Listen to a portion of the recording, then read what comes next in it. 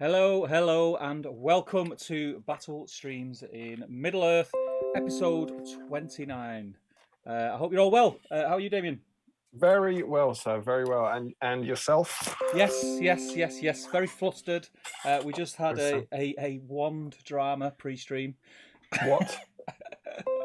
Broken, Not us. broken. No, not us. But there was a broken Hermione Our wand. wands are fine. Full working order, I assure thee. A broken Hermione wand. Yeah, it was crazy. It was madness. Literally as we were about to click go. So apologies for being 3 minutes late, but it is as standard with us. Yeah, welcome to Battle Streams in Middle Earth.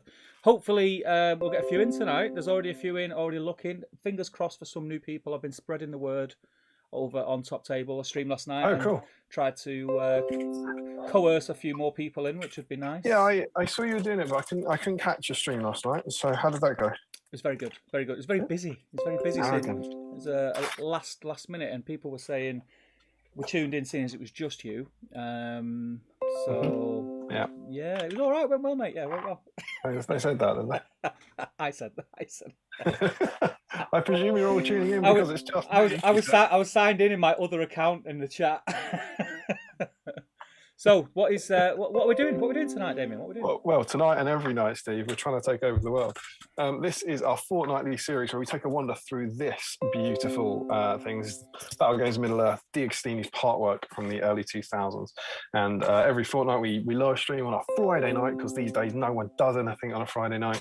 And we take a look at an issue of this every time. We have a flick through and we see the articles in it and the models that are in it and the painting guides and reflect on how the rules have changed and so on and so forth. And there's also some really cool, juicy classic hobby content in here, which has never been replicated anywhere and has been kind of lost to the annals of time. So it's quite fun to play through that. Mm-hmm. And then part of the reason we're doing it is to help people clear their backlogs. So we've all got tons and tons of models that are unpainted, and our idea here is to try and inspire you to paint some of those old unloved models. So as a lot of you will know, every issue of this magazine came with some models, either a metal hero or a plastic sprue of warriors, and the idea is that you paint along. You dig those models out of your backlog and paint along and try and discover and bring joy to some of those long unloved models. I think that's what we're doing, isn't it, Steve? Pretty much. Yeah. It feels like that's what I've said 29 times, so I'm pretty sure that's it. Yeah. But it's just me and you, really, isn't it? There's no way for anyone to get involved. Well, there is. There is? Of course there is. Tell me about it. I mean, we are talking about the same thing, aren't we? Probably. The whip thread. Yeah. I thought you'd cover it. I was sat here enjoying myself. You cover the whip thread always. Yep. So over on the Great British Hobbit League Facebook group, we have set up. If you search my name, if you can't see it, but it should be somewhere near the top because there's already got a few comments on it, so it will keep shooting to the top every time people comment on it. There is a Battle Streams Middle Earth whip thread with a link to this stream. And if you are painting along this evening, please do post your pictures in there because at some point later on, maybe once or twice during the stream, we will visit the Facebook page, have a look, and also that kind of coincides with, as Damian mentioned. Did you mention it was Sam Week, Damian? No, spoilers. So it is Sam Week. We are on issue 25, which, by the thumbnail and stuff, you'll know that SAMWISE is the topic. You don't have to be painting Sam. You don't even have to be painting Middle Earth to get involved, but it will benefit you in the whip thread because you will be entered into a competition. Everyone who's painting a Sam tonight has the chance of winning a very, very limited edition, very, very sought after Battle Streams in Middle Earth dice. Do you have any to hand, Damian? Boom. Look at them. Beautiful. Very sexy. I like those a lot. Yeah. So if you are painting Steve, if just one string you painted along, you'd have a chance to win them all. I think you'll find tonight, my friend. Tonight you're mine, so paint me. Oh, hang on. I'm gonna finish this, dude. Steve, look, why don't we do half painted Breaking of the Fellowship Sam cheers? Oh, is it that way? Which way we go? Is that way? We're on the other. You want to go to over your right shoulder. Oh, okay. Yeah. Yeah. Because I've switched them around. Yeah. Okay. So go closer to the camera though. Yeah. Oh. Stop. There. Yeah. Stop there. So on 3 or after 3? Hang on. What are we doing on 3? Oh, cheers, obviously. All right. You ready? On 3 or after 3? On 3. 1, All right. 2, 3. Hey. Good. It works. So we've both got Breaking the First Ship Sound, and we've both got him part painted. Yes, I started. He was going to go in my bauble at Christmas. That just never happened. So I've got to just do final load of highlights and a bit of detailing on him, and he's done. Cool. Whilst I'm doing him, I may as well do this chap as well. Cheeky little Frodo. Cheeky little Frodo. I love those models, you know. Yeah, I've got Frodo in the same state, but I've left Frodo because of it being Sam week, and I dug out Athelian Sam. Yeah, I've got him half finished as well. I didn't want to finish both Sams and have 2 unfinished Frodos. Yeah, Frodo would be well furious about that, wouldn't he? He wouldn't like it. Fuming. So we have covered what Battle Streams Middle Earth is all about.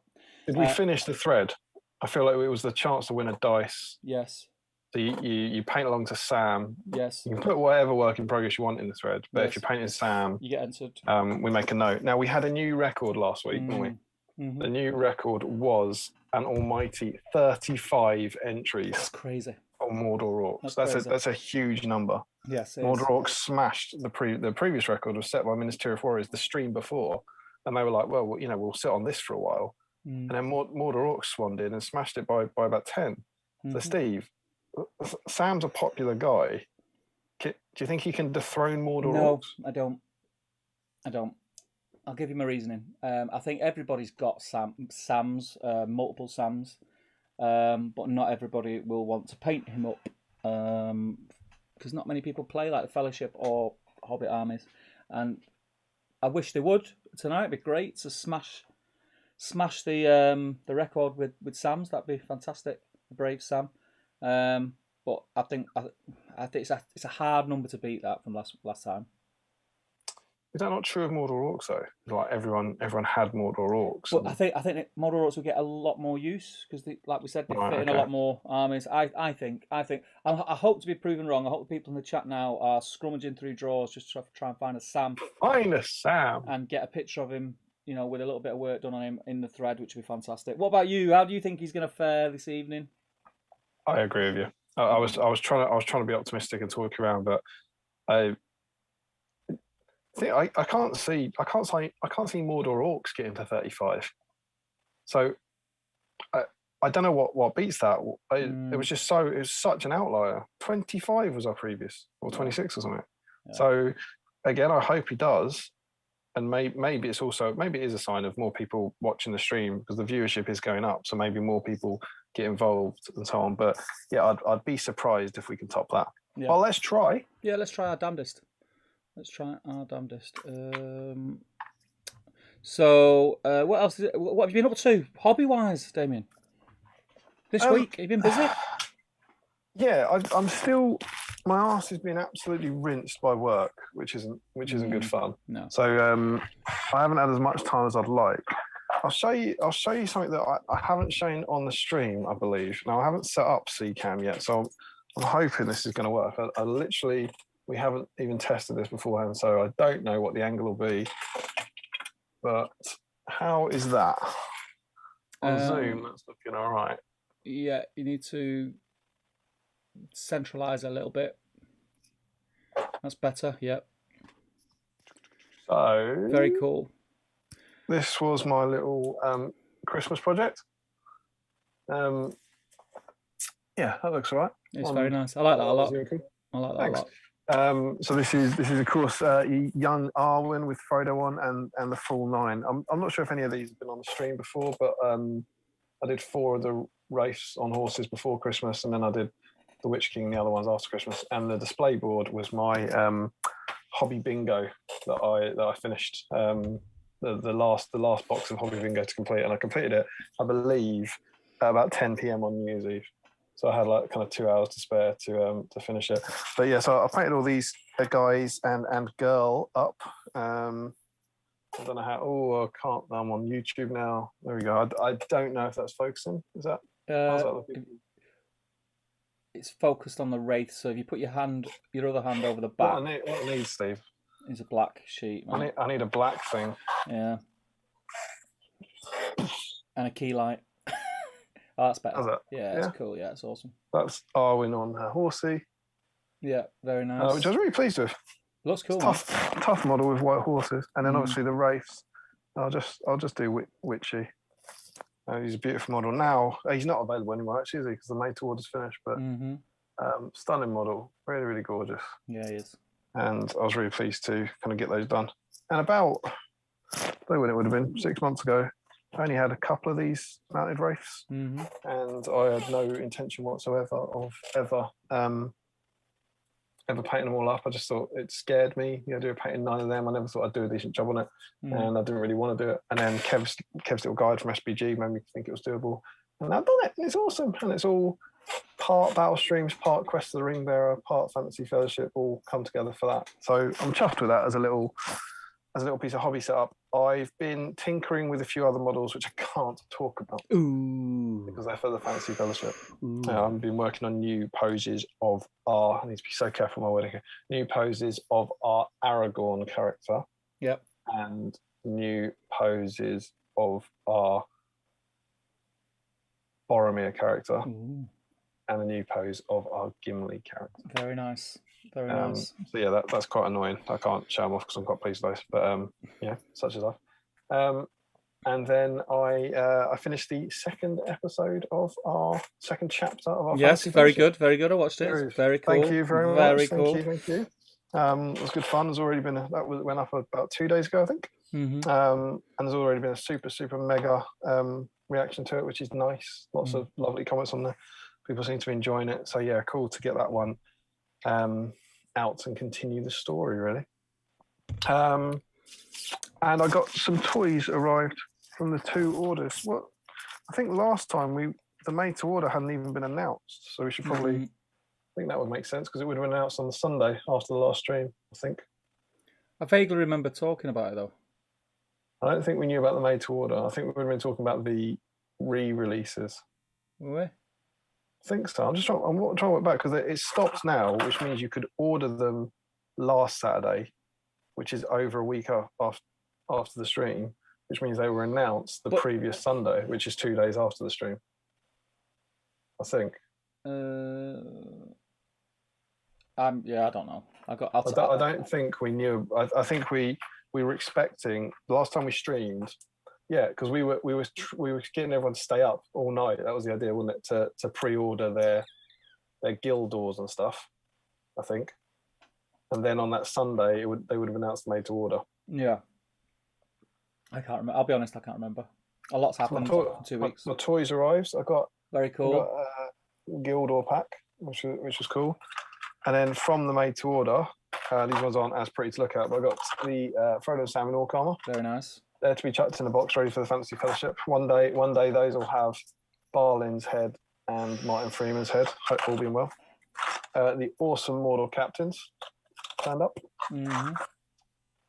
And a cave troll with a spear.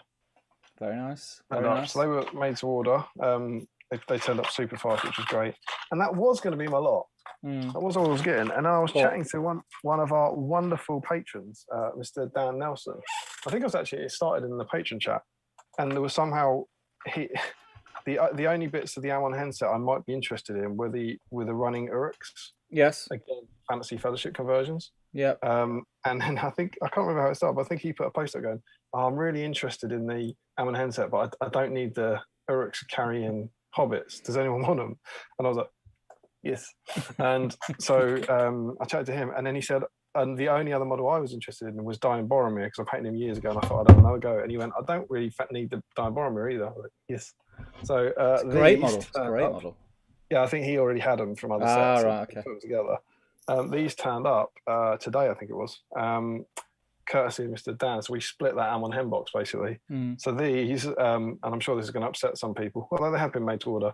I'm going to do a Steve Crow on these, and soon these are getting their heads cut off, and yeah, I can say that kind of Gaffer Gamgee and Farmer Maggot's heads being put onto them, assuming they make it that far, of course, for our Fantasy Fellowship campaign. And I should give a shout out as well. So cheers, Dan. Thanks for sorting that out, because he ordered it. He posted them out. And I should also give a shout out to Mr. Carl Daly, who sent me a Farmer Maggot that he had spare. That's awesome. I'm going to decapitate him to go on there. So some lovely support from some of our lovely patrons as well. And you just saying that, you've just reminded me of support of our. I'm pretty sure he's not a patron, but he's an avid viewer. Mr. Thomas Sherlock sent us a Sam that he was never going to use. We are also going to give this away this evening. Yeah, that got to you, didn't it? Yeah. So we're also going to give this awesome original Fellowship Sam away tonight. We need to work out who it's going to. Is it just going to go to the person who wins the dice, or are we going to do something a little bit different? Or that's an excellent point. If Tom Sherlock's in, maybe he could decide. Yes. So if you're in, Tom, please do make yourself known in the chat, and you can decide. Is it a bonus prize that goes with the dice, or is it for something else? I feel like it should be something else, but what? I don't know what. But what? Yeah. So that's kind of me. That sounded like quite a lot, but I haven't. Most of that, I think this diorama was done by the last stream, so I don't think that's been the last 2 weeks. I haven't really done a lot, if I'm honest. But most of my hobby, I haven't had much hobby time. Most of that went on editing. Yeah. But it's been a fun kind of hobby couple of weeks for me, I suppose. Yeah, work's just keeping my arse. And with that, sir, I will raise my mug as I hand over to you. Delicious. Oh yeah, nice. Oh, I've not got mine. Because while I replaced talk about yours, have you got the new one? Yeah, I got the new one. I've not got it in here though. I did put pictures up in the group. I might as well complete everything for mine and then hand over to you for everything because I've obviously got my tea there. Yep. Look what I've got. Ooh. Do you know how I got this? Go on. Sent to me by Mr. Dan Nelson with Mam and Hen Figures. So a patron selected my stream snack tonight. I was like, "Thank you, sir." So I saved this. He didn't make it clear it had to be for the stream, but I was like, "That's got to be. It's got to be for the stream." Yeah. So I've got that, and then I've got the end of one of my delicious cherry chocolate orange bars, and I got a beer around it somewhere as well. Yeah. So that is what I've been up to, what I've painted, what I've edited, and what I'm eating. Stephen Crow, as I live and breathe. How are you? I'm very well. Busy week as well. But in the last since 2 weeks ago, got quite a bit of hobby done. Part of the hobby that I got done, patrons will know all about it. But part of the hobby that I got done, we will come to later on in the stream. So there's no point me mentioning that. What else have I done? The catapult that I built in the last stream. I've also started to get some base colours on the wood. Very cool. And things like that. I've not done anything with the orcs or the troll. I've been practicing. Mr. Dan Collister also painted up that catapult. One of our patrons. Looks amazing. I've been practicing doing flesh tones, making my own flesh tones from primary colours on faces, and I'm very surprised how much it feels easier to do. Weirdly enough, I like doing that for heroes for one-offs. Yeah, you don't have to match the colours. It just felt weird doing it using yellow, red, and blue, and then making flesh colours. It was odd, but it worked really well. I'm really happy with it. Been doing some Star Wars stuff. Also, you bought into 2 new systems. Yes. I'm like, leave you alone for 2 weeks. Now I like Star Wars and Harry Potter. Yes, I bought Harry Potter stuff, but that's mainly for Lily, my daughter. So we're going to do that together. Just that's like how over there, just above the watcher board, there's a limited edition Arwen Funko Pop, which I bought for Charlotte.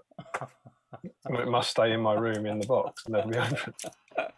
Well, the game, it looks all right. Harry Potter, I wouldn't say I'm a fan of it, but, I quite like the movies. They're all right. Yeah, I like the books. It's all right. Lily and Daisy at the moment are all over it. They love it. They love Harry Potter. Everything's Harry Potter. Hence having the Harry Potter broken Hermione wand pre-stream.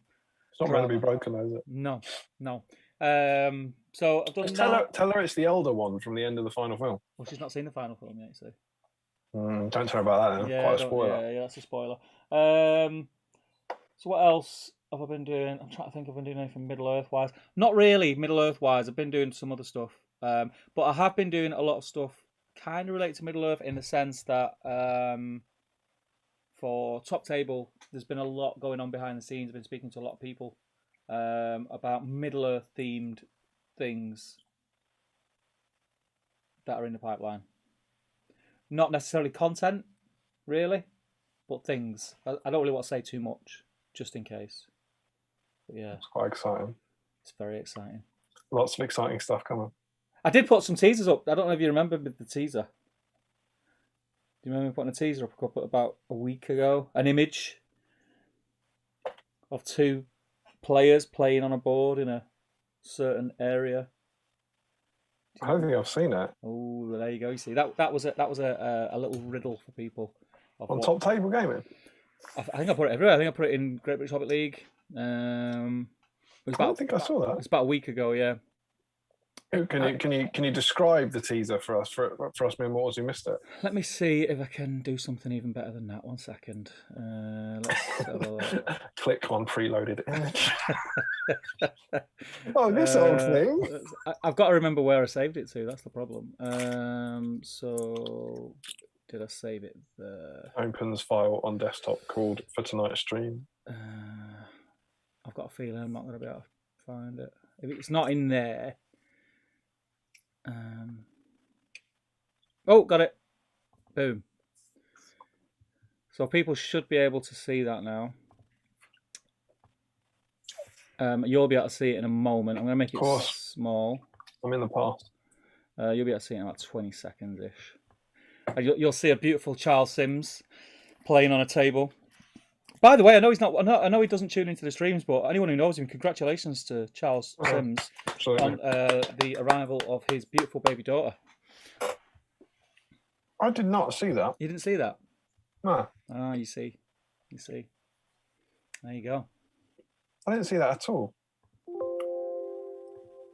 Who's he playing? Is that Ben or is that PMG? No, just someone else. It's neither of them. It's someone else. Someone's back. I can't tell who it is. So yeah. I wouldn't want people to come away from this live stream thinking I was really looking forward to that, and then they didn't say very much at all, and I'm a bit disappointed in it, even if they are under new management. You know, you wouldn't want them to be disappointed. I've read people being disappointed with live streams this week. About things like that because they didn't reveal enough information. So I wouldn't want us to be part of that. So I can't say any more. All I can say is I'm very excited, and I've just got to. The problem I've got is I would be able to say a lot more, but because we don't know when we're coming out of lockdown, I don't want to say too much because I don't want to pop my cherry too soon. I want it to be. I want. That's a strange analogy. Yes, but I want to announce what it is when I've got concrete stuff to say. I don't think I'd want to play SPG in Barlin's team. Well, the goblins would be a pain in the ass, wouldn't they? Yeah, it'd be cold. It must be cold in there. I mean, get an electric heater in there. You're not going to get an electric heater. Well, I don't know if the Balrog stood outside the door. Let's get a Balrog stood outside the door, blowing his hot breath in. I don't think he's patient. It'll be all right. There's not going to be good snacks in there. I'll give him a top table mug. I bet you the toilet is like right at the west gate where they go in. No, the toilet's going to be there. It's right next to him. It's the well. So yes, so that I've been dealing with that. I just don't think I'd fancy it. Bag end, I reckon. That'd be good. Prancing pony, maybe. Well, that sounds exciting. Very exciting. I'm thinking, and I don't know, as you know, I'm sure you'll confirm that I don't know what it is. I'm thinking that's some form of virtual set for a live bat rep or something. That's what I'm going with. Nowhere near. Nowhere near? Nowhere near. All right, then I think you've built a to-scale replica of Barlin's tomb with a gaming table. Well, you're on the right track. Closer. You're on the right track. One table? You've broken into the escape room. Just one table? Yeah, you've broken into the escape room setup and taken it over and rebuilt Middle-earth. Oh, no, it's on a bigger scale than that. Bigger scale. Well, it does sound exciting. Very exciting. Very exciting. I don't think, fingers crossed, touch wood, that if it happens, we've seen anything of the like. Alexander's just subscribed. Thank you, Alexander. I need to. I do have an alert box, but for some reason it's not working. Which is cool. So we're on you. You're saying not a lot of Middle-earth, bought into a couple of new systems. Anything else? Just the stuff that we're going to come to later on in the stream. Okay, fair enough. Really, because that's been taking up all my spare time. Huge spoilers. You said that you weren't going to pick up any of the new stuff, I think. So did you get any? No, I've already got it. Don't need it. Got it in the made to order box. Yeah, don't need it. Yeah. And so I think we're on to your stream snacks. So this evening, so you've got a nice chocolate from one of our patrons. I've gone savoury tonight. I've gone savoury. Reason being is I streamed last night and I had some chocolate when I went in last night. I've had some chocolate already today. And I can't face anymore. So I've got some Pringles here, which I don't think I'm going to touch. I just got them in case. I got peckish, but I'm on honey roast cashews. Pub snack, mate. Pub snack. I love the fact that the reason you're not going to get to your Pringles isn't because they're like bad for you. It's because you don't think you'll get through your existing bad for you snack before in time. It's a pub snack, isn't it? Beer and nuts, man. Beer and nuts, boy. Yeah, boy. What's a pub? No, yeah, that's what it feels like at the moment. I spoke about this last night. It's getting to me now. Yeah, I know. It's getting to me now. It really is. I think a lot of people are feeling like that. Mm. I'm having that because we started a new semester, so I'm chatting to students now, and you can see their patience is running out. Yeah, which I think is fair enough. Yeah, it's tough. We've all got to do it. It is tough. I don't know, just spit down and don't say everything. But we're not going to talk about that tonight. Oh, do you want to? I just need to just go and grab something off the shelf. Well, that should take you about the same time it'll take me to read all the chat comments. But I need to plug it into my computer and set it up. So, right, do you want to jump in the chat? I'm just going to fly through the comments. Yeah. So Justin is in, Frederick is in, Joe's in, Matt Davis is in, Ashley Fisher is in, Michael Curtis is in. More from him later. Skaith 148 Studios. Evening's your beer ready and paintbrush at hands. That's a name I don't particularly recognise. Are you new? If so, say hello. You already have said hello, so well done there. Janelmo is in. Good to be able to watch it live. The last handful I've had to watch after it's done. Awesome news. Dan Nelly, I presume that's Dan Nelson, is in. Hello, and here are your models, and thank you for your 12. Thank you so much. Frederick Shaw, potato socks, potato socks, potato socks, potato socks. That's a patron gag. Yeah, boy. Yeah, wait. Sophie Wilkinson is in. Thomas Horatio's in. Pat Block's in.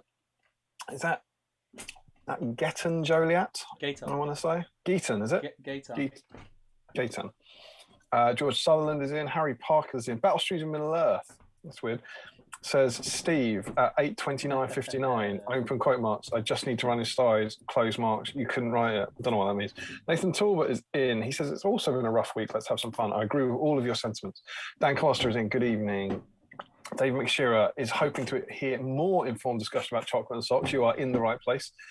Sophie also shocked by your late behaviour. Michael Breer is in. Scott Newman's in. Brad S is in. Frederick thinks Sophie's confused by socks. I think Sophie knows about the socks. Dwalin's in. Colin's in. We've got 75 already. I've just looked up. Boom, boom, boom, boom. Was that the record? No, I think we got 80 last time. So we invite you. We never got 80. We did. We got 80 last time. I think we got 82. Yeah, it was crazy. So people, invite your friends. Send the link to your friends now. Let's bust some records tonight. Good evening, everyone. Frederick asked me to explain the potato sock thing. Do you know what's weird? It's come from the patron chat, but I don't think I understand the potato thing.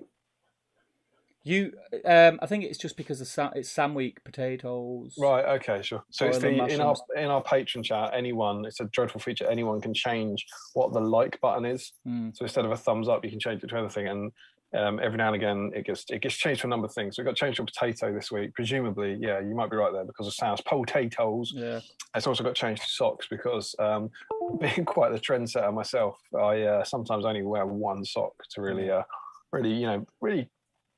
frankly tell society where to stick it. I'm just glad it's not an eggplant anymore. That's all. That was very transatlantic. Going with eggplant. Yeah, wait. You got to be in it to win. Al Millen is in. Doug Waters is in. Carl is in. Joe Reese Jones, Warwick Davis, Dan Collister, and then Steve. This is where your first mistake of the night comes up. They're on the wrong sides. I don't like change. Why are we on the wrong side, Steve? I don't really know. I don't know. I'm not going to lie. It is strange over here. It's colder on this side. It's colder. Yeah, I liked it over there more, if I'm honest. I think it. I just feel I don't know where to look over here. It's strange. But do you want to get back over this side? Yeah, well, I'd like to be able to kind of maybe climb through here or something. You know? Do you want me to swap it over? I don't know. Maybe the weather's better there. I might feel more comfortable about it. Yeah. Okay. Are you ready? Hmm? You ready? Hold your breath, mate. Hold your breath.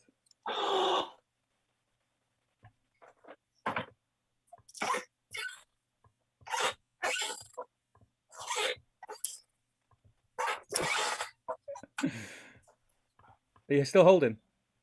Yeah. There, we're on the right side now.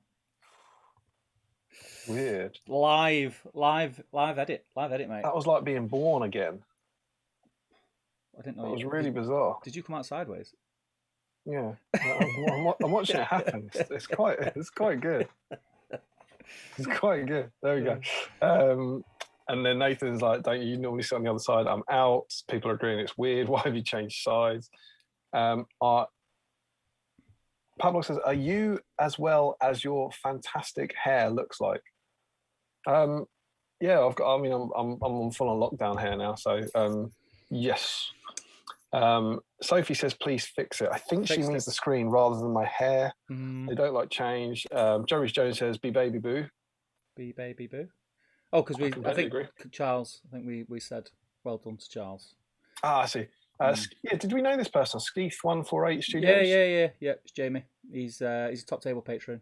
Ah, okay, great. All round legend. Has he been in our stream before? I didn't recognise it. Maybe. I think he has been in one or two. Yeah. Oh. We were talking last night. I think welcome, Jamie. Yeah, he's picked up some Harry Potter models. The ones are very, very fine.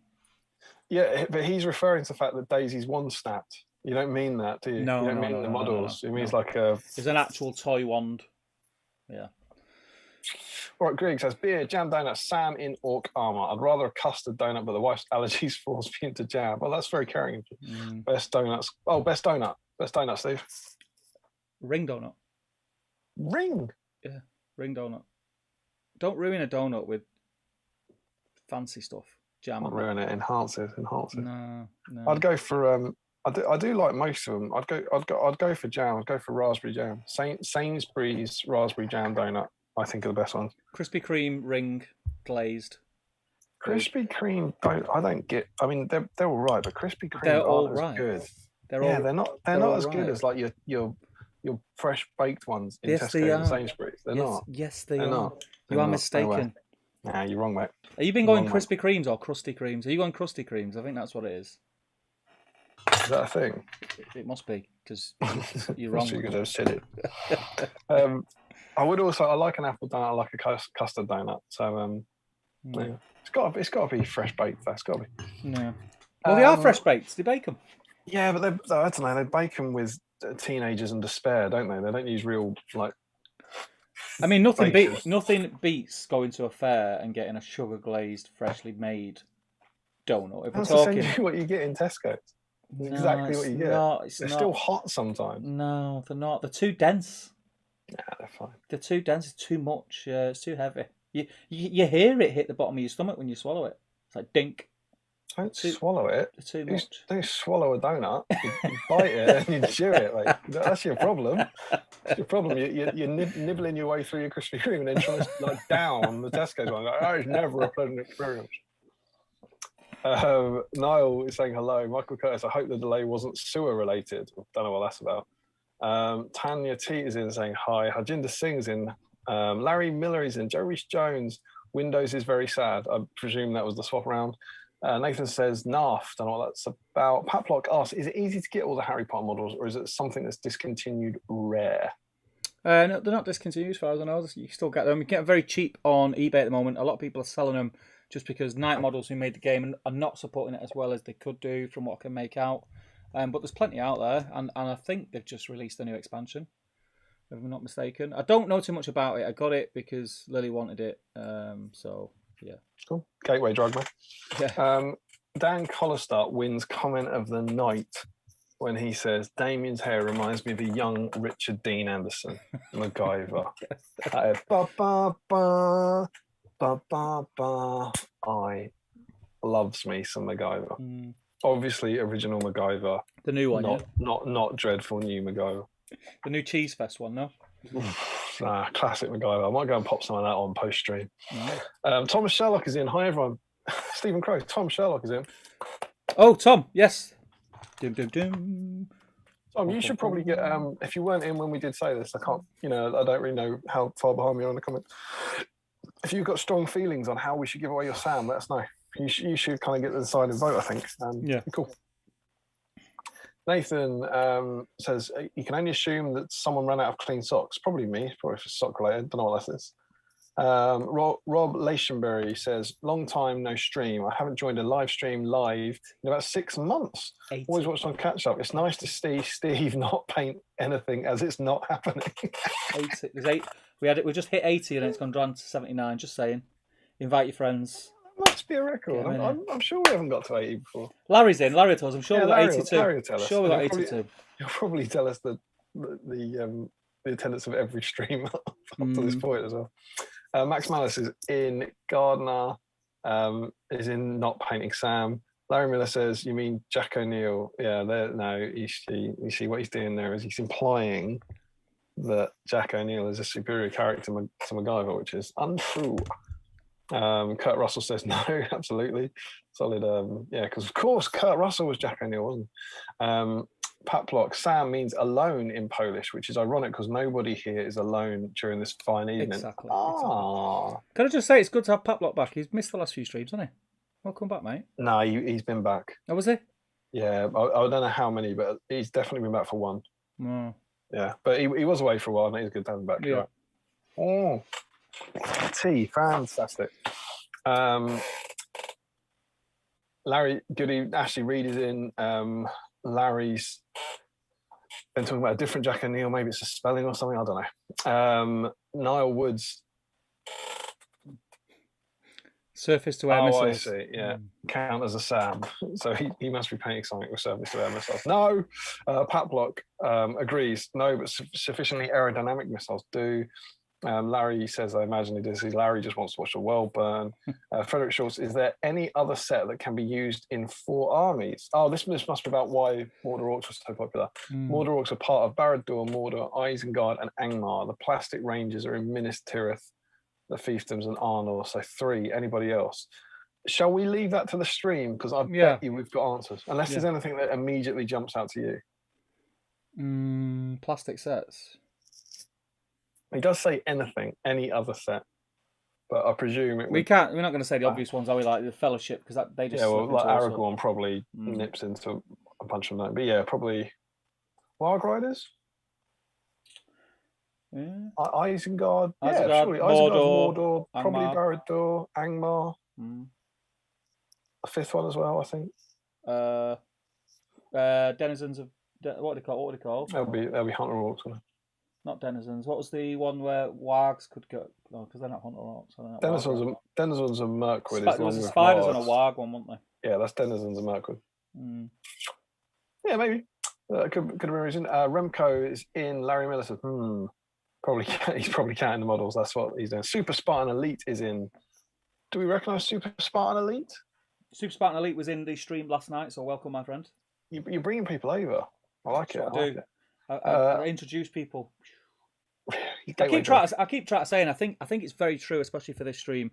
We're like massive Middle-earth SBG fans, players, content creators. We love the game, but generally this stream, especially, we're just hanging out, really having fun, kicking ass and taking names. I'm going to get it in every stream, you know.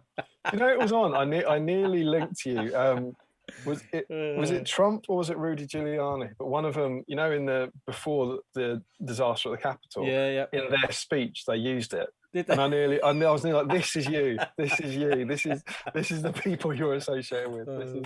These are the people using that on a day-to-day basis.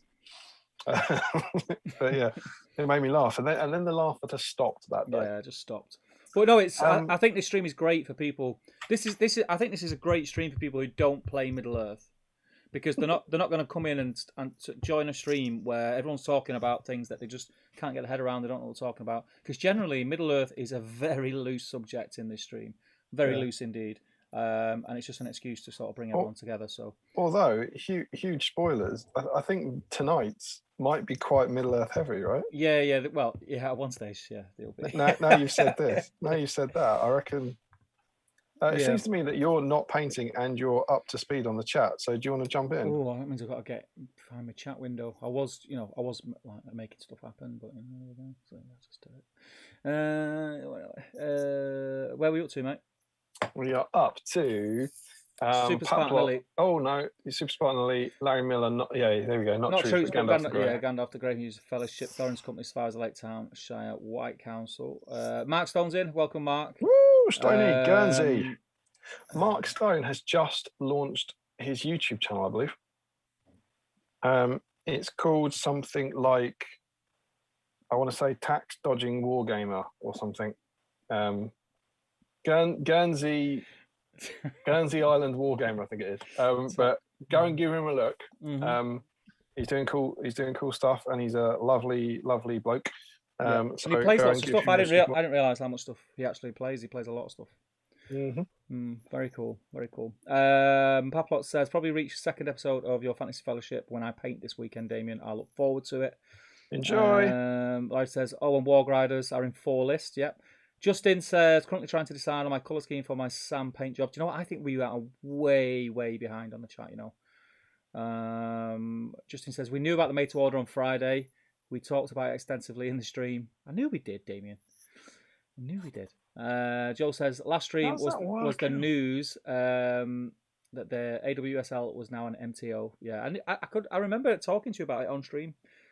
Rob's in. He says, I'm working on Sam and the Goblin King. Good man. Matt Stone says, no painting tonight. I was watching from my sofa with William. He's watching Shaun the Sheep instead of the stream, so there is educating to be done. Hey, Billy. How you doing, man? Good to see you, buddy. Joe Achilles says, good afternoon. It's only 4 p.m. here. Damien, what happened to your hair? You didn't go to Tom's barbershop with the fire. There's a lot of talk about my hair tonight, is it? It's not different. It's long. It looks fine. Yeah, I mean, it's 2 weeks longer. I'll grant you that. Yeah, but... it's fine. It's fine. You say you didn't go to Tom's barber? Larry says, from Achilles. Larry says, I did not read the and there. What? I did not read the and there at first and thought you said Sam. Ah, right, okay. Frederick says to Larry, right, and all the Orc command models, captains, banner bearers, but the other Orc models are basically, just an extension of the normal Orc stuff. Larry says, make Urets carrying the dogs too. That'd be cool, Damien. Urets carrying the dogs? Yeah. Well, what do you think would happen? Wow. That'd be cool. So, say all these characters get to Amon-Hen. Yeah. And the storyline is the same, if it is, that Saruman wants to capture hobbits. What would happen to the dogs? What would happen to the dogs? Yeah. Let's wait and see. Be interested to hear your thoughts. I think I know what would happen to the dogs. Well, what do you think would happen to the dogs? I couldn't possibly say. Michael Curtis says the head swap on the carried hobbits sounds cool. Justin says to Larry, that is an epic idea, mate. I like it. Add the dogs, Damien. Frederick says, wouldn't you need 4 hobbit carrying Uruks because all the hobbits can be captured by Uruks in the scenario? Yeah, but no one's ever converted Frodo and Sam to be carried by Uruks. So. True that. Michael Curtis is suggesting a Sam trivia contest for the model. Paplot says Frederick's spitting the truth. Ashley Reed, hope we're all snacking on potatoes tonight. I mean, potatoes, Pringles, but I'm not 100% sure they are made out of potatoes. They have never been near a potato. Dehydrated potatoes, it says. Very thirsty potatoes. Please give us some water. We just want to be your crisps. They do make you very dry and you eat too much. I bought them. I don't know how I bought those. Thomas Sherlock says, "Hi guys, make it something else if you want. Give us some ideas, Tom. Give us some ideas." Tristan says, "Evening gents, evening pal." Tim McKnight's in. Welcome, mate. It's been a while since I've been able to catch the stream live. I hope everyone is doing well. Likewise, my friend. Doing better now that you are here. Ninja Gold Splat from the stream last night says, "Hey all, welcome, mate." Paplot says, I wish people stopped talking about the Harry Potter board game. My hand is drawing dangerously close to my wallet. The models are lovely. Yeah, the models are gorgeous. Really nice. Tom Sherlock Fortunately, says, I don't have space for it, so I'm not tempted. he says after just pouring a box of made-to-order models all over his floor. Tom Sherlock says, I think I'll be getting into Legacy soon. The models look great. What's Legacy? You mean Legion, Tom? I think you might mean Legion. Paplot says, I've seen some of the fantastic models like Harrion, Buckbeak, and Luna on Thestral. They are very nice. I think you'll do great paint jobs on them as well, mate. He's a really good painter. Evening All says, Luke, welcome, mate.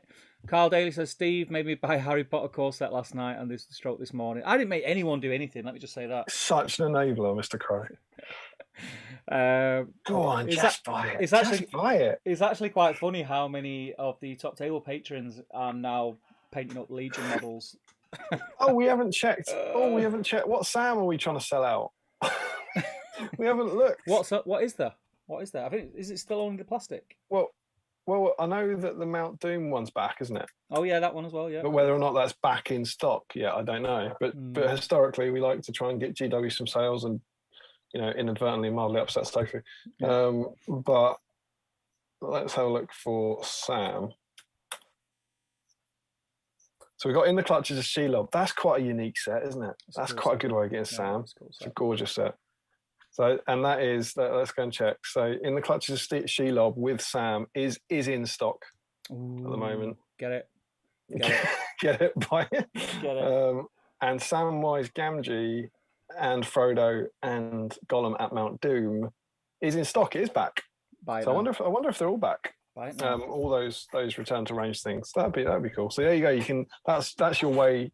Let's not get the plastic fellowship. That's your way to get Sam into your armies. They're great sets. We've got the Frodo, Sam, and Gollum at Mount Doom that's just come back, and the fantastic Shelob set. So the Shelob set is awesome. Shelob set's great just to get built, paint up, and put on your shelf, even if you've got no intention of playing it. It's Shelob is one of the things that's in there, which is the box that comes out of the cupboard for the soon. It's in the soon box. It's not as soon as the drawer. Yeah. It goes drawer, box up there, box of Doom in cupboard. Is the order. But, I want to get that done. I've lost. It was meant to be done last year, but the event it was going to go to got cancelled. So. Yeah, damn shame. COVID. Joe says, "You mean the idea you shared in a previous live stream? Did I? I mean, I've never heard about it. I don't think I've gone into detail about it. I don't think I've gone in because I've actually what can I say? Let's just say things have started. Tell us. Let's just say things have started to happen. Let's just say that. Tom Sherlock, he's thinking about Harry Potter as well. Sorry, guys. Paplot says, I already have tons of Dark Souls models in addition to the obvious Middle-earth batch. Dark Souls was one of those games that I was really unimpressed by when it came out. I was looking forward to it. And the models are great.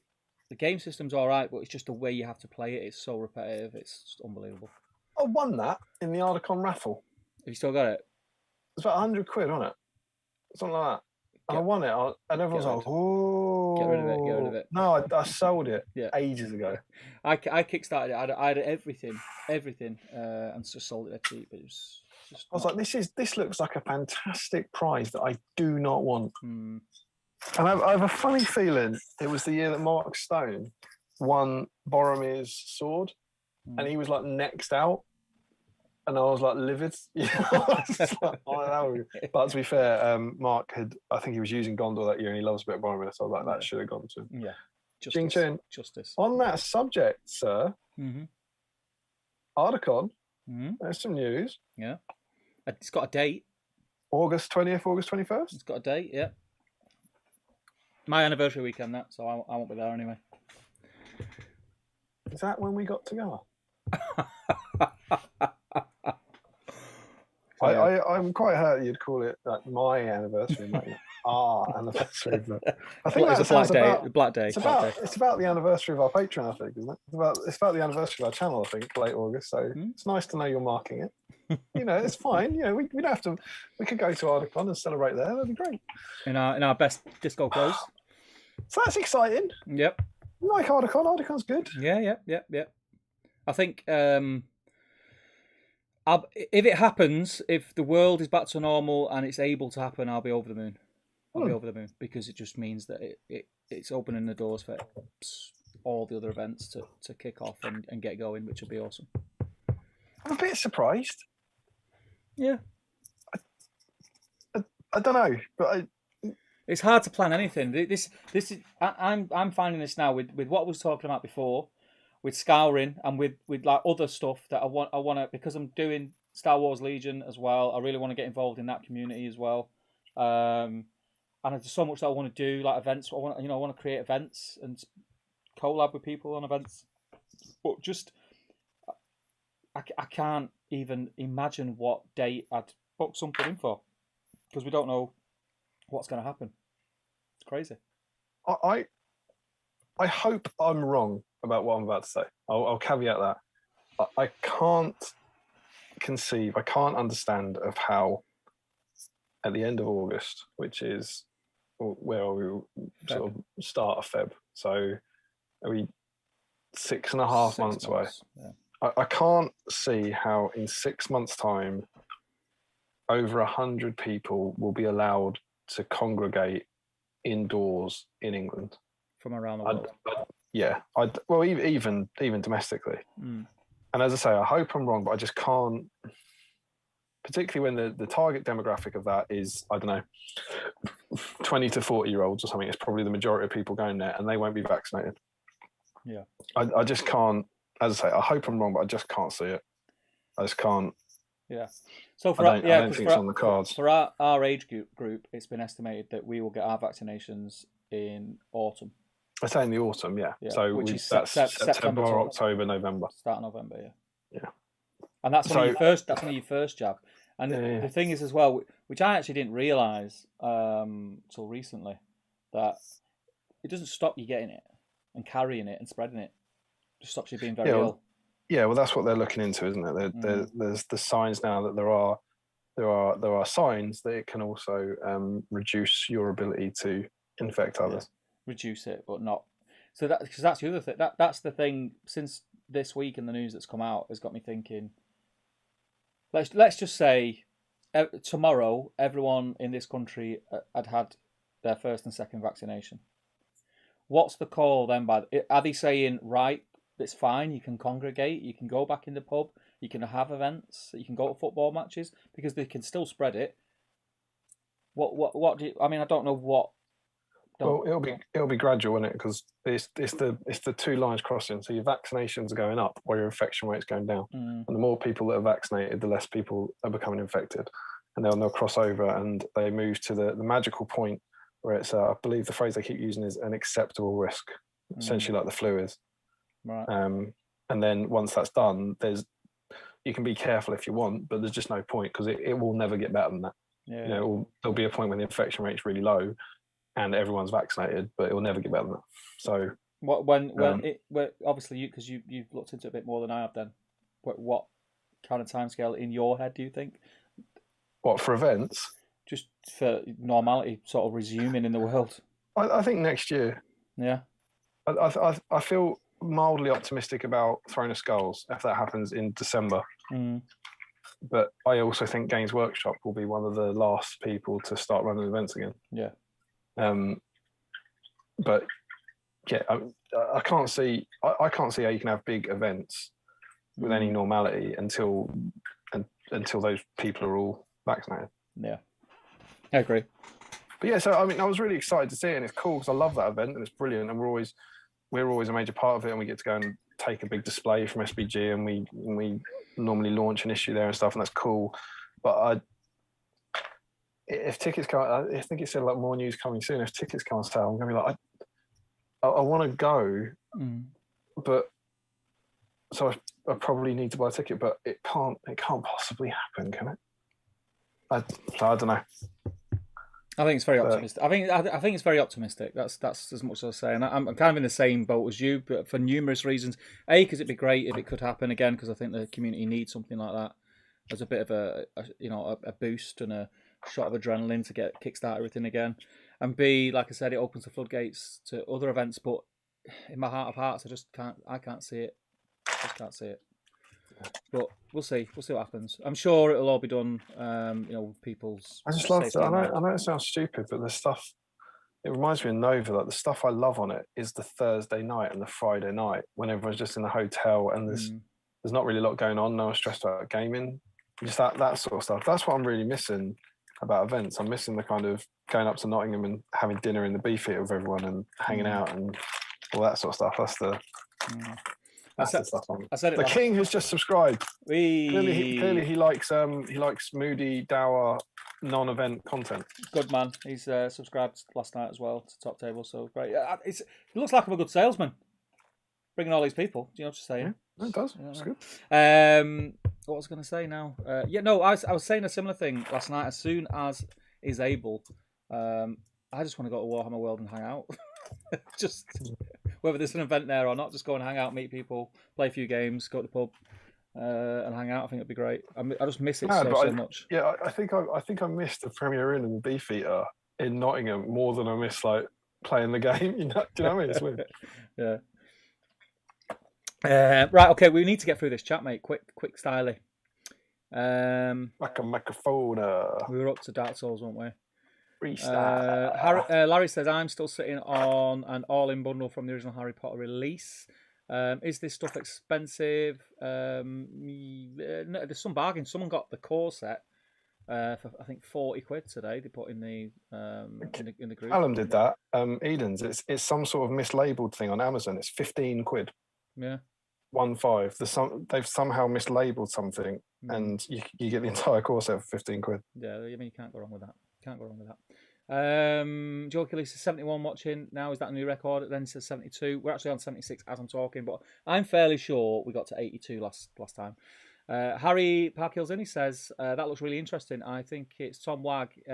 He was the crazy man who watched the whole 24-hour charity stream. I did. What looks really interesting? What looks really interesting? I think it's Tom Wag. Tom Wag looks really interesting. Ooh. Remind us what that is, Harry. I wonder if it's your thing, mate. He's saying your Moria thing looks interesting, and he thinks the guy playing Charles Sims is Tom Wag. Well, there you go. There you go. Got your back, brother. Yeah. Basically, I cut them out from a photograph from the last Scouring event. You stole it, precious. I stole it from my old event. Larry says the event has been intrigued and confused. That's the whole idea. Nathan Talbot says, am I losing my mind or have you spoken about this on a stream recently? Bag end is a terrible idea. I'm too tall.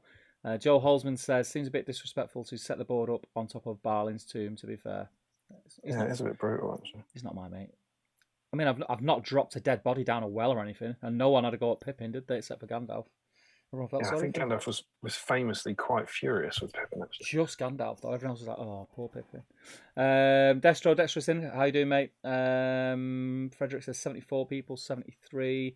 Joe Reese-Jones says, try to do some edge highlights during my fourth beer. Think I'll move on to do some base coats instead. Rick Fryer is in. He says, hi all. Welcome, Rick. Fryer, as I live and breathe. It's great to have you in, mate. Great to have you in. That's the first time he's joined. Love your work, Rick. Love your work. Rick Fryer, for anyone who doesn't know, is the genius who made, amongst other things, for us in SBG, the Azanol Bazaar scenery, the Erebor front gate, Dale, which is still one of the greatest boards I've ever seen, and the Mirkwood board. And Radagast he's gone to town. Yeah, Radagast, that's part of the Mirkwood board, isn't it? But yeah, the beautiful, beautiful Roscabel. And he has gone to town on 3 Rohan strongholds for a future issue of SBG. And it just looks incredible. It's going to look cool.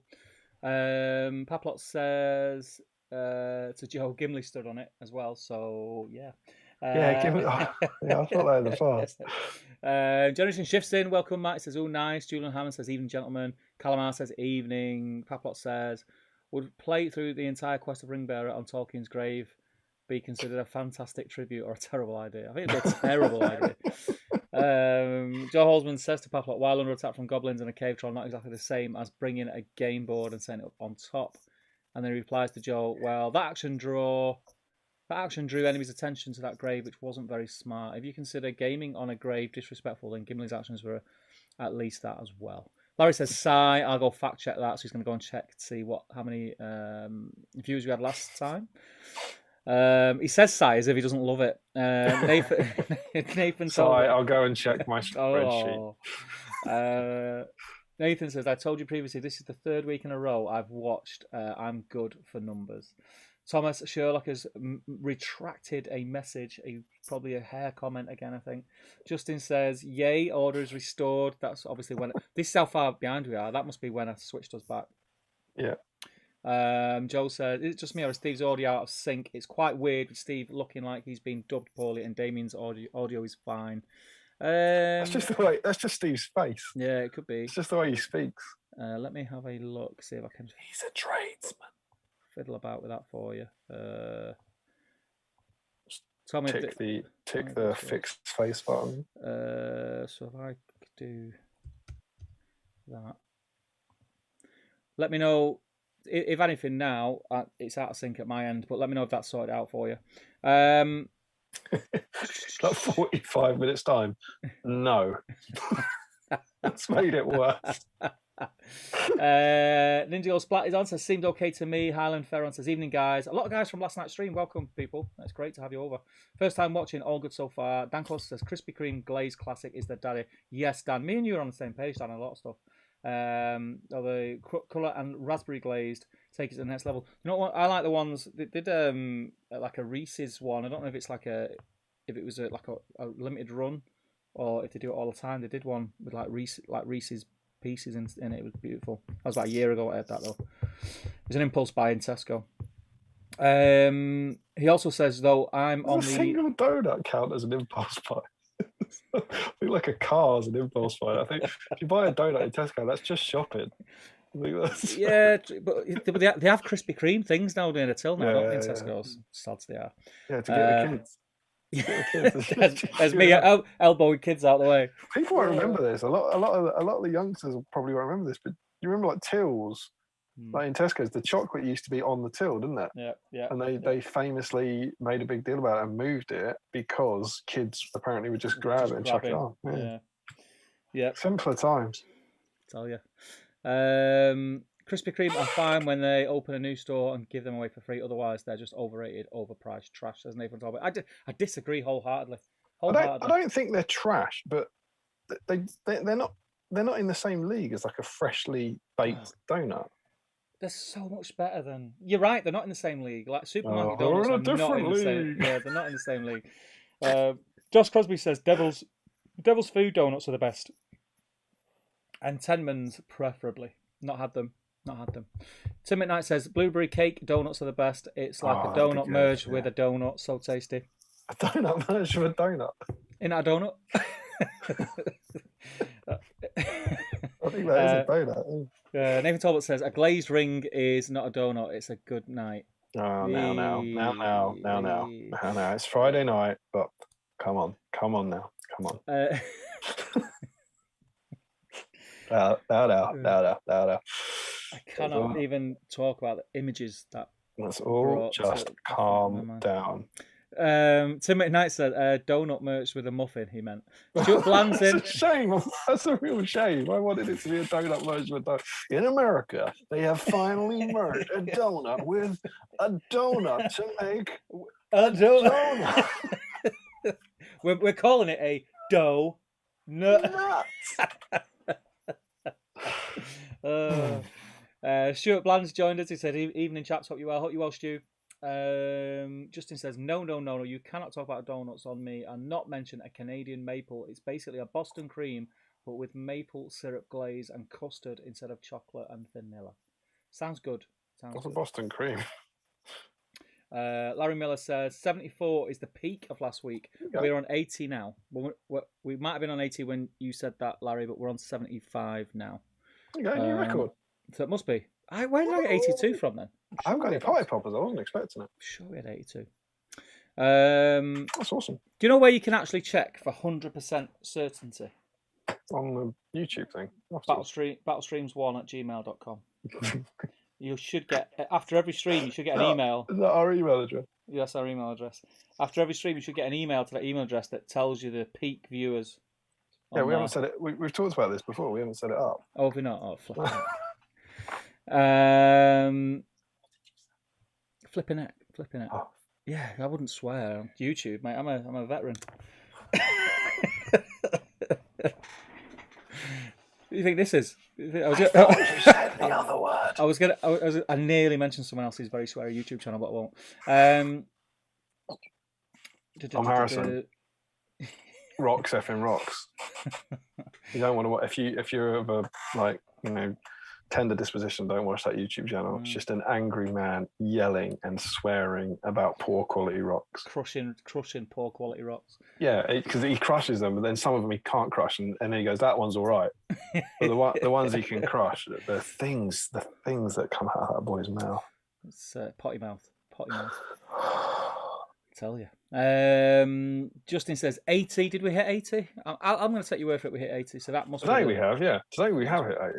Yeah. That's why I got excited, and you were like, "Nah, mate, done it, completed already." Done it, clocked it. I thought we did.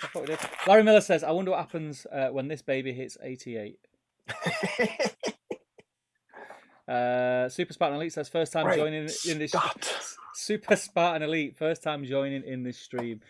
Super Spartan Elite is going to be sat there now wondering what the hell is going on. Super Spartan Elite was joined when we were on 80, and then we dropped down to 76. What do you think? He's one of them. Glenn's in. He says, "Greetings, old chap, Damian." Did he say Damian? Yeah, because he was again, just dragging people in from last night. Told him to come and join. I said, "Damian, I feel lonely." You know how it is. Yeah, I know. I mean, he's all over. You can cook all the time, but So is my wife. That's true. Has not gone unnoticed. Some good cracking stuff. She made Tuscan chicken one week, and I had. Yeah, it's good. I looked at it and I thought, that looks nice. I'll have to have a go at that. I believe the phrase "you've never." What did I say to you? You've. What's the word for engaged or whatever on YouTube? Interacted. You've never interacted with anything I've done as much as you're interacting with Steve's cooking channel. Tell you what, mate. What can I say? You've made me lose where we are. Glenn, wasn't it? Dwelling says, busy converting Sam. I have a headless one in my bits box. David Talbot says, is Steve going to fail to build Rex again tonight? Probably, mate. Paplot says, yup, I've had some busy evenings, but here I am at the turn of the tide. Good man. We are so behind. I'm not going to say it, but I am going to say it. I'm going to fly through these now. Mm-hmm. He had one. He had one. Is that an I or an L, Larry, in the movie, but 2 in the show? He's talking about Jack O'Neill. Oh, right, okay. Jamie says, I don't have Sam to paint, so in my eyes he has grown a few feet and joined the Baratheon ranks. Yeah, he's painting his Song of Ice and Fire monies. Looking pretty awesome. Larry says he made a joke about one in episode of Stargate 1. He made a joke about 1L, presumably. Oh, right, okay. ADN says, evening guys, AD here, enjoying the loveliness of a weekend with you guys. The wife is also here, partly doing her own stuff, but he's still somewhat listening. Hello, Mrs. AD. Hello and welcome. Does she? Is that Anders Talks Hobbies? No, that's Alistair, isn't it? That's and his name's Anders. That's Adrian Nysand. It might be. I've met his wife, I think. It might be. You know better than me, then. I don't know. I think forgive me because it's only once, but I feel like in Ardacon I met his wife. It's not like you to forget meeting people, mate.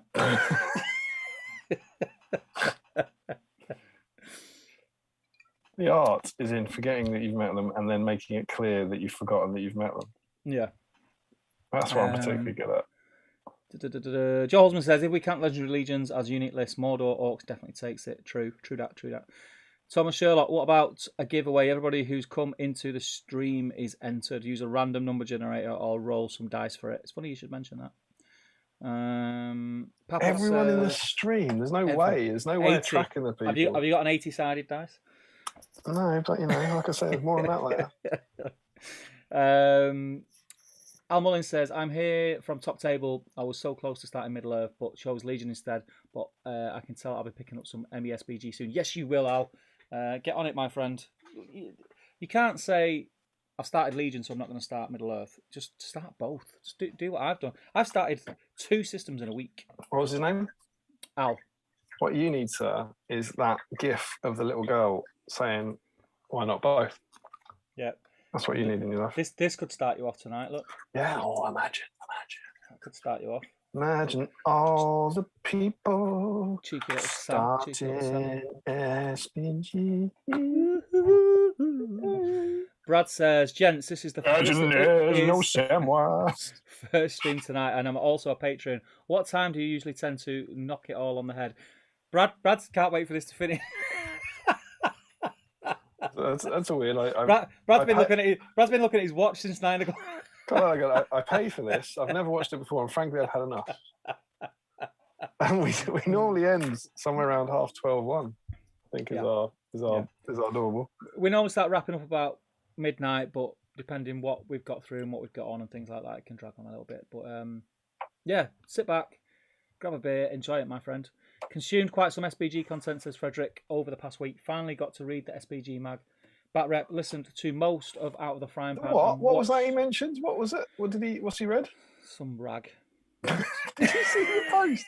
Oh, we got to talk about it. Did you see the post last night? I did. Yeah, I did. I tagged you. It was me who tagged you in it. I tagged you. Mike I was reading through to see one of your comments, and I thought, how does he not know about this? Yeah, well, it was you telling me. So, for anyone who missed it, Mike Stacey, just a lovely guy who ordered the latest issue of our magazine as well. He's had it. I think he's had it for about a week. And he, like some disaster post where he said that his wife said, "Have you got any old magazines I can cut up for a school project?" She's a teacher, though. And he said, "Yeah, use the old white dwarfs. Crucially, use the old white dwarfs. And second caveat, don't damage any of the Lord of the Rings content." And he came back to this murder scene of issue 10 of SPG, just ripped apart. Just like she didn't even cut it. I mean, I was just, and it's like someone's like, it's like a personal affront. I was like, the problem she's got now. Well, the thing is now, if she's done that for a ransom note, everyone in the GBHR is going to know it's her that's got the. Because that's what it looked like. It was just ripped.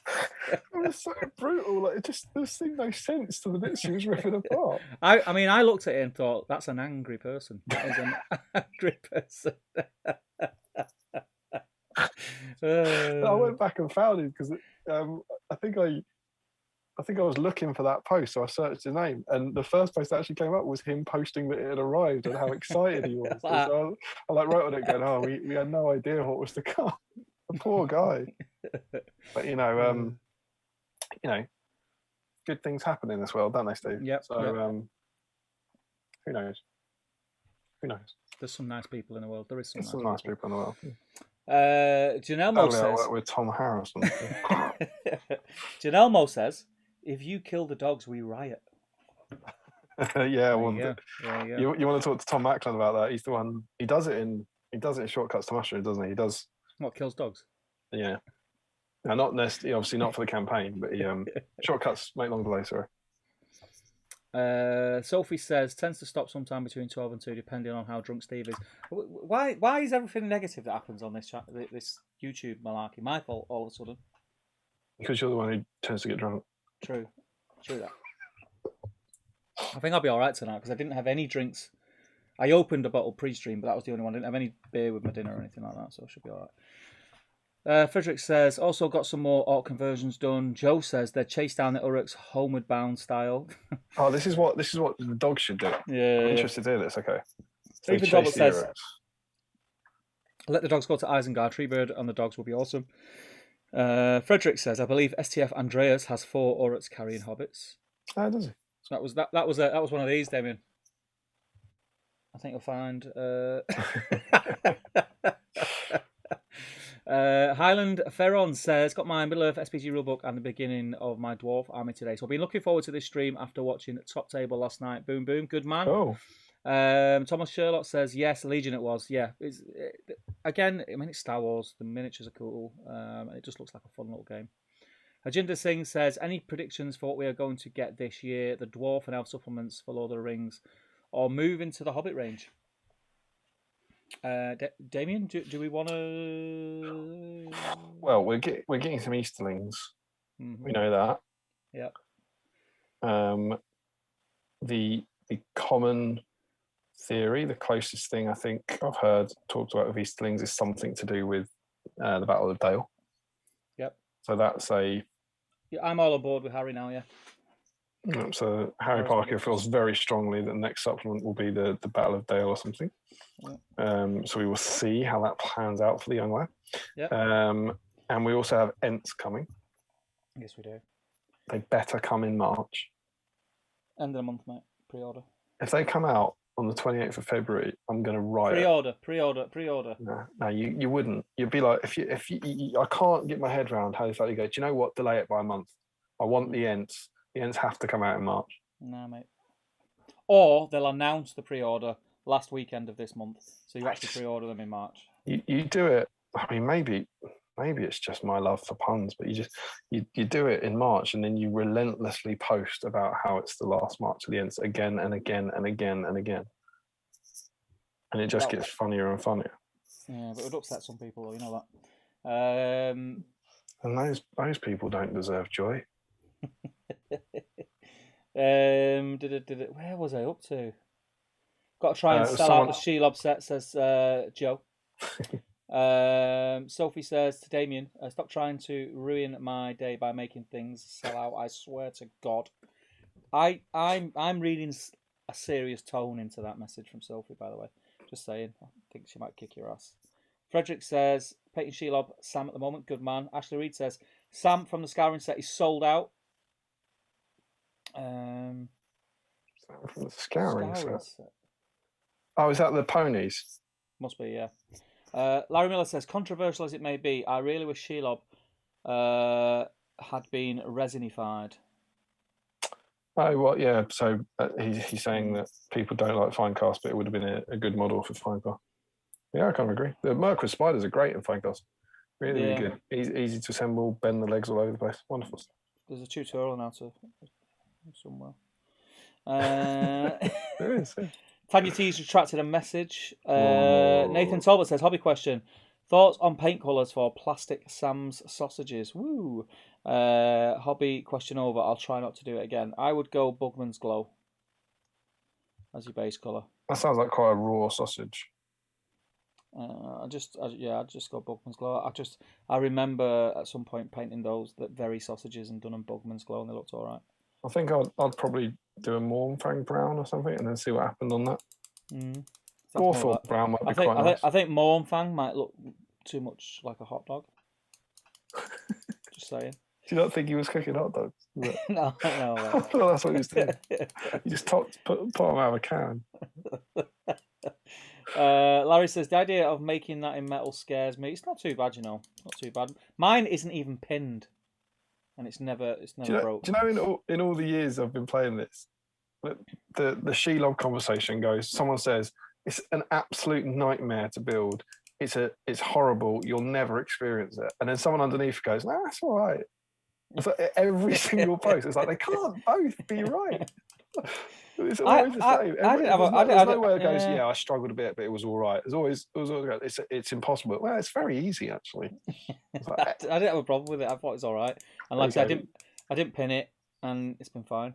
And I've played with it quite a bit, so it's all right. It's not like it's just sat there. It's a great model, isn't it? It's a great model. Beautiful model. I like the scale of it as well. Like it's proper scale as well. Frederick says Shelob Sam should count as a hero of legend, Guardians of Wiltshire, hobby bingo wise. And Larry says, I think he mentioned it in the mini live stream where he was announcing how to win the prize draw. Oh, I see. So yeah, I didn't see that stream. So maybe that's where you teased it. Did I? Well, I don't know. I don't know if you heard. I didn't see that stream, so couldn't say. Paplot says, yeah, everyone playing Dark Souls board game uses house rules. Yeah. The problem with it, what I got was, Mr. Ed Ball when it first came out. Came down to Altrincham Wargamers Club one Tuesday evening. We met up because he was working for Steamforge at the time. And I said, look, Ed, I bought into Dark Souls. I can't be bothered reading the book. You work for the company that made it. Do you want to come and show me how to play? And he said, yeah. And he come down and we had a couple of games. And I was like, yeah, it's all right. It's quite quite a bit of fun. So like, what can we do next with it? And he was like, no, you've got to do that again at least 15 times, and then you fight the baddie. Because if you fight the baddie before that, you're not going to have enough power ups. And I was like, what? Do the same thing. The enemies are in the same place, and I've got to do the exact same thing. Yeah. You've got to do it. I was like, no, I remember someone saying I'll leave it, mate. I'll leave it. They accurately recreated the feel of an incredibly difficult and frustrating computer game. Yeah. Which was like, well done. I was just like, no, it's all right, but I don't want to do it 15 times. Like so many things in life. Yeah. Colin Higgins says, on the topic of new miniatures game systems, I've just purchased the new Aliens game. That is supposed to be pretty good. I know, was it Glyn? If Glyn's in the chat, do correct me if I'm wrong, Glyn. I think Glyn got it and played it. And I think is it Another Day in the Core or something it's called. It's like based on the second Alien movie. But yeah, it's supposed to be all right. I've not seen it being played myself, but Colin Higgins says strongly recommend. I'm assuming. Oh right, Ardacon is great news, says Frederick. Though I'm not sure if it's really going ahead. Stroke if I can attend. Yeah, I agree. Paplot says hush your doubts, Damian. I have a concert at the beginning of August to attend. And Frederick then says hope there's a mini UK only Ardacon this year, and then a hug everyone. And lick faces, exaggerating here, kind of Ardacon next year. I don't want a hug. With a B-sign meetup. We'll have a Battle Streams meetup way before that, my friend. Where are we? Nathan says, I think Damien is right, but I hope he has not yet forsaken these lands. It's pretty close, to be fair. It's too close to schools and unis returning for mass gatherings to be allowed, but it won't be long. Harry says, I can see Ardacon happening, but smaller and no international players. We're vaccinating so much quicker than other countries at the moment, so unless Europe gets itself sorted, it'll be local only. I think you're jumping the gun, Harry, but I hope you're not. That's my stand on it. Nathan says, for a light-hearted but educational approach to COVID stuff, the Darkest Timeline podcast is well worth a listen. Not heard of that. The King says, hello, welcome, The King. That was The King who just subscribed. Thank you very certainly much. Was. Alexander says, cheers, Larry. Paplot says, that post was the worst thing that happened to me this week. That post. Probably talking about the Ardacon one, isn't it? Based on what everyone else is talking about. Oh, right, because you've got a concert at the same time. I think. Is that why? Because Paplot lives here now, so he would be able to go anyway. Nathan Talbot says, when do they finish wrap up midnight quick run through quick run through the chat. I've been running through the chat for ages. Do we need to stop there with the chat, or are we going to get through it? We'll get through it. Go on, there's 80 people. There's 80 people in. Dan Super says, Spot and Elite has just subscribed. Thank you very much, sir. Right, I'm literally gonna fly through it. So apologies if I just mention you're new here. There's going to be absolutely no change in the speed of the comments. Dan says, luckily ours is a drive-through, Rob, so we can still get them, just not watch the conveyor. Paplot says, my heart wasn't strong enough to look at the photos of the Cut Up magazine. Oh, that post, the Cut Up magazine post. Ah, right, yeah, of course. Larry says, Nathan, it's fun to comment something with no context and watch them try and work it out. Frederick says, first thought was someone's dog chewed on the magazine. Couldn't believe this kind of thing was done by a human. Alexander says, Steve, you said something yesterday about you being a football fan. What team? Oh, United. Just listen to the accent, my friend. You know, Man United, without a doubt. God knows. Nine. God knows how we are second in the league, but I'll take it. Nine. City have got it again this year. They're too good at the minute. They've just run into a stroke of form in the last month. They've played their way into form. It's crazy. Michael Curtis says the cut-up SPG mag was an example of sheer terror. The King says he'll be a Man U fan, I reckon. Doesn't seem like a City fan. No, not a City fan. Not a City fan. I don't know if I've mentioned this on stream before. When I was growing up, I've always been a football fan, and I grew up literally 15-minute walk from Main Road, which was City's home ground at the time. And all my friends were City fans, and I was the only Red. And I actually the first football match I ever went to was a City game. I used to go to Main Road and watch City matches. Before I went to any United matches, and I was still a United fan. And when City were in Division 2 as well, which was very fun. Dan says this year, not. Can I just say, because I love that. It's nice getting insight into you genuinely. Mm. But 9:56. I am gonna fly through the comments. 9:57. I remember when I was growing up. I lived. Oh, where was I? Listen, you put me in charge of the chat. You're No, sat it's there. fine. It's You're fine. sat I there like it. painting. You're sat there painting. Good. I think it's good. I just know We've that got it doesn't we've got change. stuff to do tonight. We've got I stuff to know, I do. know. It's nearly 10 o'clock. Come on, I know. right? Let's crack on. Here we go. Harry says, "I bet you a Freddie and a prize donation for the stream if War in the North or Erebor or something like that isn't the next supplement." What's the bet? A Freddo Fredo. and a prize donation for the stream. If So War in the... presumably we have to give him a Fredo and a prize donation for like one of his Entmoot streams. Yeah. I say do it. Let's take the bet. Really? Yeah. But I think he's right. Well, all right, that won't be interesting, will it? Can you imagine if before Christmas we said, "Should we have a bet about when the Ents will come out?" And then we went, "Nah, we agree." We went, "All right, yeah, don't." And instead, that way, you wouldn't owe me 2 Forge World heroes. It's no fun. Do you remember the time when I said I wanted to fly through the chat and then you started having a debate? Take the bet, man. Take the bet. Right, we'll take the bet. I think it's going to be... I don't know what it's going to be. It's not going to be what you say. Send us a value. Send us a value, Harry. What are we going for? Twin pack from Forge World, the going rate at the moment. Joe Holzman says, bring them out in Feb so March is full of pictures of painted Ents. Good man. Paplot says, crap, got to run, mates. It was a pleasure to watch live again. I'll definitely see you next time. Have a lovely one, Steve, Damian, and chat. Goodbye, man. Joe Garman, evening guys, hope you're well. I've just started my Sam from the Shelob set and hoping to finish him tonight. It's great to get involved with these live streams and get some painting done. It's great to have you, Joe. Thank you very much for joining us. Nathan Talbot says, that reminds me, bloody Steve again, those bloody Mirkwood spider conversions are going to cost me money. Boom boom. Chris McKittrick says, evening guys, took the theme tonight as a great excuse to start all my versions of my Hobbits and finally convert some hooded Bree versions for myself too. I've been toying with that idea for so long. Someone did it a while back. I remember seeing them. Yeah, I remember wanting to do it ages ago, and then just forgot about it. And then, like you say, I've seen someone else do it, and I was like, oh. Yeah. I'm all over Bree at the moment because I'm playing around in editing and planning on that on the Fantasy Fellowship. And so I'm spending a lot of time reading that chapter of the book for the like narrative bits, and I'm very just all over that stuff at the moment. It's cool. We're cool with the hoods up as well. Larry says Steve probably just instantly assembled her off screen in a live chat.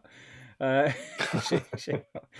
says Shelob is a bit of a pain, but didn't require pinning. The metal Balrog sword hand caused me a much bigger issue. Nathan Talbot says Shelob can't be as bad to build as the first time round of the Great Beast of Gorgoroth. Also, the Metal Vampire counts Black Coach. I've heard a few things about that. Frederick says, I've got the original. You mean the first one? Because in a weird twist, I've got the first ever Metal Vampire Counts Black Coach, the one that came out in about 1998. And that I don't remember that being. I mean, it's 20 years ago, but I don't remember that being hard to put together.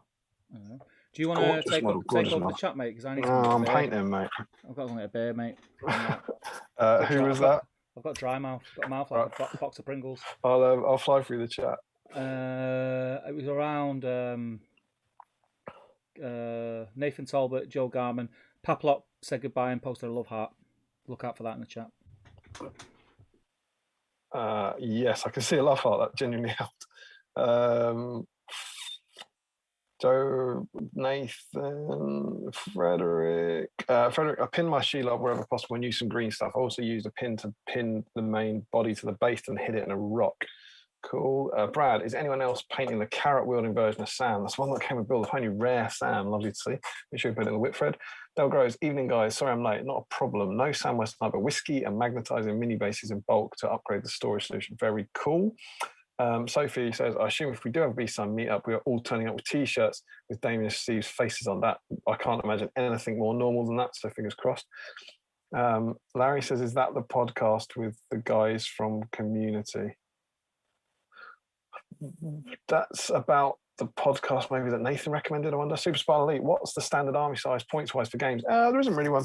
Changes a lot, but your minimum's about 300, 350, and then generally your highest is about 1,000. I think the sweet spot's about 750, 800, which is where you get enough points to play with some fun toys, but it doesn't become unwieldy. I think the most common is probably about 500. 500 is very common. It's not a points value I particularly like. The king says, being laid into here. Oh, I'm sorry about that. He's dreadful like that. Justin says, if I had $1 for every time Steve says, I'm just going to fly for the chat, I think we could find a good portion of my new Dal army for now. Yeah, absolutely. And there's no speed increase whatsoever. The king tells us to bet. Battle Games Middle Earth says, yes, bet is on. It's a new Forge World twin pack. There we go. Steve, the bet is on. Justin says, wow, that's quite the bet there. They did breed variants with walking sticks and they look sick, Will says. I don't think they didn't release those, but they're conversions. Nathan says hooded hobbits with sticks would be great. We will have spare heroes. And Will says, I've got to have the out of production Vampire Camp's black coach. What's the issue with it though? I have a feeling it'll be the actual coach is entirely metal. The king says the black coach came out in 98. Yeah, something around then. The original one. That's when the first Vampire Camp's book came out. Maybe a bit later, maybe 2000. Dan Collister, worst ever model for assembly was the Ogre King scrap launcher in metal, though honourable mention to the original metal sand. Steve, you back? I just wanted you. I've caught up with the chat, mate. Have you caught up with the chat? Yeah, I flew through it. Sweet. Right, listen. I'm glad you flew through it. It's not tricky. You just read them. I did all the legwork there. Come on.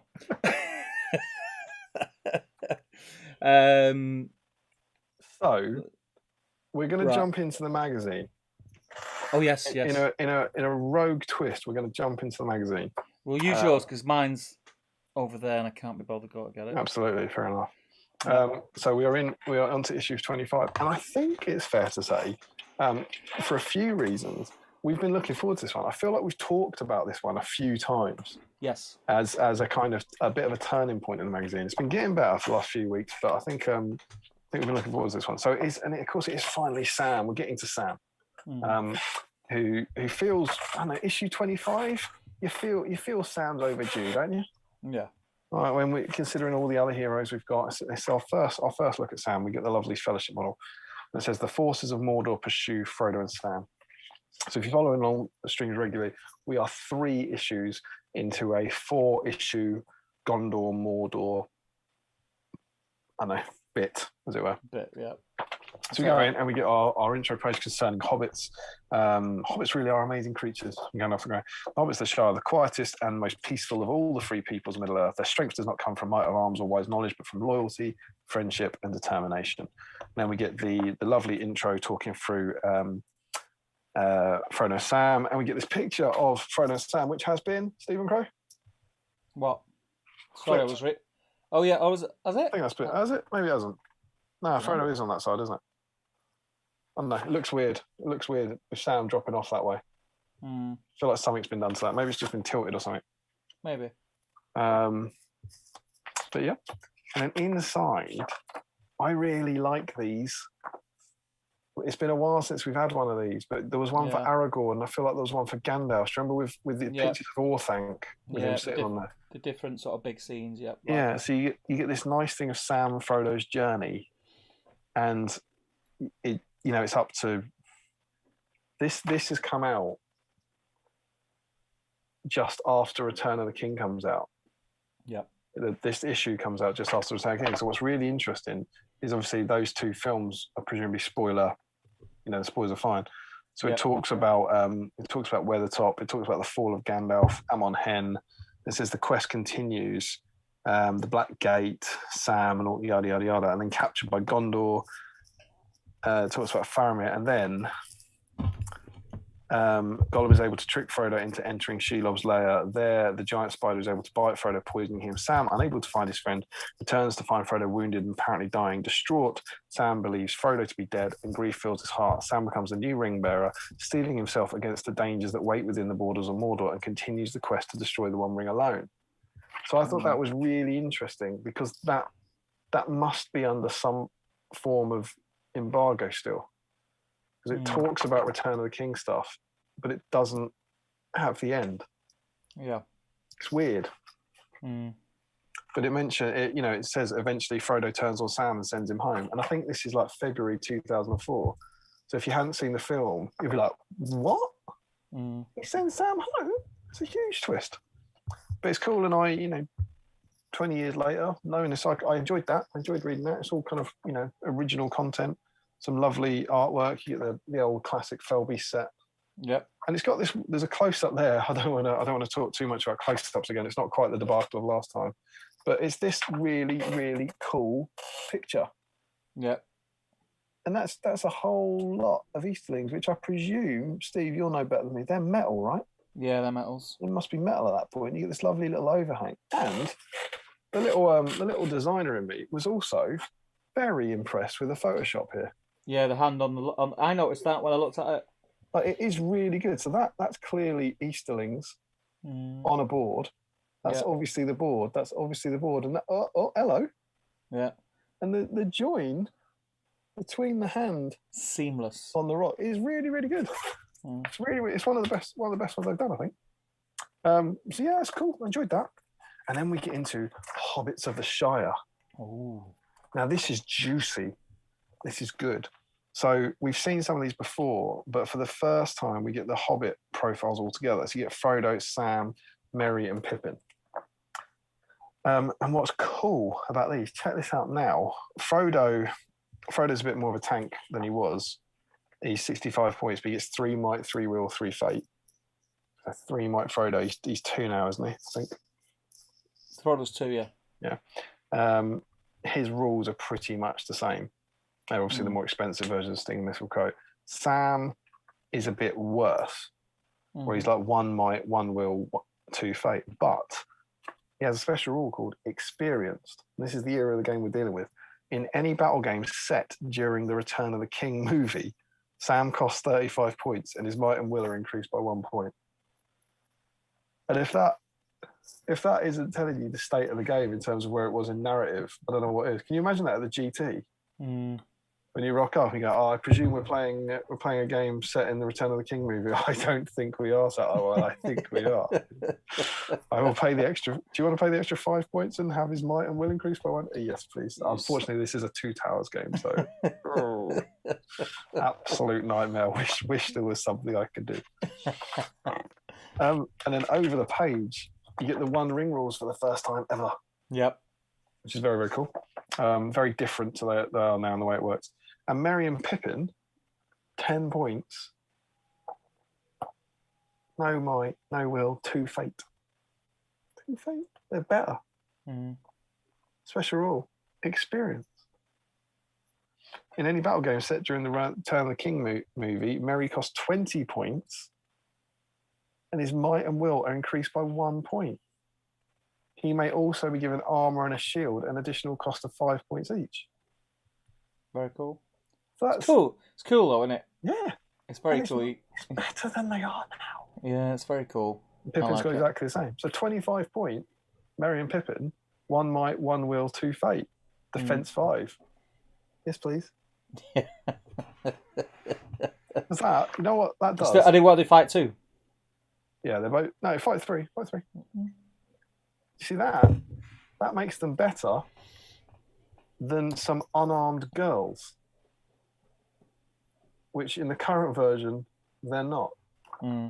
2 fate, Sigrid and Tilda. So that's cool. Just going to see those things. Yeah, very good.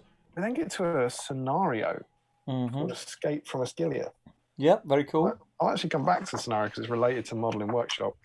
We get our Samwise Gamgee painting tutorial. Upper level, I'd like to think. What, the tutorial? The painting tutorial, yeah. I thought it was a bit more advanced. There's a lot of grey on it, though. He's grey, isn't he? Yeah, a lot of grey. That's the only downside. I know what you mean. It's a pretty good paint job, but the colours are all wrong. Yeah. He's all grey. Is that better? No, I didn't like the colours, but I thought I think they've done them colours with the intention of getting you used to painting those colours. I think it's intentional. I don't think that's like just a mistake. Yeah, maybe. What is really nice though is they've got this. Do you remember this guy? Remember this guy This you is ruined? Frodo. Yeah, Frodo from issue 2 maybe. And they're not repainting him. They're like, Touch you him know, up. yeah, like do these techniques and your Frodo will be as good as your Sam, which I think is a really cute touch.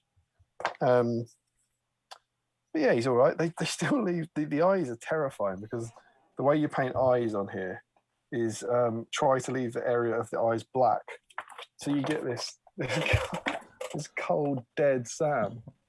Like you see on that one. Been possessed. Like, yeah, been possessed by Sauron. Anyone watched the X-Files in the 90s, it's like that means he's got the black oil in him. It's like, no, stay away from him, stay away from him. But you can see the way they're improving. Like the Frodo face is now really pretty good. Yeah, I'll be happy with a Hobbit face like that. So 25 issues in, and maybe we're getting there. And did you get to see the original picture there? I genuinely looked at that and I was trying to find the join on the cover on the rock. I was like, it's very, very good.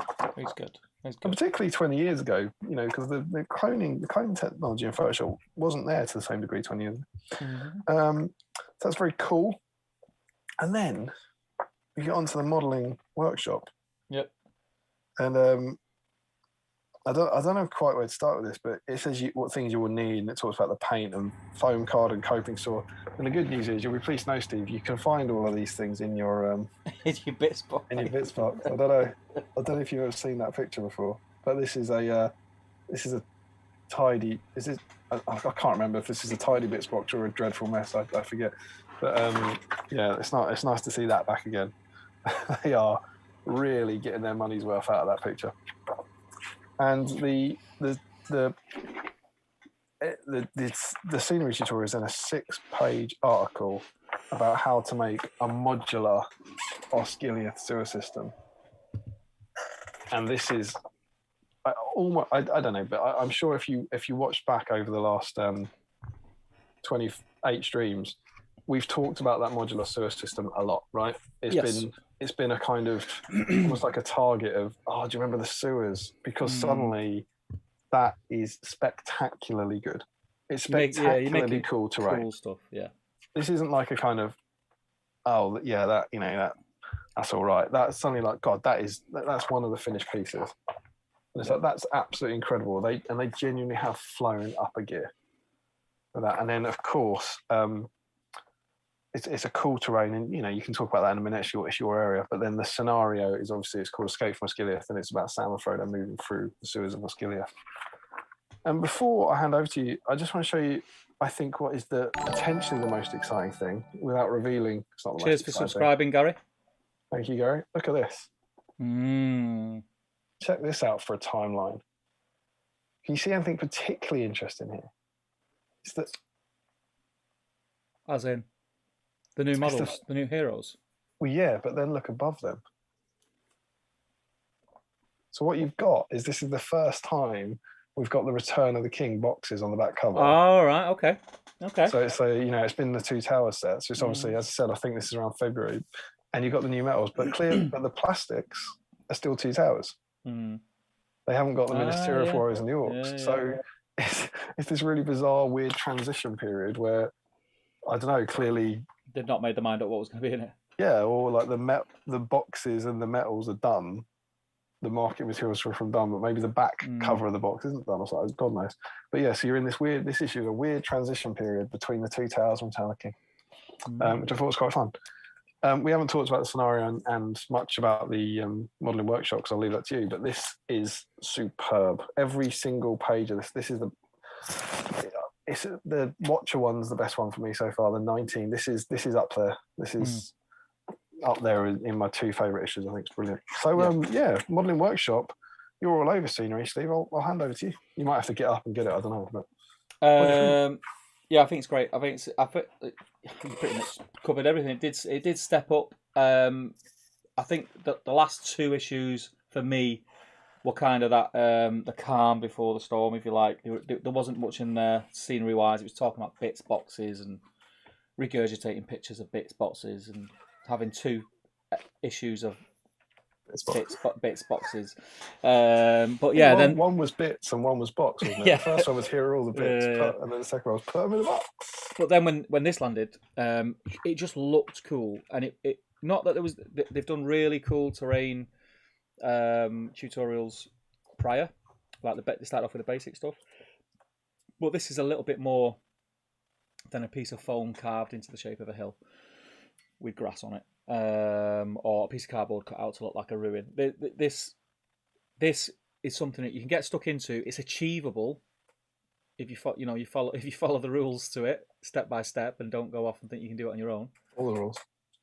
It's achievable, and I think what you'd end up with would give you an absolute massive boost of confidence to think that you can go ahead and do more and start creating the boards that you've seen and the issues, with the rolling planes and things like that. Because I think you'd be quite shocked just putting a little bit of effort into something like that, what you'd end up with.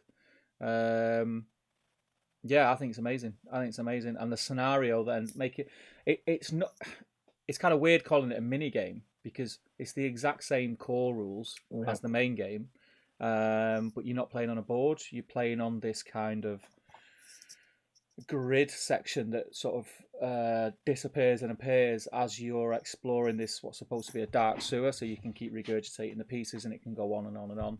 But they have a turn limit in this scenario. I did have a quick read of it this week, which is very cool. And it was something that I always wanted to build. Always said I would.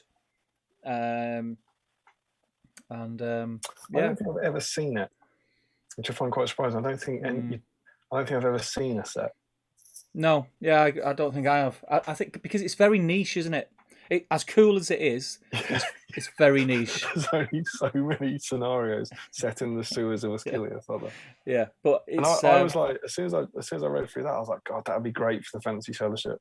I was like, we'd have, because that obviously isn't in Quest for Ring. I was like, we could really do that in the Fantasy Fellowship, and I was like, maybe I'd make that. And I was like, what I need. It's at the time I'm probably not going to make that for one scenario. It's just I need to find someone who's with respect decent at making scenery, so doesn't have the kind of 10-year-old knockoff version, but has a set of it. And I was like, I'll just need to keep my eyes out for the next year or so to see if anyone mentions that they ever made it. Would be handy if someone made it, I suppose. So yeah, being the absolute legend that I am. Being the absolute legend I am, anyone who's in the Patreon chat for Battle Streams will have seen the pictures that I've been posting. So I think it was about 10 days ago, was it? Not long ago, mate. Not long ago. Basically, when I started building it, I think I had a week and a day to do it. And I did kind of go off-piste, if you like. I didn't follow the...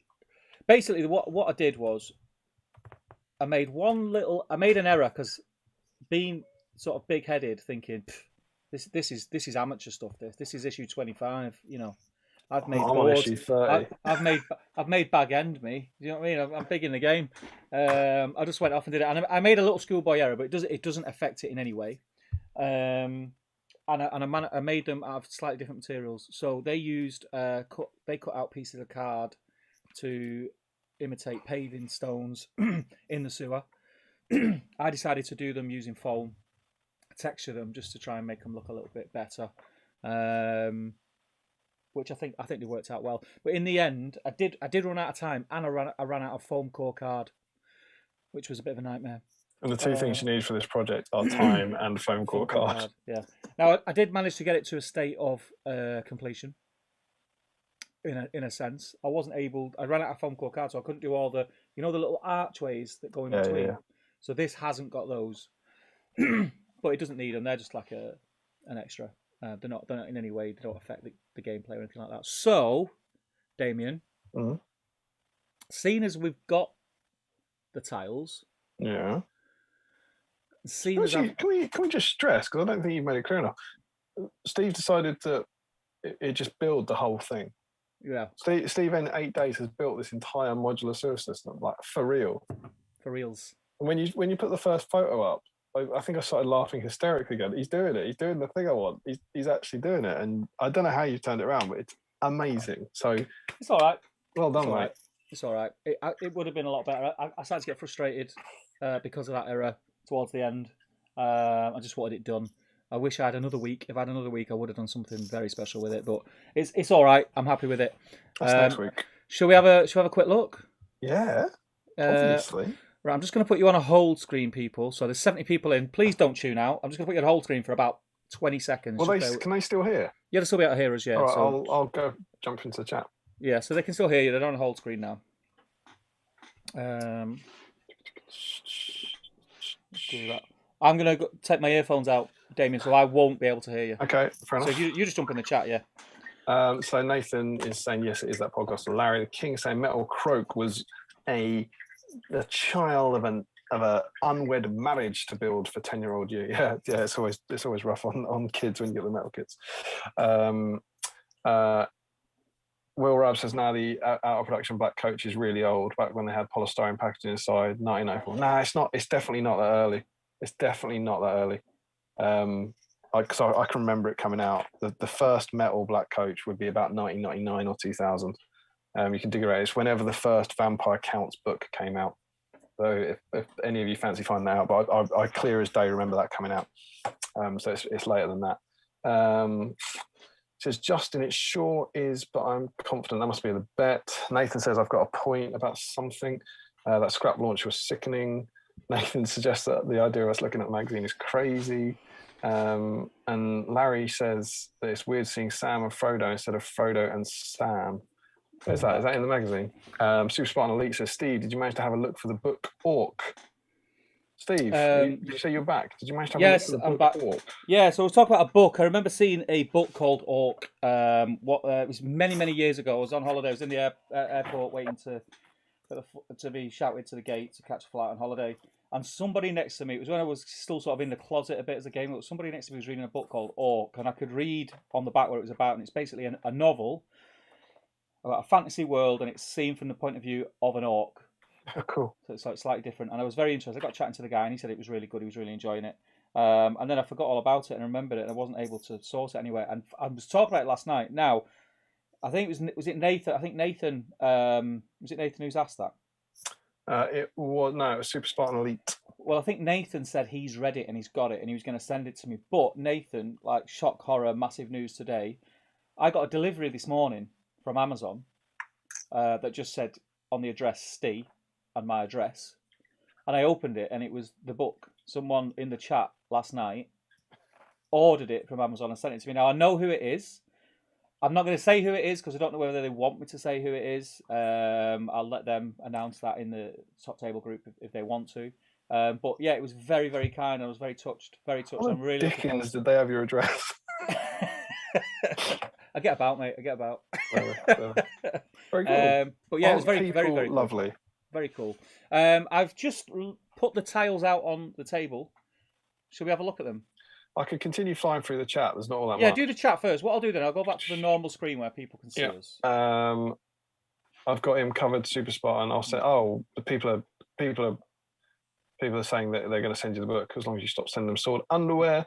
Gayton, so again, sorry if I'm saying that wrong. Please confirm it phonetically if you want us to stop butchering it. He's asking about the book. Maybe they got Sean Astin in costume to stand by the gaming table, says Larry. Yeah, it must have. Sewer on a hill, mate. Yeah, Larry says, do you remember the Gladriel's old rules? Yeah, I feel like we went through Gladriel's old rules like very early on in the stream, but that'll be fun to get to. Boosted hobbits must have counted, says Nathan. They're getting their money's worth from that photo. They are indeed. Yeah, absolutely. Lots of that photo. This series would also be great for custom battle companies. Frederick says, yes, show the terrain, Steve. They're onto it. Chris McKittrick says, someone else posted us Gilead sewer scenery recently in the GBHL. Cool, I must have missed that. Ashley says, Steve, talking about how achievable they are and can give a boost of confidence to do other terrain. It's giving me flashbacks to 12-year-old me trying and failing to not make it and then not trying again. He then says, maybe I should try again. Yes, try again. Wait till you see Steve's, they'll blow your mind. 8 days. Nathan Talbot says, I think it was the first senior I just didn't attempt. Yeah, exactly. It's a huge jump. Larry says, I remember having a Tomb King's bone giant when I was a kid. That wasn't fun to assemble. Can't you stay on the screen where we can't see you? And Nathan says, very kind of them to send you the book, Steve. If anyone else wants a copy, let me know. That's very kind of Nathan. Over to you, Steve. We're caught up.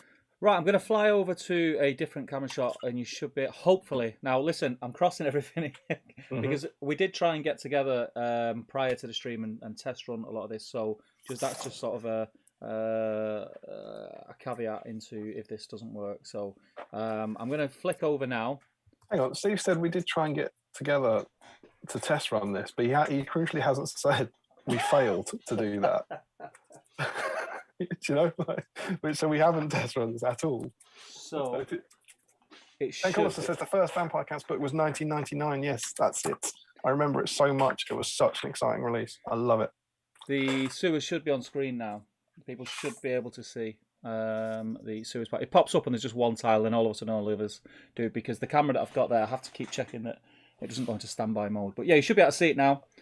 They're all individual tiles, so I just pop them out in any old thing. Oh, look at that!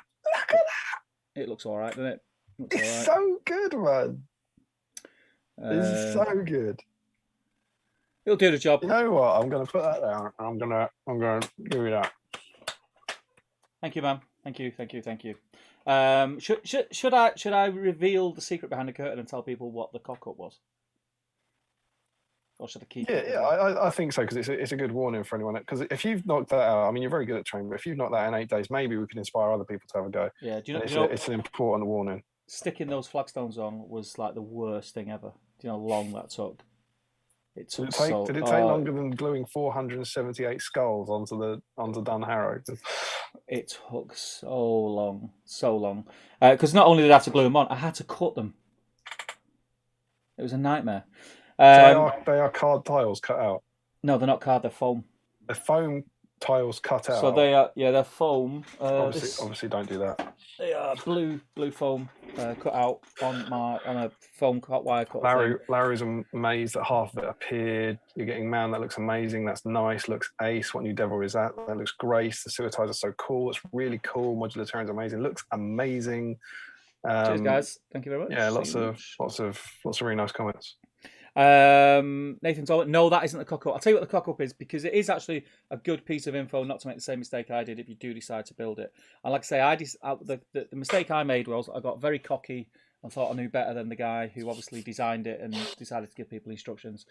So I got a load of they made their bases for theirs are foam core card, which will work if that's what you've got. Great, use it. But I decided that this, at some point, obviously Damian's going to use it, and at some point I want to use it at events where I can put it out, and in between games or on the Saturday evening or whatever, when people are just socialising in the hall, they can just, the models will be there, they'll be there, there'll be a printout of the rules, and they can just play games. So I wanted it to be a little bit more sturdy. So I got the bases made from 6mm MDF, and I did use foam core card for the walls. Now, what I did, just getting ahead of myself, was I started sticking all the foam core card walls on, because I was deciding which ones I needed to be T-junctions, which ones were going to be dead ends, which ones were going to be corners, and obviously the walls go in different places depending on the type of tile that you're building. And I stuck the walls onto the side of the tiles like an absolute idiot. What a noob. Which then obviously makes the footprint of that tile non-symmetrical and different to the others. So, as you can see, there are some gaps. It isn't going to affect the game in any way, because we're only talking like about 4mm here and there. But do not make the same mistake. When you're sticking your walls on, stick them on top of the tile and flush with the edge of the tile. Don't stick them to the side of the tile like I did. That's I will just notice someone Al Miller said, even Meter joins on the walls. Very clever. It's not clever. It's because he screwed it up. Yeah, that was to help get them closer. To hide his mistake. That was to make them get a little bit closer. You've got more lovely comments. I've seen it already. It looks absolutely incredible. It looks great. It looks fab, especially given the time constraint. Nathan's been dribbling over it for weeks. The Patreon chat, absolutely fantastic. By the power of Grayskull, sewers look awesome. Absolutely stunning sewers. That's fantastic. First piece of scenery skipped due to how little it would be needed. And then Larry is showing off his italics and his bowling again. That's the best modular Middle Earth TM-based sewer terrain I've ever seen. So, what we decided to do, Damian, am I correct in saying we decided to play the scenario live on stream? That seems just stupid enough to work, doesn't it? Yeah, so we have a Frodo and Sam there, which you can probably see, and 6 warriors of Minas Tirith, 4 with spear and 2 with swords. And off to the side, there are 12 orcs, for all from the sprue. So some have two-handed, some have spears, some have hand weapons. We thought we'd do a live bat rep. Live bat rep. Let's do it. Yeah. We haven't done one in ages. I think we've done 2 of these before. We did the Watcher in the Water, and we did a Weathertop one, didn't we?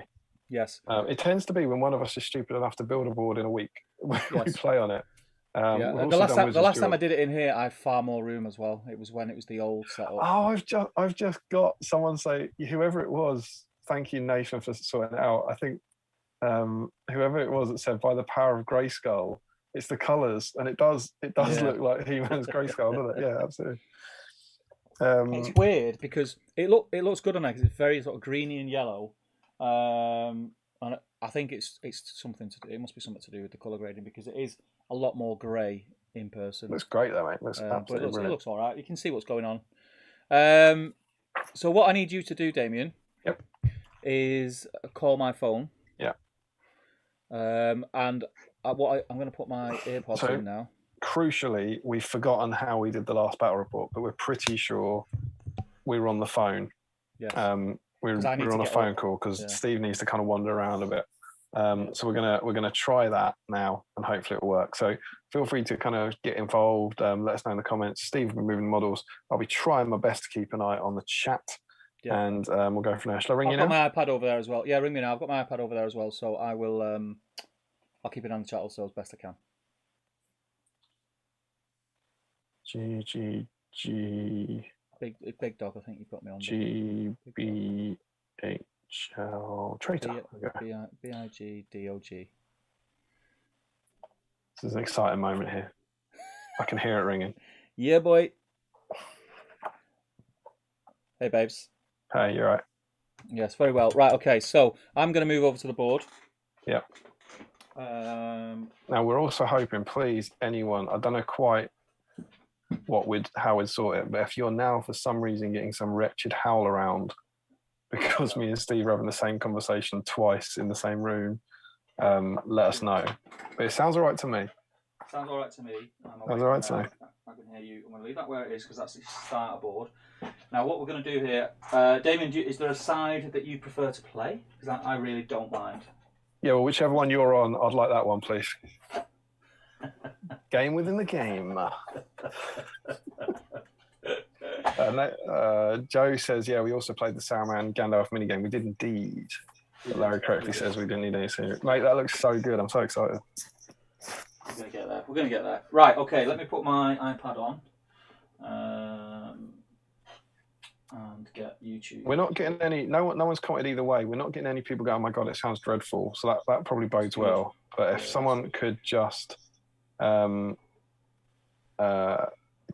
that it sounds all right. Dan Collister points out that we are so English because even though we're already talking on the stream, we asked each other how we were when they pick up the phone. It costs nothing to be polite, my friend. Absolutely, yeah. Manners cost nothing, Dan. Right, so so I've got my iPad off to the side. I can see that. Thank you. People are saying the sound's fine. There's no audio issues. Sounds perfect. Nathan Talbot says, sounds are okay. Please, can you change your accent? Okay, well then for the rest of the battle report, I'll be doing Whispered Australian, as I know a lot of people do enjoy the Whispered Australian on the Bell stream to Middle Earth sometimes. Then I'm reading an audio book. A little ASMR from the tropical rain felling drenching sheets, hammering the corrugated iron roof of the clinic building. We are bound. We really haven't practiced this. We haven't checked this, so we're bound to make mistakes on it. In all honesty, so I will be keeping an eye on the chat. So if we're getting any stats wrong or anything, feel free to shout us and tell us. But we don't really care. Is the truth. And the other thing is, I'm shouting across to the microphone, which I normally speak into, for people to hear. You'll be able to hear me fine, Damien, because I'm on the phone conversation. If you guys can just let me know that you can still hear me, that'd be great. We've had Steve's sound is a little different, but still okay. So I think I'm just on the other side of the room, but as long as you can hear me, that's all that matters. Yeah, can you hear me now? Can you hear me now? Guess what dice I have brought into play today? I'm going to be using, some top table gaming dice. Wretched. Goes without saying, because I don't have any Battle Streams dice at the moment. Just saying. About 500, mate. Just saying, mate. Just saying, I've been bated breath. But also, out of the frying pan dice. Oh, the two legendary. Yeah, boy. So thank you very much to Stu and Dan for sending me those. Appreciate it. Very cool. Very cool. I'll be using those tonight. Cool, cool, cool. Hopefully they'll bring me a little bit of luck. Right, so Damian. Yep. In the book, which I did read, this is a follow-on scenario from the Barlin's Tomb scenario, apparently, and you're supposed to start in Barlin's Tomb and go through a hole in the wall. Now, unfortunately, I only had 8 days. So it's weird, isn't it? I didn't make a Barlin's Tomb. I think that was one of the other caveats that made people think there's no point in making it because I've not made Barlin's Tomb. I've not made, but yeah, they use a corner. Oh, people can't see my camera gun. No. They use a corner of Barlin's Tomb as the entry to the sewers. Yeah. And you're instantly like, well, I'm not making that, aren't you? Yeah, so I've not got that. So we're starting on the first tile, the first entry tile. Yep, do you want to give a quick overview of the rules, how the tiles appear, etc.? Yeah. So what basically happens is it's very much like a dungeon crawler, and it reminds me of Warhammer Quest. That's the original Warhammer Quest. And so basically, if a good model moves to the end of a tile, you roll on a dice to see what section comes up next, and then you have to progress through the sewers.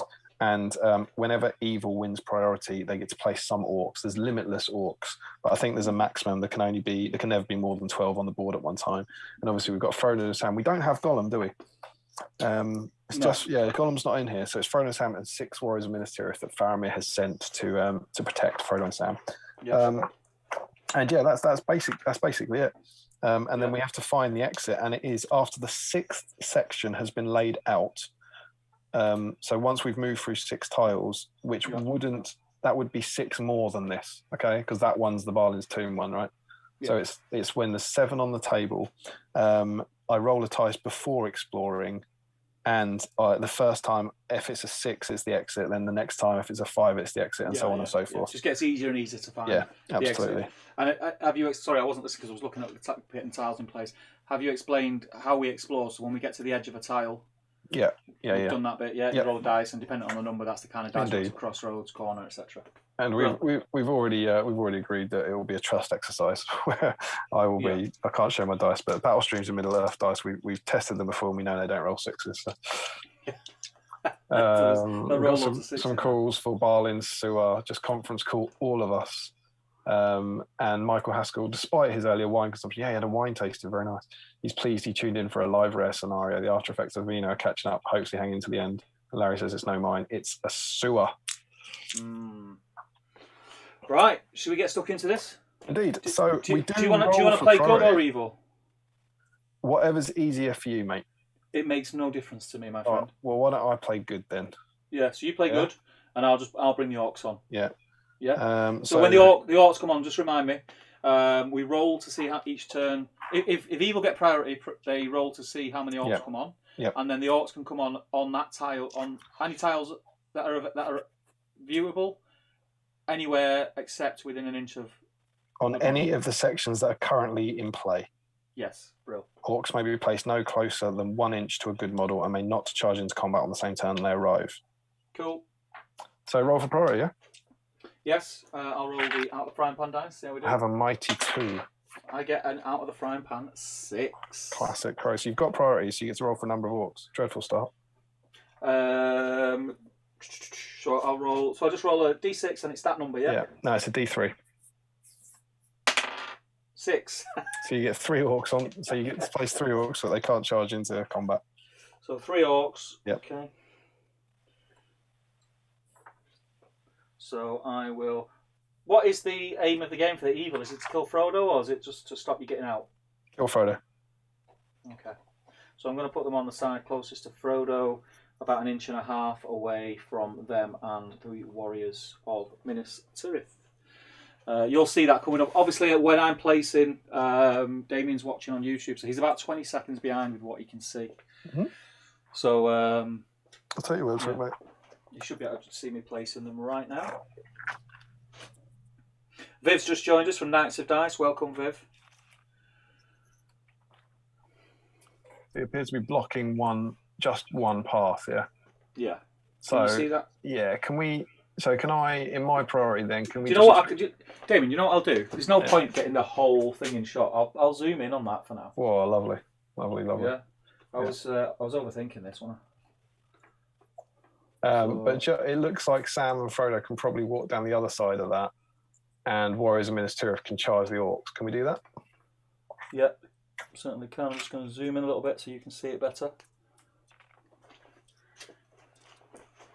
Right, so you're going to charge the orcs with the warriors. Yeah, if we can get some spear support, then great. If not, it's not the end of the world. It's 2 spears that are closest, so one will charge there. Then the spearman, the swordsman will go through the gap and charge, and he'll get supported by his mate. And then can one? It looks to me, how big are those sections? Because it looks to me like one Ministerial warrior in the corner could reach the end of the sewer section and explore. Yeah, he definitely can. They are 6 inches squares. So he's going to go to the end. Yeah, the model must move to the edge of the current section and spend the remainder of the move phase peering into the gloom. And at the end of the move phase, the next section is placed in the adjacent square. Yeah, so yeah, he can move to the end. So do you want? So I've moved the one that was in the corner. Yeah, and then do you want me to keep the hobbits sort of in between the warriors? Yeah, I think move the guy with the spear next to the guy who explored, and then just put the hobbits behind or something. Yeah. Knights of Dice says, good morning. So I see you decided not to receive a love box of Melbourne Air. This was, it's from last night's stream. Fair enough. You have to be there, mate. You have to be there. Darlin says, can the orcs attempt to jump the sewer? Yes, I see no reason. Yeah, they can. You can jump, yeah. It's an inch, the gap, so you can jump. So you should be able to see me now moving your Warriors Minister up into the position that you asked. And that is that's the end of the move phase. So I get to roll on the exploration chart. Yep. Which is basically just depending on the number you roll, you get a different section. I have rolled a 5, which is a straight section, please. Straight section. Okay, so I'm going to add that on there, and I'll zoom out a little bit to get it in shot. This is fun. It's cool, isn't it?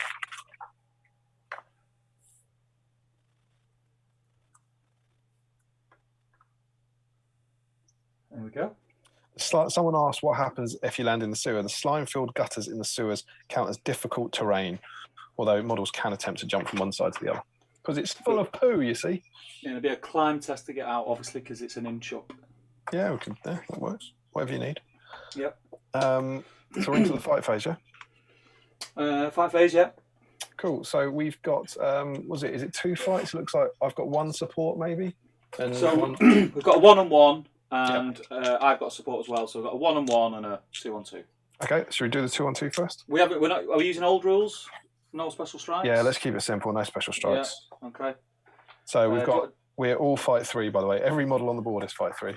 Yeah, we're going to do the 1-on-1 first. 1-on-1, I have got a 2 plastic battle streams die. I've got a 4. Okay, so it goes to you. Yep. I'm a warrior of Minas Tirith. I believe I have a shield, so I'm defense 6 on here, and you are strength 3. Back away an inch, so needing 6s. Yep. And I get another 4. Cool. And then we've got a 2-on-2. Yep. A 5. You get 5. You will get a 2 highest. Lovely stuff. So a Mordor Orc's defense here is 4 or 5. So if he's got a shield, he's defense 5. I'm strength 3, so it's 5. So 2 strikes, and I get double 3s. Steve, don't tell the patrons, but these dice are wretched. Okay, so priority. Yeah, indeed, priority. I've got 2, of course. And he will get a 2. Oh, so it goes to good. No orcs is for you, Precious. No more orcs, no. Cool. We've got Josh is cheering for the orcs. Come on, orcs. Dwalin thinks it should be instant drowning in the sludge. Remco says already it's turning out to be awesome, and Alexander says it already seemed like a pretty fun scenario. Indeed, it does. So looking at the board, I reckon I can engage 2 of those orcs just by charging back into them. So the same fights as before, yeah. Yeah. And wang a spear support in. Yeah. And then I think I'm better off just rushing straight forward. I think with my remaining 5 dudes. Yeah. So your warrior of Minas Tirith, I will run to the edge of the next tile. Yeah. So he can explore again. He's Lucky McGee. Yeah. I think he's doing well. The fellow that was next to him, is he just going to go in the same place, or is he going to hold off? Has he got a spear?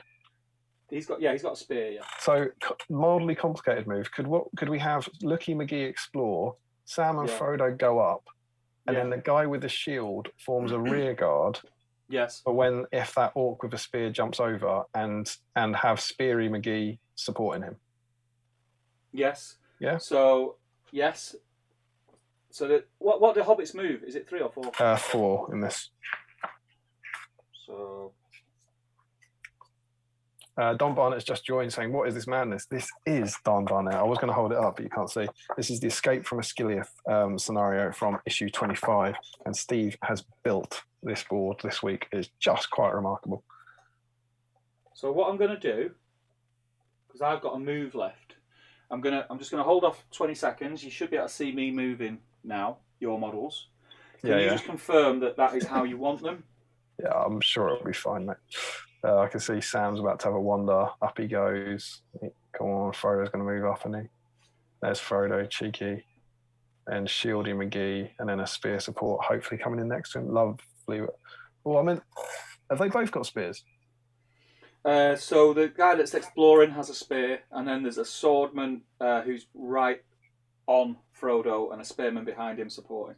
So can you swap those two round? So if the orc charges the swordman, he gets a spear support, essentially. Yeah, so the one that's furthest away from the hobbits has got a spear.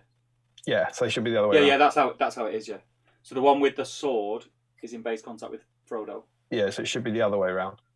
So if that orc jumps over the sewer, he'll charge the guy with the sword, and the spear can support him. Yeah. Are you happy with that? You haven't changed it yet, but I'm sure. Yeah, you'll see me change it in a second. Yeah. Nathan Hulbert said, Don said, "What's this madness?" And Nathan Hulbert's saying they're doing hobby. It's weird. Justin says it's a live scenario where hobbits, men, and orcs fight their gutter brains. All the patrons are thinking I didn't sign up for this. So that is a lovely swapping of the Ministerial Warriors. Thank you, Steve. So you're happy there, yeah? Yeah. So so the thing that you're forgetting is that I could just jump over the sewer at this point and ignore the Ministerial Warriors. I can't see what this point is. Is he charging? You will in 20 seconds. Yeah. So basically, yeah. That's if he doesn't roll a 1. Yeah, no, I didn't. Sorry, I just didn't realise we were power gaming it. Oh, cool. Nathan says chocolate will resume shortly. So the orc has moved up. He's going to attempt to jump across and charge Frodo. So he needs anything but a 1, which is the thing you shouldn't say when you don't want to roll a 1. But I'm going with the out of the frying pan dice, so I'm putting a lot of trust in them. I'd recommend the Battle Streams Middle Earth dice for this. Boom, 6, mate. Do you know what? I've just had flashbacks to, I can't remember which game it was we were playing when it was like this, so I never got to see your dice. I just got to hear your reactions to how dreadful they were going. Well, you should be able to see them because they're on camera. So you'll see them. Yeah, but they happen 20 seconds later, don't they? Scott Newman's loving this scenario. Great. Tom Turtle was like, "No way, this is dope." Or maybe he's saying, "There's no way this is dope." So I'm not sure exactly. I see you're out of the frying pan dice got a 6 immediately. That's interesting given they came from Stu.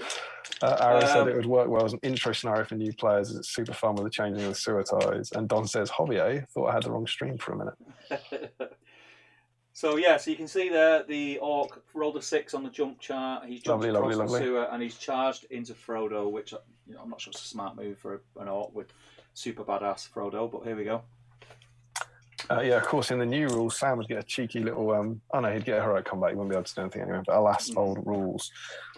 So exploration phase, I believe, because it's the end of the move phase. Yeah. I get to roll a dice. I've got a 2 this time, which is a T junction. T-junction. Oh no! The dreaded T junction in Old War. I don't know what Silver Tower would do, but in Old Warhammer Quest, that meant you divided the dungeon deck, so you wouldn't know which way the objective room was. I'm just going to tilt the camera so people can see the T. Larry says, "I'm definitely thinking of doing something like this for a Battle Companies campaign. I want to run with some less nerdy friends." Yeah, if you want to make SPG less nerdy, put it in a sewer.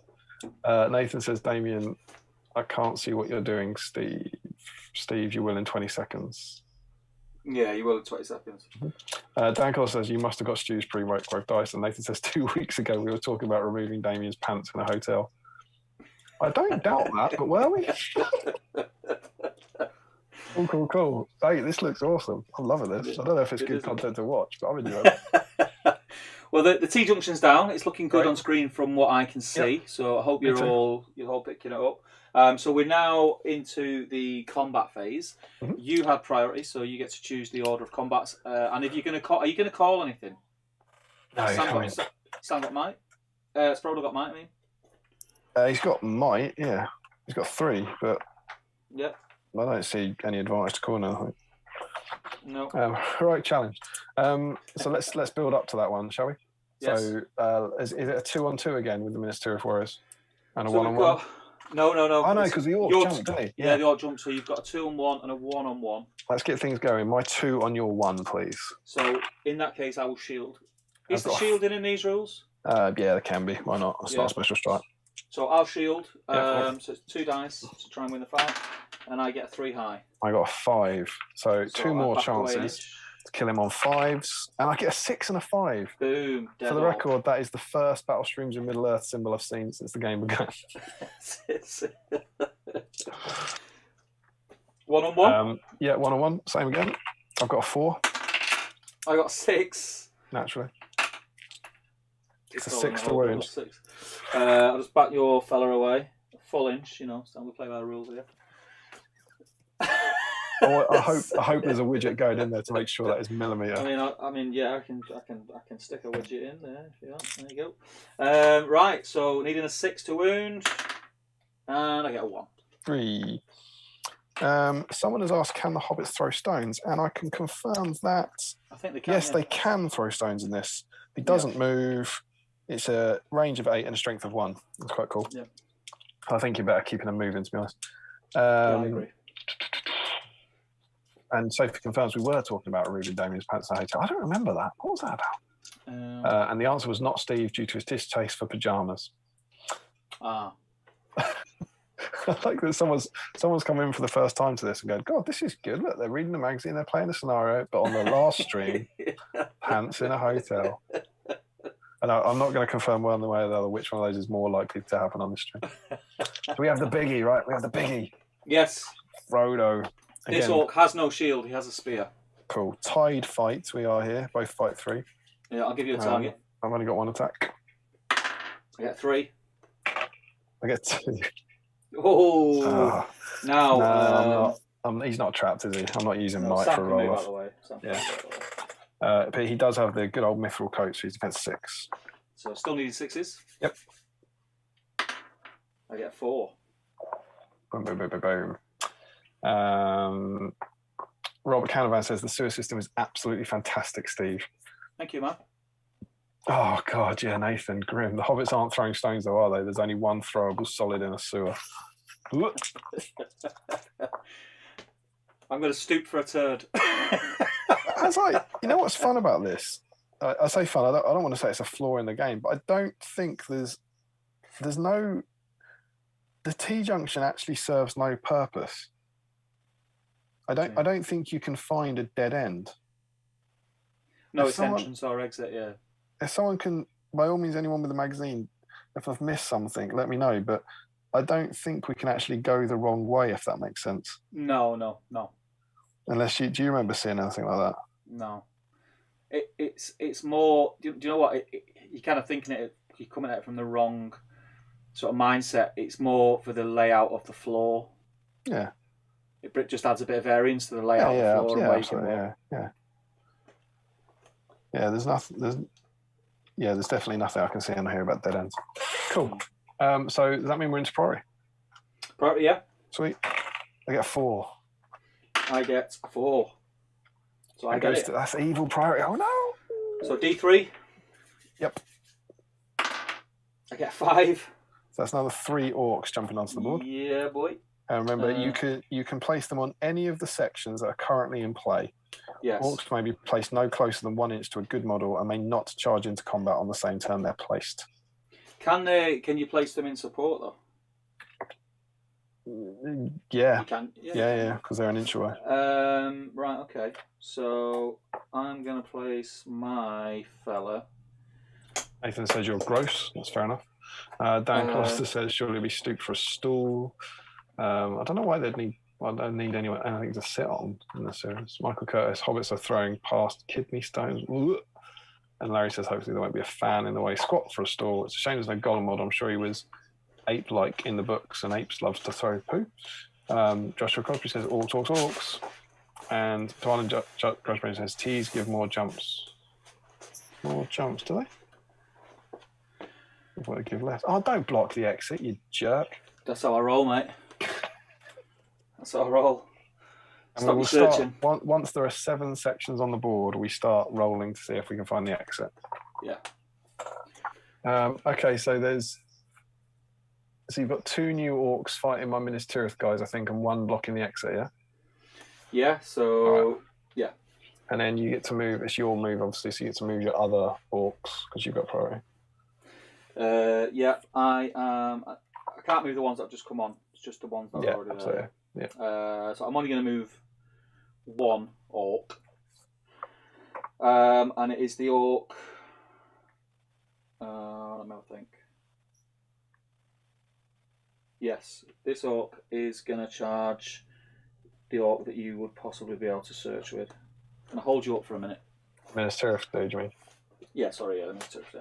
Sure. So I reckon, assuming I'm in the past, but I reckon Sam and Frodo, or Sam and a Minas Tirith warrior can probably charge in and trap him. Is that right?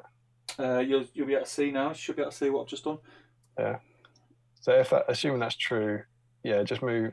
Oh, that is competitive, Phil. That is rancid. All right, so just move Sam and Frodo up a bit, and just then behind the warrior, yeah. Yeah, but make sure there's a gap that he can back away should he lose the fight, please. And can we? I think we can get a Minas Tirith with spear in supporting him. Yes. Cool. And then just move the other guy up as close as possible. Shall I leave him sort of defending Frodo kind of thing? Yeah, something like that. Yeah. And then I think I'm just going to charge. It looks like I'm charging 2 warriors of Minas Tirith. Yeah, it'll be into 1 orc and then 1 into the other orc, and then you'll get to choose your spear support, I think. Yeah, it'll be a 2v2 and a 1v1 again. Lovely. Okay. Still got 76 people watching, so they're not immediately turned off by the sewer shenanigans. That's good to know. Yep. Cool. So into the fight phase, I think. Fight phase, yeah. Oh no! Did Frodo move? Frodo moved, yeah. Does he have to move? How far has he moved? About an inch? He's moved about an inch. All right, moving back an inch. I'm going to lob an orc. I'm going to lob a stone at your spear support. Okay. So the spear support over the sewer. So Frodo hits on a 3+ because he hasn't moved. I've got a 1. Could you move him up an inch, please? Jeez. Classic battle stream stuff. Right, so back into the fight phase. So fight phase, my choice of combats. Let's do the. We've actually got 2 of your warriors of Minas Tirith against 1 of my orcs, and I will shield it. Is that by the T-junction? No, this is the one still back by the entrance. Segment, okay. Yeah. So 2 of mine. I'll shield. 6 on a purple. Nice. Oh, 2 5s, no good. So he backs away. 5s. Double 2. Dreadful business. Ooh. And then we'll do the my 2 against your 1. Sure. So I will shield. Yep. I've got a 6. Nice. I get 4 high. So I back away. Mm-hmm. I backed away. So we've got 1 more combat, which is my spearman against your spearman, who is also supported by another spearman. Sure. I've got no shield, so I have to fight. I've got a 6. Nice. I get 5, so he loses the fight. 2 strikes needing 5s, and I get another. So I get a purple 6 this time. I think these dice might be warming up. I did indeed. Yep. So he dies. Lovely stuff. And that is all the combats. Priority really, really is huge in this. Yeah. Yeah. Cool. I've got, I think, my 3rd 2 for priority. Let's see what we get. Well, you're all right because I got a 1. Yes, lad. Yes. So, I've got no. I've killed that spearman. Yeah, there he goes. But I presume it looks to me like I won't be able to explore. Yes, if you roll a 6 and jump across to the side. I'd have to get a 6 though. Seems Yeah. seems like Orc Mischief to me. Mm. And there's no way through the other side. So I think, oh, well, he'll probably get to the other side. It might be useful next turn. Yeah, let's go for it. So we'll have to deal with the control zone first. So can we charge Minis Tirith McGee into the Orc on the edge of the T-junction? Yeah, so you just want to charge that Orc straight off the bat, yeah? Yeah, kind of in front of Sam, so leaving a path past. Yeah, you'll see that coming up, that movement coming up now. And then my Spearman is going to move what looks like about 3 inches to the edge of the sewer and jump. Yeah, so you need to roll a dice. Thank you. And the way you do it is you pick up that little square cube with numbers on it. Yeah. Right, I'm going for it. I'm trusting in the purple. It's a 2. So he's across, but he can't explore. Yeah, he's just on the other side. And then I think we've got enough room to chuck Sam into that combat with the Orc as well. He looks like he'd have enough room. Certainly have, yeah. Yeah. Good stuff. And then can you move Frodo and the Minas Tirith warrior up? Yes. So Frodo can get right up there. Lots of poo jokes about throwing poo. Based on those rolls, I'd like to donate my Battle Streams dice prize from the other week to literally anyone else. The 6s have warmed up, actually, to be fair. And Justin says, sadly, I have to go. Thanks for the great stream. I look forward to the next one. Cool. Take care, man. Take care, man. And then over on the other side, it just looks like we're having the fight for the ages. 2 into 1 and 1 into 2, please. Yeah. Okay. Mm-hmm. That's it. I've got a spearman who I'm not going to move. I'm going to leave him where he is. So you get the choice. Yeah. Cool. So you choose combats, my friend. So let's build up to the slightly more tense one. So I'm going to go for my 2 guys who could be against your 1, but it depends where you put your spear support. I'm going to do my spear support on. So you're doing your 2 guys, yeah? I'll just do 1 and I'll shield. Sure. I've got a 2. Miserable. I'll get 6. So that's shielding, so there's no damage there. Now I've got my 1 against your 2. He's defense 6, isn't it? I've got to try and cut through him a bit, I think. Try and make some progress. I'm going to fight. Yeah. Got a 3. 3, and I get a 2 high. Oh, what a lad! What a lad! He's only done it. 5 to wound. 2. Nonsense. Garbage. Pushing me back, though.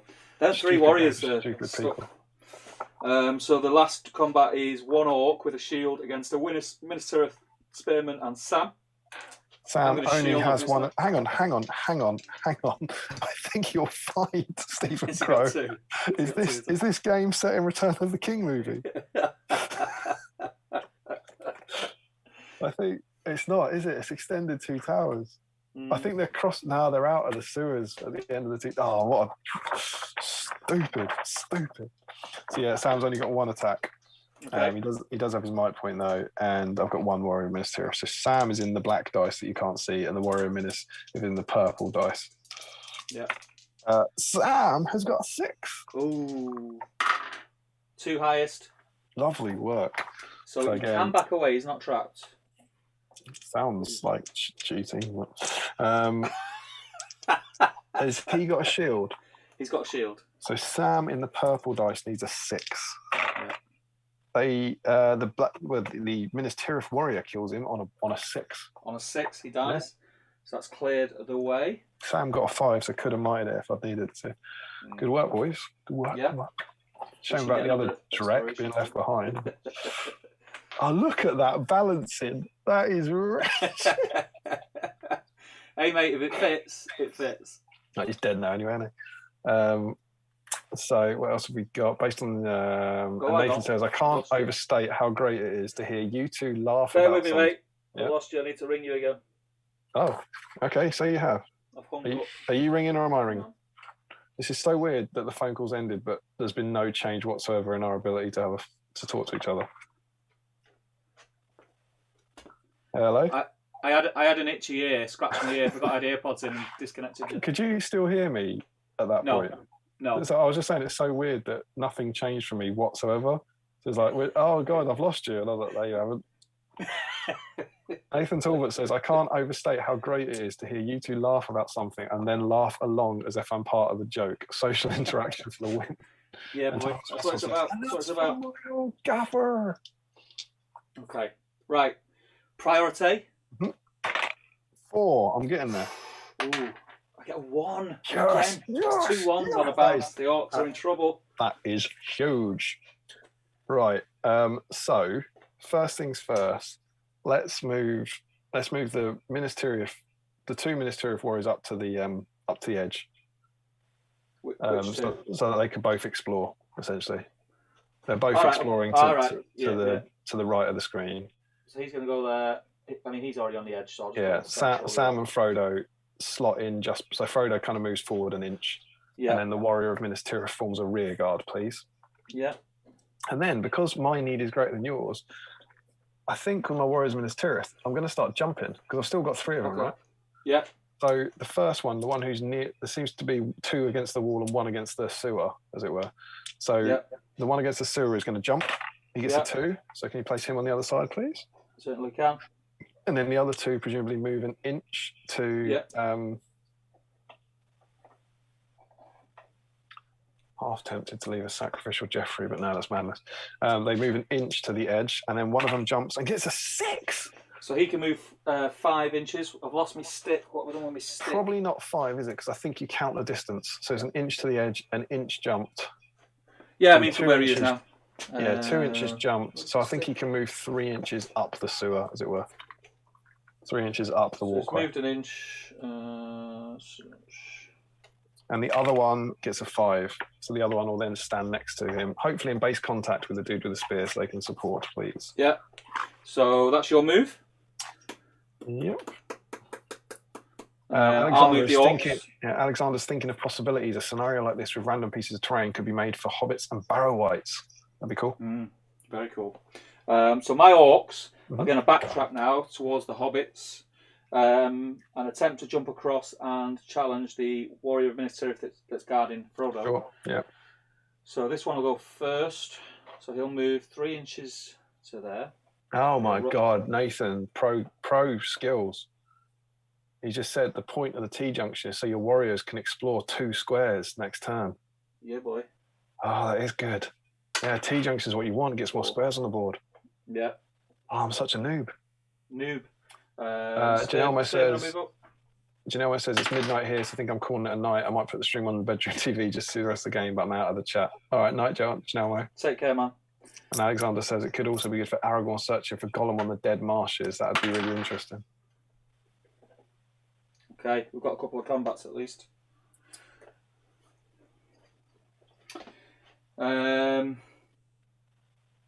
Right.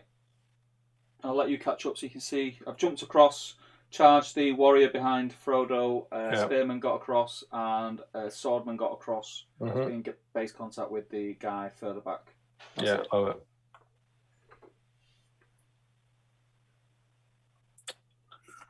Yeah, okay, cool. Yeah, got it. So end of the exploration phase. I obviously only get to do 1 section because I'm an absolute #noob. Put your phone a little bit closer to you if you can, mate. You're a bit muffled. Yeah, is that any better? Hopefully that's. I should be on the I've got a 3, so that is a corner section, please. Corner section. Ooh. Yeah. Dwalin suggests that I should block the orcs from jumping, and then he screams block. Brandon O'Neill has joined saying, "Holler amigos, what's the scenario?" And someone says it's the hobbits wading through shit. Quite frankly. If you can read it in the chat, I can say it on the stream. No, hang on, that's a dreadful thing to put out there. In that case, I will write you these words. Here's a question, which I might have just found a flaw in the design. It's a corner section, but which way does it go? Does it go left or right? Whichever you find most convenient. Yeah, that's probably the best. I don't want it to go off the table. Yeah, absolutely. It reminds me of the you must have seen the Bardic broadcast review of Hero Quest at some point.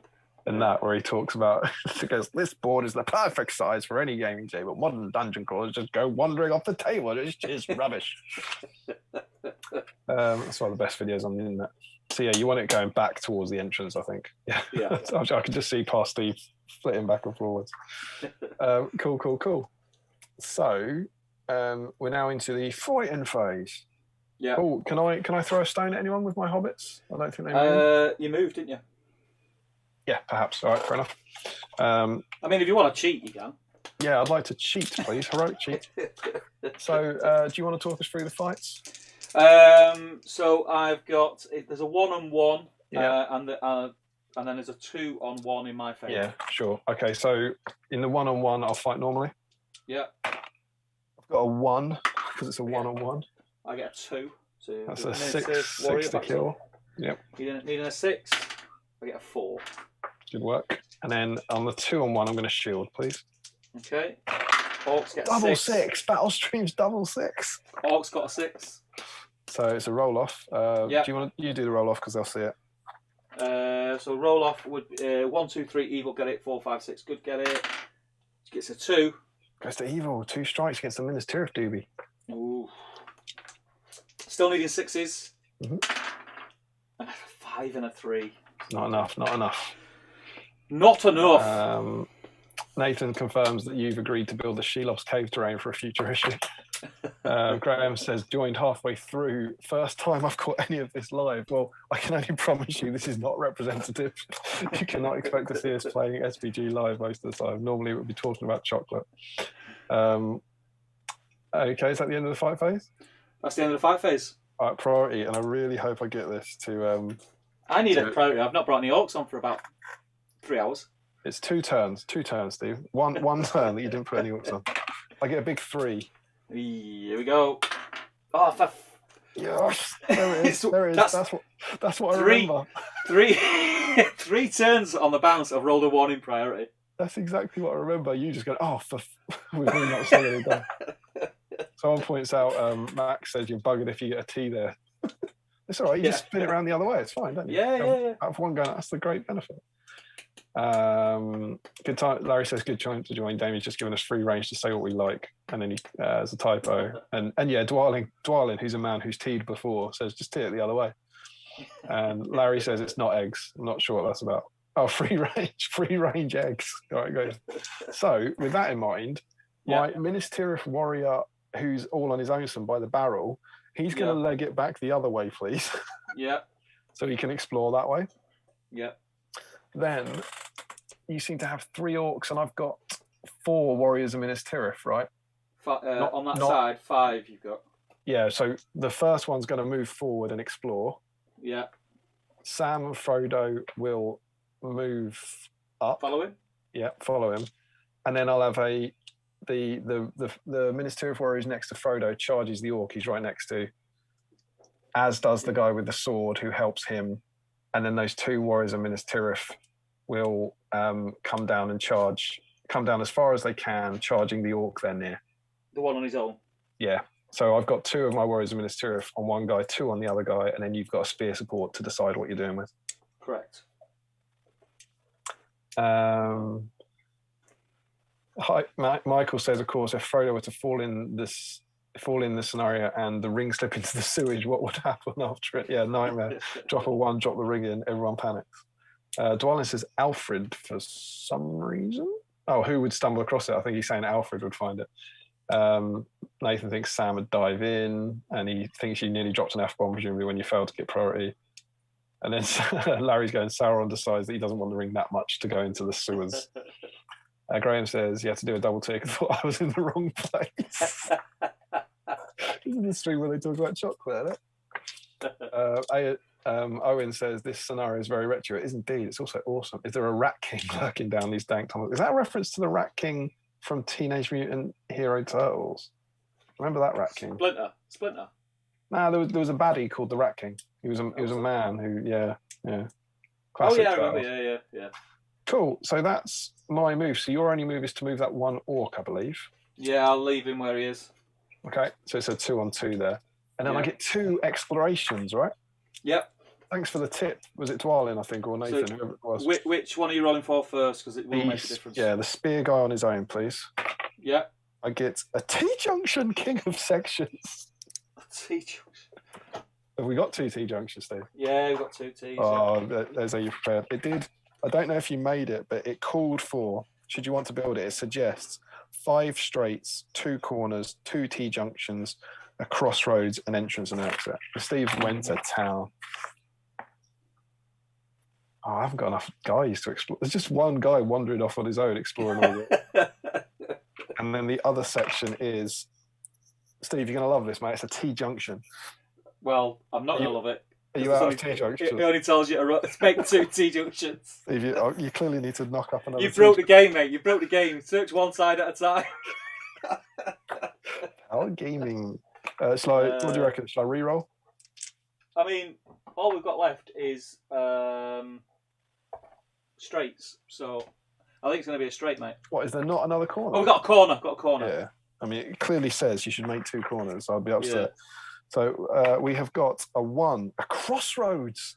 Ooh. It's like a T-junction on crack. But the thing is, it's going to have a dead end in it. You know, like you said, you're not going to have any dead ends. That's fine. That's all right. Put down the crossroads. I like Dwalin, to the last roll, has said use the crossroads and put a bridge over it. So unfortunately, we've already got a crossroads now. Right. It's not the sprawling sewer complex I'd hoped for, is it? It's just very, very compact. Like Constantine. Okay, so that's the exploration phase. So into the fighting phase, right? Yeah. Fighting round the sewers. So that is a nut. What is that? What's that on the corner you've got there? That one looks a bit different on that crossroads. The crossroads. It looks like it almost looks like a book to me, like a red square and a white square. Oh, I think it's just a light in it. It's a box, like a crate. It's the same as the crate that's in the corner. Okay, that's good. So fighting phase, yeah. Yep. Let me just. We're just running away here. Nathan said that Splinter's due to appear shortly. Can we get some new, so it must be the Turtles, I reckon. Can we get some new Battle Streams Dice with Steve's Alpha on the 1? That's the new boss. Larry says it's not a very nice thing to call Steve. I think that's the Rat King. And Dan says there's a Rat King in Maurice and his educated rodents. Nathan confirms that T-Junction is a top tier gaming. Battle Games in Middle-earth says, FYI, I'm really enjoying listening to all this. Cheers, Harry.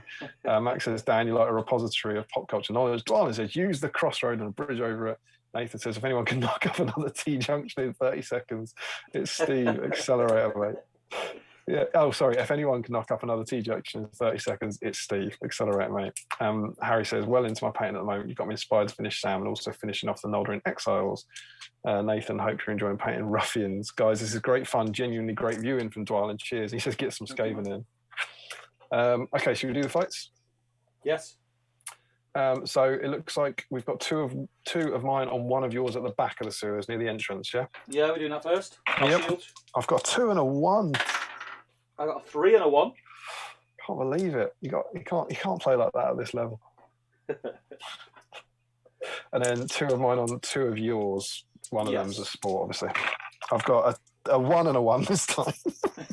I get right. 6 and a 3. So you could kill them both. So they do back off. Needing 2 6s. Yeah. I get 1 6. No, a death. 1 6. And my guys don't come back. No, they don't come back. Hey, that'll do. That'll do. That'll do. That'll do, lads. Right. Let's do this, man. I'm just sending down for room service. see how that goes tonight. We've got. Yeah, Don says it's great viewing. Alexander says, please send me a photo or scan of the rules for this scenario. I'll try and rewrite it for Aragorn and the Gollum thing. And Max Manor says, making terrain, making models, and fighting round the sewers. It's in, Alex, it's in issue 25 of it. I'll see what I can do in terms of photos. Whatever, it's highly likely, I would say, these magazines, because I think the copyright's up on them now anyway, I think it's highly likely you will find them online anyway. Yeah. Issue 25. You'll find a decent PDF of them. Yeah. I've got a feeling they're on. What's that thing you can sign up to that you pay monthly and you can just download any book PDF? What's it called? Stolenbooks.com, I think. No, it's a legit one. It was connected to Amazon. Sorry? I can't remember the name of it. If I remember it, I'll pop it in the chat and the Great British Hobby. Dwalin has written the ominous phrase, Sam and Frodo need to jump. and I think he sounds very excited about it. Nathan's just finished his Rise of Rohan. Sam is mostly based on Wash. It's been a good night even before I ate my double decker. When you've had a good night and there's still a double decker to come, you're all right. So the big priority roll, right? Yep. Scribed is what you're thinking of. Steve, you're going to enjoy this, mate. Oh, it's not a 6. It's a 1, mate. Ooh. Orcs' filth is coming. I can't lose, so I get to roll to bring them on. Yeah. So it's a D3. So what do we get? Oh, It's so fun. It's so much funnier for me because I can't see the dice. They can see the dice. I just get the audio. Oh, so it's a 1. So I get to bring 1 dice. One orc on. One precious orc. Where do I want him though? Larry's asking Harry if he got enough ruffians in the end for Harry's awesome community project to build and paint 150 ruffians for what's their future event? I'm not sure if he said what it's for. There we go. Owen says, might just be me, but there seems to be a lack of underground scenarios in Middle Earth. Great job, guys. Inspiring for a large board, maybe. Congrats, Steve. Nathan says... Scribes, that's it. Yep. Told you that. Nathan's obviously sent Harry some ruffians, so he's telling him to get to work. Everyone in the world knows that it's scribed. Aaron's kindly agreed to send Alexander the scenario, so wonderful. And there's another offer. And Harry thinks he may have enough ruffians. It's based on a few people who've asked for a huge number of ruffians painted in Lord of the Rings. I hope for more wacky schemes. Great, Myers. Crispin is in. He says, loving the game. Agree with earlier comments as I'm finding myself laughing along with you both. Isn't that the loveliest thing? It's lovely, lovely. And yeah, Nathan says if you just muted your audio, you could claim you rolled a 6. He'd never get away with it. Oh, for fuck. What'd you get, Steve? I got 6. Cool. So, where have I seen Orky? Where is he? So I've popped him on the new T-junction that came. So that lonely Minister of Warrior who's wandering off on his own. Yeah. I've blocked him off. I can't see him. Unless he's about to come. Hang on. Oh, this is like one of those movies where Steve started looping it because he's doctoring his dice behind. Well, I've got my M50 plugged in, and there is a way to stop it going on standby, but I couldn't work it out in a small time frame that we did. So every half an hour, Emma Roburn is here with a beer for Dame. Hey, Mama. You're only allowed to watch one episode. One episode, all right. But it's not the episode that's queued up. I presume you're watching this. Live bat rep, Frodo and Sam exploring the sewers of Osgiliath. Steve's made this, and she's mouthing wow. No one can see because the camera's off, but I can see it. Steve says he can see it. He can see it. He can hear you. Let me know when I can. You can cook, Emma. He wants to know next time you'll be on ICAM. You can cook. You just get to a room. That'd be super. Thanks for the beer. Love you. You're welcome. But yeah, one episode. Mm-hmm. Do you want to take that one down? You're not going there. All right. Love you.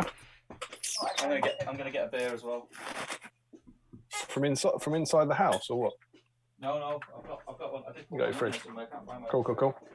While he's doing that, Harry confirms he did say it was Throne of Skulls. He's doing the things for Crispin. I think that must be a typo. He's just confirming it is Ace, the scenario, which is great news.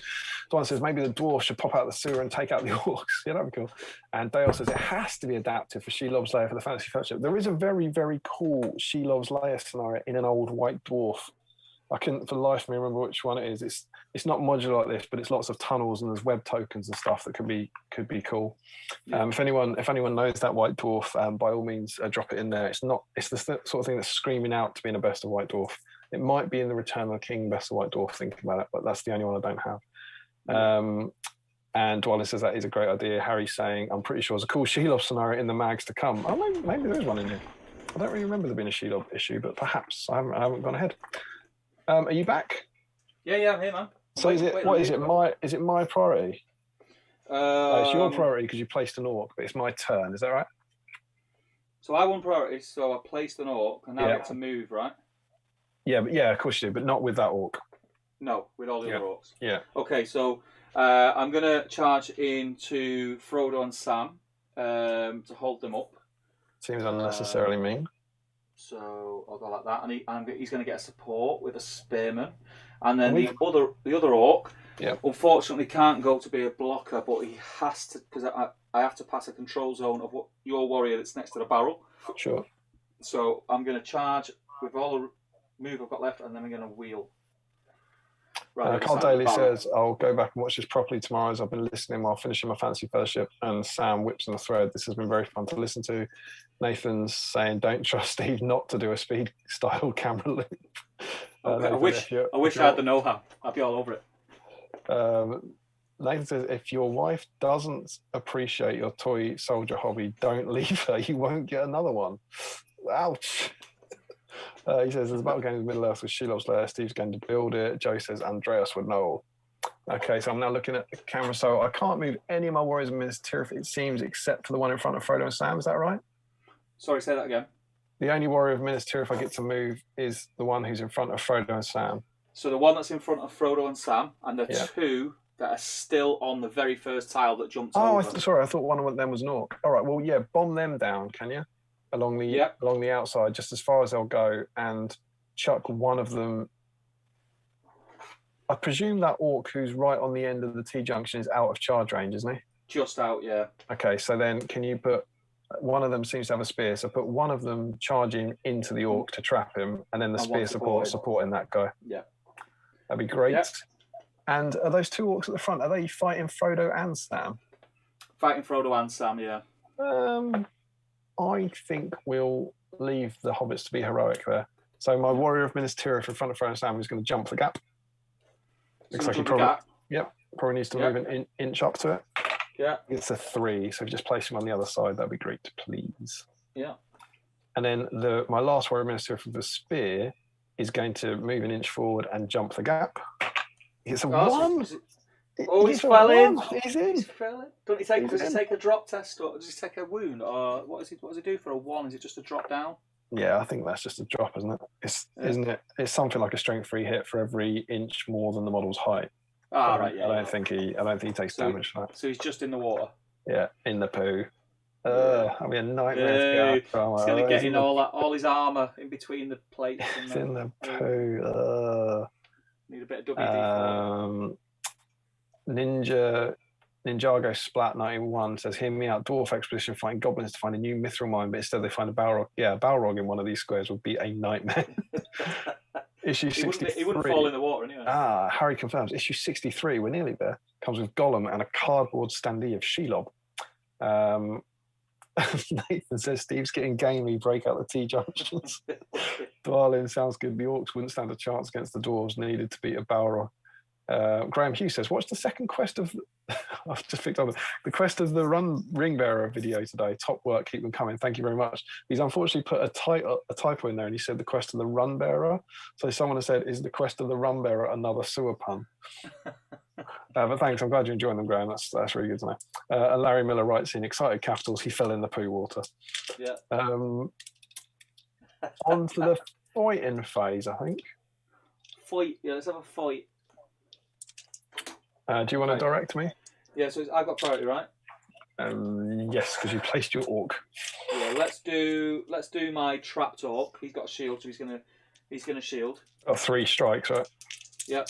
Surely, boys. 6. I got 5. Yeah, boy. Classic rattle strings. So they back away. Unbelievable. Be sure to join our Patreon scheme to win some of these fantastic dice.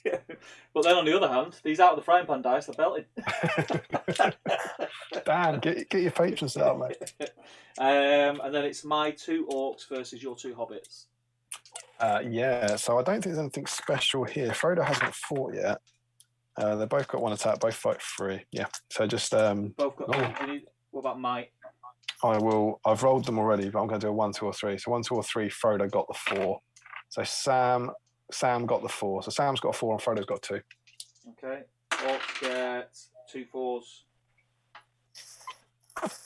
I said Sam got the 4, didn't I? Yeah. Roll off? Yeah, I could use a might.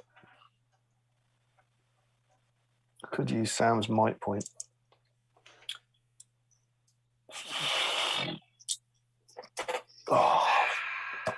I don't know, mate. Yeah, two strikes against my hobbits, because you'll probably go for Sam is a bit wretched. Sam's going to use his only might point and get a 5 to win. Has that orc who's fighting them got a shield? He certainly has. So Sam. It's not my first rodeo, my friend. Sam will need a 6 on the purple dice that you can't see, and Frodo will need a 5 on the black dice that you can't see. Oh, 5 on the black dice. Nice. Takes him out. Nathan Talbot went with Dinglebull Brown for Sam sausages, probably a Scrag, then Deathclaw Brown highlight. Darwin says, and Larry Miller says the video has earned a like, presumably because of the poo water. In the poo from Damian, don't you live in Twickenham post rugby? You must wade through it. I try not to go outside when there's rugby on. Dwalin says losing viewers since he fell in the poo. Still got 65 people watching though. And Dan says those are the special demo dice, never to be repeated. There may be other dice in the future. And Al says, oh no, this looks so much fun. There goes this month's wages. What, on sewers? No, because Al was the one who was saying he was trying not to be tempted by Middle Earth. Oh, right. Well, there you go. Yeah. There you go. And this is just a snippet, Al. This is just a So snippet. maybe we shouldn't be looking for Who Buys Sam. We should be looking for Who Buys the starter set. Cool. So that's the end of the fighting phase. Yeah. We're into priority. And if we get one more section, we then do start rolling to see if we find the exit. Yeah. I got a 4. It's not bad. 4, it's good. And he will get a 6, mate. These out of the frying pan dice are belting. So what I'm going to do at this stage, because it's all got a bit too much for me, and I'm 3 hours into the stream, I need a wee. So yeah, you roll your orcs and place your orcs, and then I'll come back. Yeah, no problem. Right, so I'll roll for some orcs. Right, so it's a D3. I get a 1. So I get 1 orc. I want him to stop exploring, so it makes complete sense to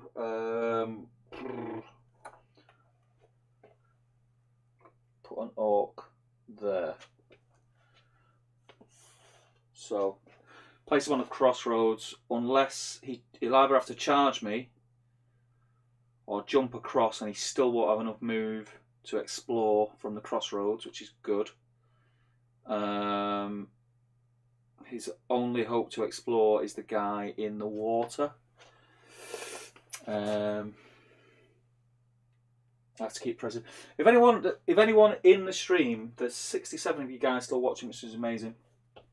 If any of you guys in the stream own a Canon M50 and use it plugged into a computer via a cam link, know how to stop it sort of going in standby mode, that would be amazing. Is it just the settings? I had a quick look prior to the stream but couldn't work it out. It's really annoying. So do let us know in the chat if you find that I'm saying I'm moving stuff and you don't see anything moving. Because when it goes in standby, my streaming software, it doesn't go off. It holds at the last image as it goes on standby. If that makes sense. But yeah, but this is, you know what, I'm really enjoying this. I can't remember I think the last time I played the game was the last thing we did on here. So this is great. Let's have a look in the chat. Where were we? I think where Dan was saying special dice here. I'll be building a sewer, says Dwalin. Nathan says, has Steve finished the sewers? The trenches need more lumps. And then Dwalin says, especially since you can play it remotely. I'm back. Yeah, you're back. I just popped over to the Zoom call because I had to mute on the way out, and there's a lovely shot of your bum on the Zoom call. I'm going to open some nuts, mate. Therefore. Right, so I rolled a 1, so I've got 1 orc. Oh, there's you can probably see now. I placed him on the crossroads just to be really awkward. Classic Crow. Well, I'm running out of tiles, mate. I've got to stop you exploring. I think you should. Didn't build enough. What I would suggest, if anyone does decide to build it using the examples in that magazine, is make 1 extra crossroads and 1 extra T-junction. Yeah. Because if you get caught up at the beginning, like we did with the Minotaur Forest, yeah, because you're supposed to recycle them. Yeah, so that's the point. They suggest recycling them. It's cool though, man. It looks awesome. Okay. So it's your I don't know. What have you moved your orcs? It's your priority. They don't look like they're in combat. Oh, yeah, I've got a river mana. I don't know how many comments. Did you see Dwalin saying that he is going to be building a sewer? Yeah. Nathan, has Steve finished the sewers? The trenches need more lumps. That's upsetting. And Dwalin says, especially since you can play it remotely. Yeah, we found Dan and Stu on the Out of the Frying Pan podcast. Are you guys to talk to? They've done loads of remote small scenarios, but they do work.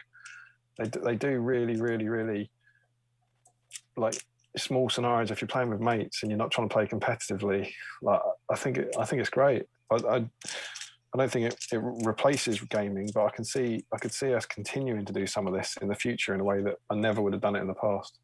Yeah. Quick question, Damian, because I'm very rusty. Your guy that's in the sewer, can I charge him from the platform? Is that classed as like a barrier? So you have to use in the ways. No,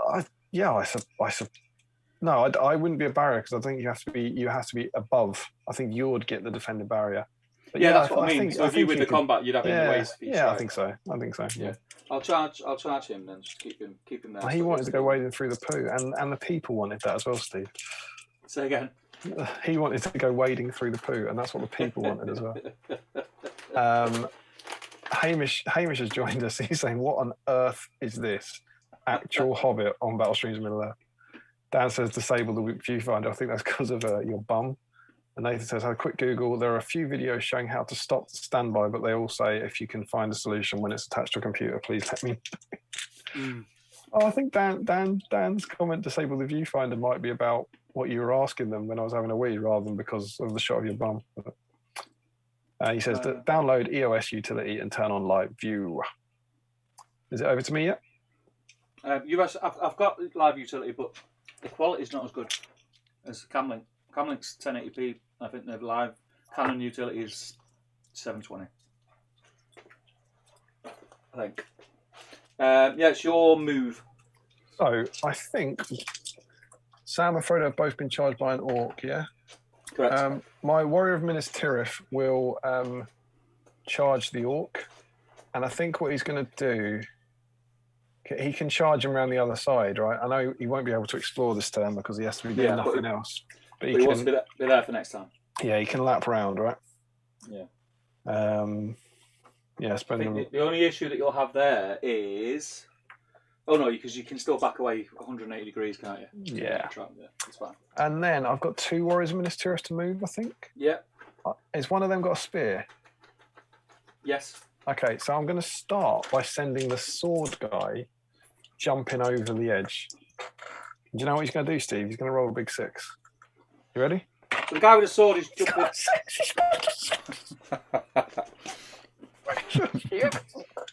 So yeah, it looks like he moves like an inch up, an inch over, an inch on. So it's probably 3 inches to jump, and then 3 inches running down the other side of the sewer, please.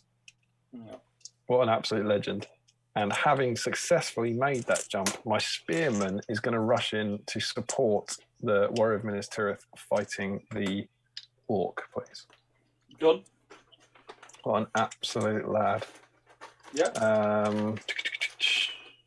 Harry says he's finished his SAM model, which before the stream started, I genuinely didn't think I was going to bother with. Glad I have. Classic battle stream. Thanks, Harry. It's awesome to hear.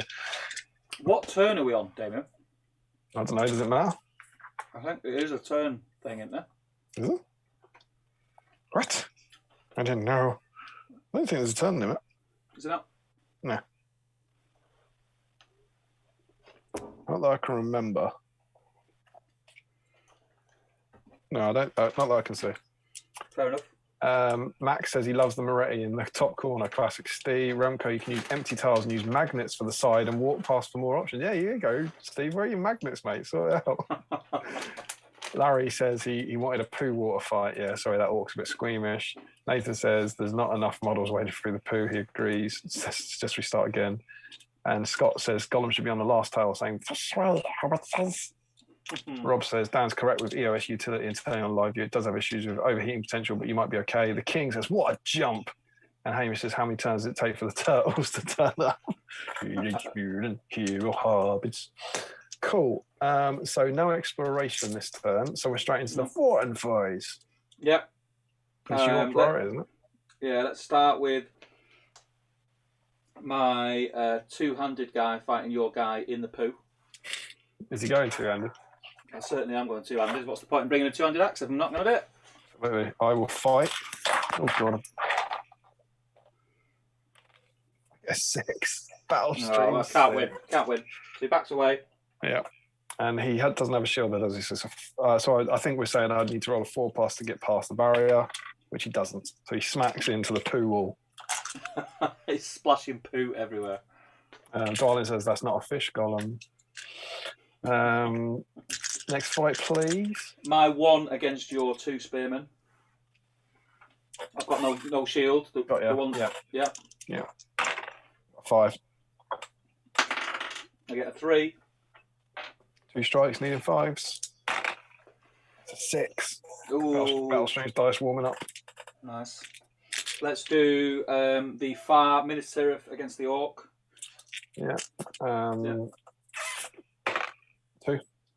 What'd you get? A 2. I needed that one. Oh, cock dice. Is that the first remote cock dice? 3. Oh no, I needed that dude. So you back away. Needing a 6. Yep. I get a 1. Whew. Hamish says he'd be worried if your poo's that green colour. This is just dreadful business, isn't it? We should have done this in a charming, clean waterway, underground waterway.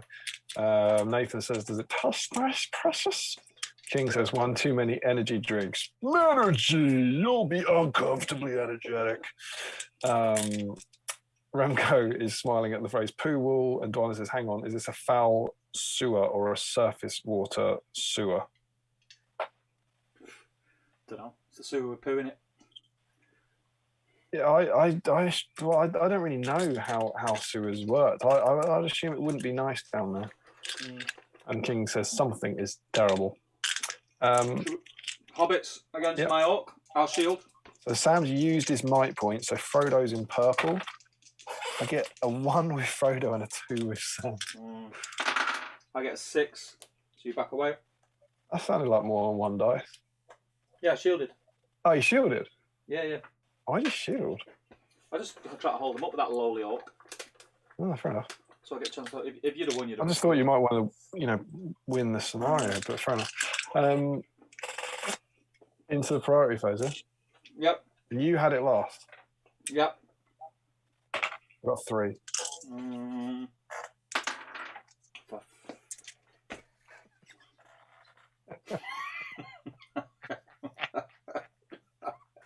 I remember it making me this happy last time, whatever the scenario was. It's just beautiful. It wouldn't be nearly as enjoyable if I saw the dice. What'd you roll, Steve? A 1. So, I still don't think I'll be able to explore unless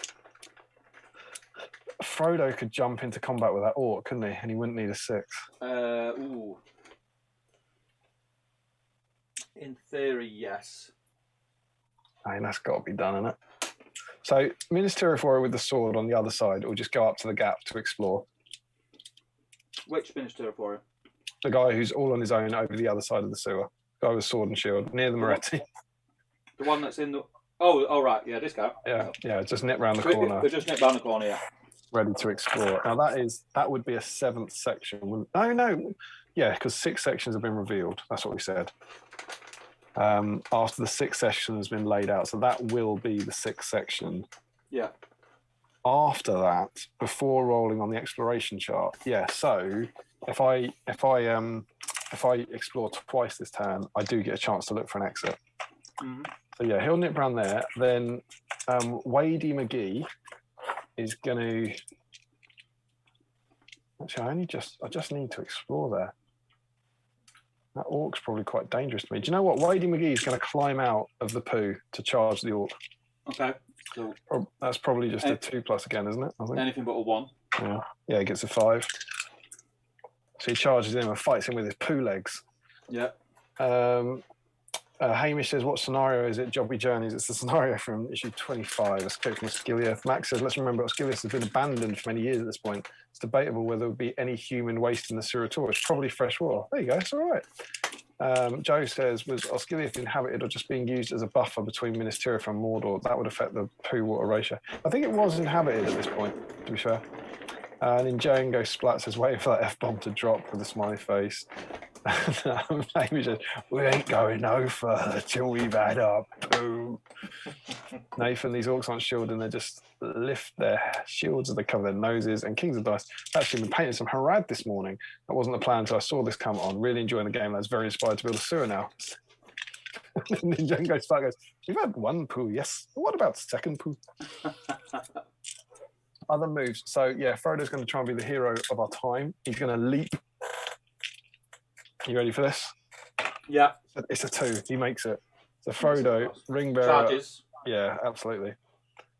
Which then allows Speary McGee to go up and explore. And then Sam's got to help his master, so he's going to do the same. Looks to me like Sam will have to get a 6 to charge, right? Yes. All right, here it comes. What do you reckon, Steve? Purple or black? Or purple. It's like 5, and he's used his might point. But absolutely, are we sure this isn't set in the Return of the King? No. He is over successfully. And then I think those 2 Warriors of Minas Tirith are just going to do a cheeky Harrison swing. So charge the Orc, but basically where Sam was. Yeah. You know what I mean? So both of them will charge the Orc on that side. Yeah. Okay. Yeah. Done? Yep, that's me. So I've got nothing to move. Max, in reference to the Minas Tirith coming up, says, "Oh God, imagine having to fight that smelly bastard." Rylan says it's inhabited by orcs. I bet they don't use toilets. King says, "Excellent strat." Covered in poo, charges an orc. Does he cane terror? The salted poo is particularly good. Larry thinks it was inhabited because there was all those soldiers there. He says they'd surely make some poo. Hamish reckons orcs just squat wherever they want, like insta poo. And Cam says a brown sunrises poo has been spilled this night. Larry says the orcs that held it, Bozzart and Fazza took it back. Another great jump for Frodo, says the king, and bet the water tastes like ale and stew. So we are into the exploration phase, I believe. Yeah. So I'm going to start with... No T-junctions, please. I'm going to start with Warrior of Minas Tirith out on his own, near the Moretti. Yeah. He rolls a 1. It's a crossroads, Steve. Right, okay, so we're going to have to... Mate, I'm not going up there. Just whack a straight on it. Yeah. You're poor straights. You've used 1 and you've got about 5. Mm. So that is the 6th section that's been laid out, right? Yeah. So now, before rolling on the exploration chart, to represent the chance of stumbling across the exit, if the exit is not found, you roll on the exploration chart as normal. The first time the good player searches for the exit, so on the 7th board section, I need a 6, and then so basically every time I find a section now, I roll a dice first. You see if it's the exit first, yeah. Yeah. Okay. Yeah. It does, mate. It does look really good. It's really, really good. So is it now the exploration? It's just weird that they're not. Why aren't they lining up properly? That's odd. So exploration phase, yeah. Yeah. So I need a big 6. Just have a look at the screen, mate. I'll answer that question that you just asked. Why they don't line up properly?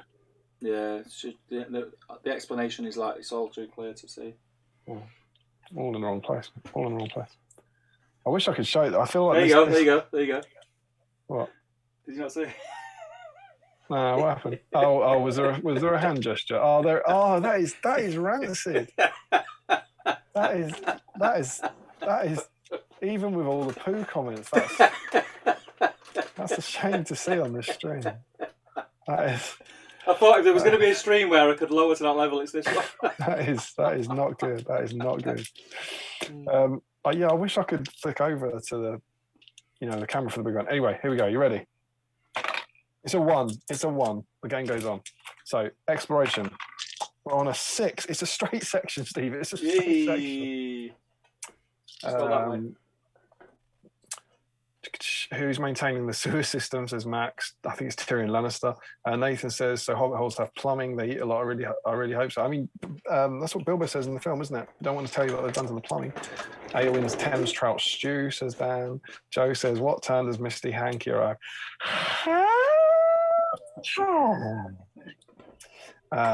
King says some great jokes in the chat here. Hamish says the king was The king, funny way to spell. I think he's saying that when the king says some great jokes in the chat here, he's mistyped a naughty word for great. Dan Closer says they don't fit because of shaky hands. Battle Game says, yeah, Damien will like that in 20 seconds. And Owen says, honestly, lads, this is pure poo. I love it. Julian Hamill says, we jock McPlop. Dan says, oh, have you gone blind, Steve? Nathan, Steve just had to take it too far. Absolutely. Steve should know better. Did you not add a bit cut down to the sides of all the knot edges? Classic Miller comment. Could you not add a bit cut down to all the sides of all the knot edges? I don't know. Steve will work it out. He's a man of science. Max says, imagine the future viewers great bat rep showing about all the poo jokes in the comments. Julian Ham and Frodo Sam in the sewers. It's a dirty job, but someone's got to do it. Okay, so that's the exploration phase. So we're into the fighting phase now, right? Yeah. Cool. Should we start with the Minister guy against the Orc over on their own? The poo Tirith. I'm going to go two-handed because why not? I'll fight. It's a 1. Come on, 1 for Crow. Oh, for flip's sake.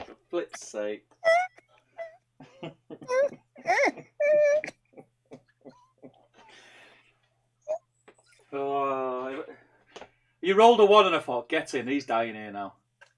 The thing is, no one, not you, nor any of the listeners, will ever understand how glorious it is for me when I just can't hear I can't see the dice. I just see hear the despair. No shield. Dan Costa says, got a humour in here, so I need a 5 to kill him, and he gets a 1. It's a disaster. Nathan, if I take one more step, it'll be the most poo I've ever stepped in. The King says, been fun, lads, although the stream lapsed into background noise. Take care, all. Enjoy your weekend. Take care, man. And there was the effing one again from Remco. So next fight, should we do the 2 Warriors of Minas Tirith against the Orc? Yeah, I'll shield. Got a 5? Got 2 5s, actually. I get 6 and a 5. Ooh, so they back away. Yep. Then we've got Frodo on his own against an Orc. Yeah. 5. 6. Oh no, it's a strike at the ring bearer. I think you should back away towards Sam. That seems thematic. Sam has to move, yeah. So I've got to strike the ring bearer. What do you 5s? 6. Mithril coat, mate. Oh, Mithril coats. I don't know. 3. No wounds for you. And that's it, isn't it? Yep. Oh, on to... I just realised now I absolutely don't want that other warrior minister to find the exit. I need to stop exploring over there. That would be fun, actually. So into priority, right? Yeah. Oh, I've got a 1. Which means I get it, right? That's going to go to you, whatever, I think. So I'll roll for... D3 orcs. Yep. I get 6. Get in! 3 orcs, that's a disaster.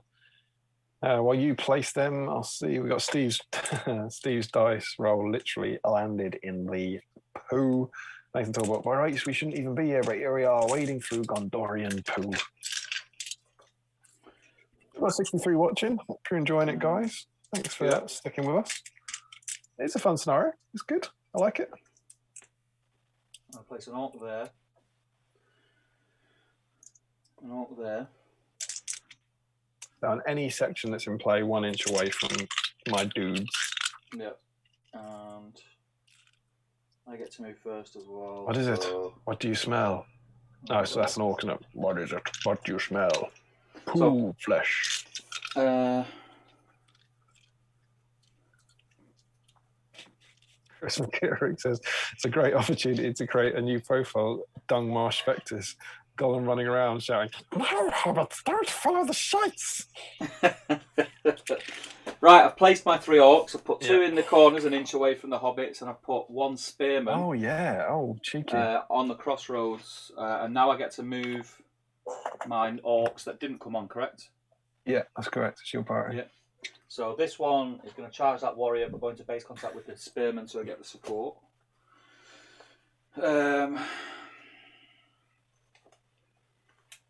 This warrior will tag those 2 warriors there. I think, because I'm behind, is that spearman you put on, is he an inch away from the warriors? I mean, it's Turf dude. It can be if I put him there. Ah. Yeah. So, yeah, they can't be within an inch of a model you play. And then the 2-handed dude, what do I do with him?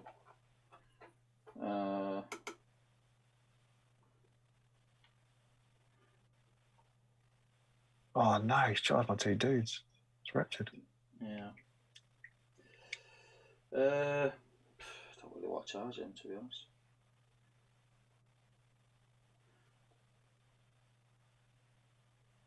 Yeah, he's just going to run up towards the hobbits. Nathan Talbot got 2 accounts in here. We've now got a Nathan Talbot. Not enjoying it. I feel committed now. Too many poo jokes. Dwayne says, that's all for me, guys. Enjoy the rest of the game. I'll catch up the rest tomorrow. Whip thread looks good too. Yeah, I'll get to it. Frodo, I think a servant of the enemy would look fairer and feel foul. Frodo while charging in the poo for the Shire. Nathan says, what happens to the previous SPG boards? Will we see them again somewhere? Are you waiting on me to move at the moment, Steve, or are you still? No, I'm picking nuts up off the floor.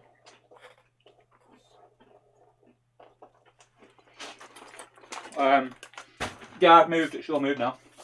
All right, so can you just confirm for me, is the warrior of Minas Tirith, if he's out on his own with the sword, is he 6 inches away from that orc? Could he, if he does spectacular jump, could he make it in and trap that guy? You mean to the orc that's in combat with the 2 warriors? Yeah. If he rolls a 6, he'll make it. Wicked. Go for it. Running, screaming, jump of glory. You ready? Yeah. It's a 1. He's in the poo. So he's in the poo, yeah. Yeah. The other warrior of Minas Tirith with the spear, who was in the poo. Yeah, who was in the poo, will, I think, just run along. So just chasing the orcs. Yep. As far as he can. Frodo and Sam are going to charge into that orc with a spear doesn't have a shield, right? The one is straight in front of them. Right, so they'll both charge into him, please. Okay, I'm just going to fiddle with the camera a bit because there's no action over that side now, so it's pointless having that on shot and let people see a bit more of what's going on. Give Nathan, to answer Nathan's question, they're all over the place. So as an Albazar has been used we use it at Seven Stones a fair bit. It's in all the other magazines. We always use the rocks and the hills and the cliffs in the background. So if you look through every other issue, you'll always see as an Albazar. It just won't look like as an Albazar. Dol Guldur is currently in Tom's attic. We've used that at Seven Stones again. We've played it over it a fair few times. Rohan is still at the photo studio because we're going to be using it again. The Mirkwood board is in the top table gaming studio. We passed that on to them. Yeah. And the Rohan stuff from Rick is ready to be photographed. So we try and basically the Stone Giants stuff. That's not Rick's, but the Stone Giants board went to the Rotterdam White Scars. So it's crossed the sea to go to them. So we try and make sure that the boards, as much as possible, go to the community in some way. Like keep being used. That's our goal. All right. Yep. We used just as a point out, we used the Mirkwood board in the Tariel battle report. Table. Yeah. That was very cool. Good, very good battle cool. report. Django Splat says, "This is poo. You've seen it before, haven't you, Gollum?" No, it says Gandalf, "When in doubt, always follow your nose." Oh, Nathan confirms he's watching on his iPad and commenting on his phone. And Nathan says, "I'm servant of the secret poo, wielder of the flame of jobbies. Your bowels cannot pass." We're into the fight phase. Correct. You're going to enjoy this. Yeah. Frodo is going to call a heroic combat. Ooh, brave. Yeah, boy. So he's with Sam in just on the spearman, right? Yeah, that's the plan. Okay. So we obviously start with that one. Yeah. So I've got 2. That's your target? That's Frodo down to 2, Mike, by the way. Frodo's in purple. Oh, it's a 3 highest. Oh, come on, spearman. It's a 3. It's a 3. Yeah, it's a roll off. Unless no, I'm committed. I'm committed. It's another might point, please. Oh, 2 might on this heroic. Yeah, but they both need 5s. Frodo's in purple. Sam, big 6 from Sam. Big 6 from Sam. He's dead. Yeah, and send them both into the orc fight and the Minister of guys, please. So trap him. Trappy Trapson. Yep. Yep. So we've got 2 fights left. Yep. So we've got 1 orc with a shield against 2 of your warriors. Yep. I'll fight that one. You want to do that one now? Yep. I will shield. Okay. Yep. Got 5. 2 1s, snake eyes. So he's got a shield, so 5s to kill him. Takes him out with a big purple 6. Ooh. And then the trapped orc, he'll shield. I'll give you a target of Frodo 5. is in purple. I know, Frodo better be in black because I'm out of purple. Frodo's in black. I've got a triple 1. Ooh, so he bats them off. Oh, man. I was willing to spend 2 might to kill both of those. Take them out. We've got a funny scenario here. So Sam, to back away in a full inch, will end up in the shit. It looks to me, Stephen Crow, like I reckon you could balance him on that corner in a crow style. Do you reckon? Bearing in mind, if he can't, a full inch. So if you look how much of it's left, that means this side of his base is where the end of the base will be. He won't hang on. If he won't balance, put him in the poo. He's in the poo. It's what the people want. He's in the poo. Sam's in the poo. Hamish Gentle. Sam, no, that's not a potato. Not a poo. Hamish appreciates the Shane Ward nod, which is nice to see. Nathan says, great to hear the balls go out of the community, but bloody hell, I'm only on Mag 5, so spoilers. There's no stone giants. Don't worry about it. Larry Riller, so much poo. What can men do against such reckless shite?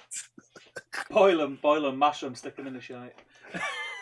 Would he again? Is that falling damage? I don't think that's falling damage. If anyone wants to correct me and say it's falling damage in the chat, we'll do it. The top of his head is slightly above flag level. So it's less than his height, but by all means.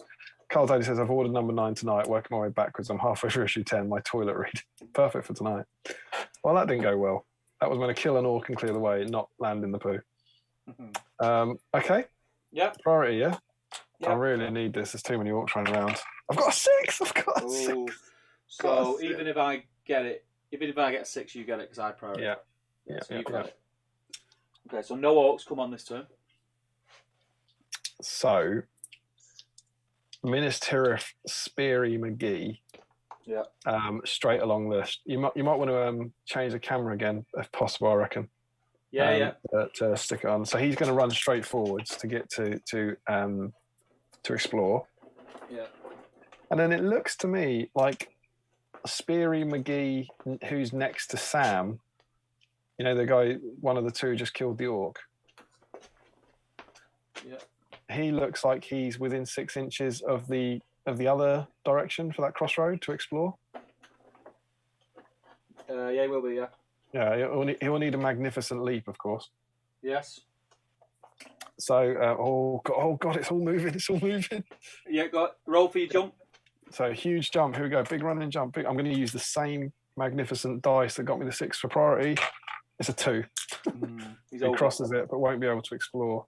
And I'm guessing there's not really the room for the other guy to get over there, is there? No, because the box is a crate, yeah. Power gaming, building your crates in, I see. Just, playing the game. So, however, the other Minas Tirith dude can perform a key blocking action. So he's going to leap across to either have a control zone to stop the orc running past him or charge the orc. Okay? Yeah. He gets a 2. So he's across. Does he just want to go directly across towards Frodo then? Is that what you're saying? Yeah, essentially, yeah. That'd be great. Frodo will then... So Sam can now... Let's just see what people have said, by the way. I'll catch up. So Dan says splash damage, surely. You can, I can, we can, they can cook. Just took a turn there, Steve. I think that's the poo potatoes. Won't be eating anything of yours ever. Harry says, Sam, boil him, mash him, stick him in the poo. Nathan, glad I'm not painting Gandalf the White. I just sprayed red wine over my painting table at Steve's. That's not a potato comment. Michael Curtis says, Sam's waiting for his rope more than ever. Frederick is also, I think he hadn't seen Harry's, but boil and mash him, stick him in a poo. Green Tree says, hello, peoples. I joined a bit late. What's happening? Welcome, man. Poo? Joe Achille, I can, you can poo. Nathan says, I miss toilet reads. Roddy One, toilet households. Hamish says, they're having a poo fight. Remco, Battle Streams of Middle Earth got a different meaning today. Ashley, Sam's falls cushioned by, well, we all know the drill. Dan, you can still do it, Nathan. Just sink back through the door for them to use the, shout back through the door for them to use the sink. Battle games, on falling, you only suffer damage if the fall is greater than your own height. So Sam is safe, though perhaps feeling a bit queasy. And the real question is, should hobbits take a swim test in the poo water? No, it counts as difficult terrain. Hamish, but nothing will breach poo.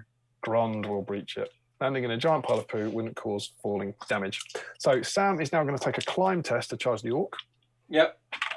He gets a 6. Oh, nice. So can you charge him? Is there any way of Sam and Frodo? There's no way of trapping him, is there? I reckon with Sam and Frodo, because there's about an inch between him and the corner. No.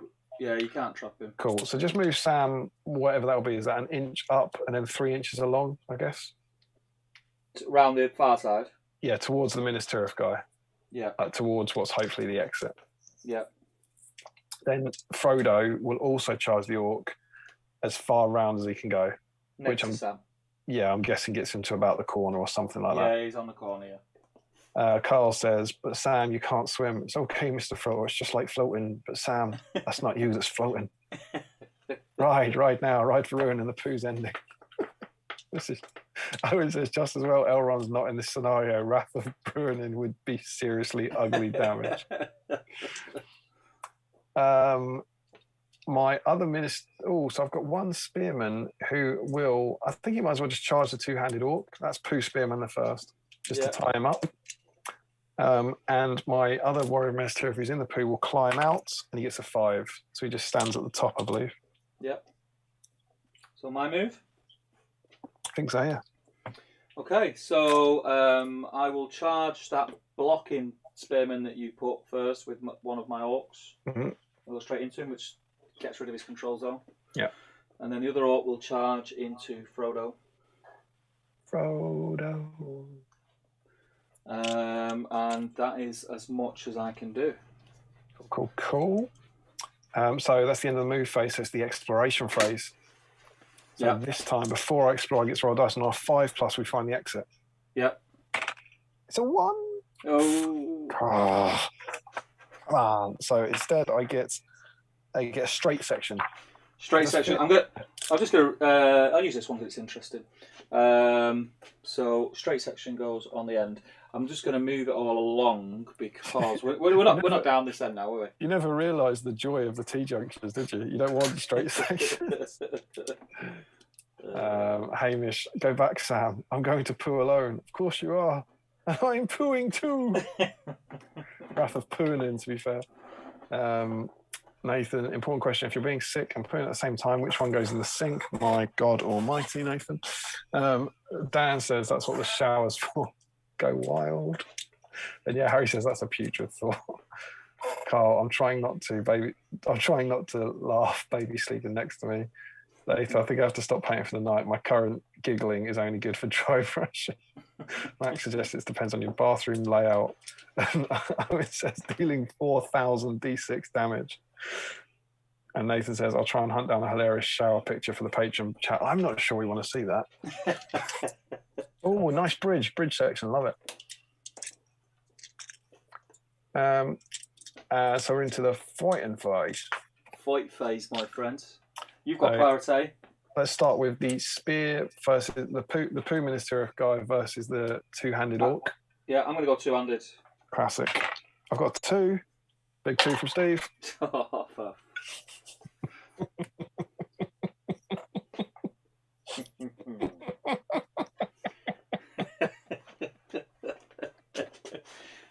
It's grim, mate. It's grim.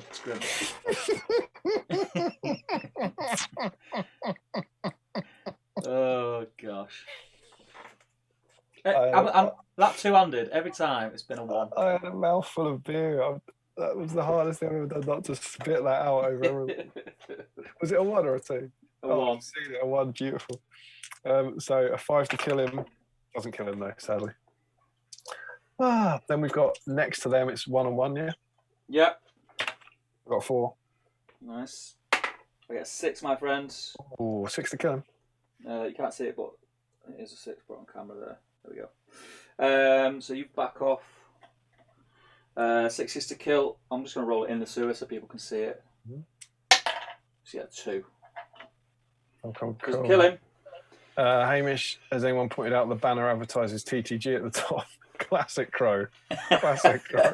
That doesn't normally. I thought you changed that. You rancid traitor. Well, this is. I'm using the different one to what I normally use because I got rid of Restream. I think you did change it, didn't you?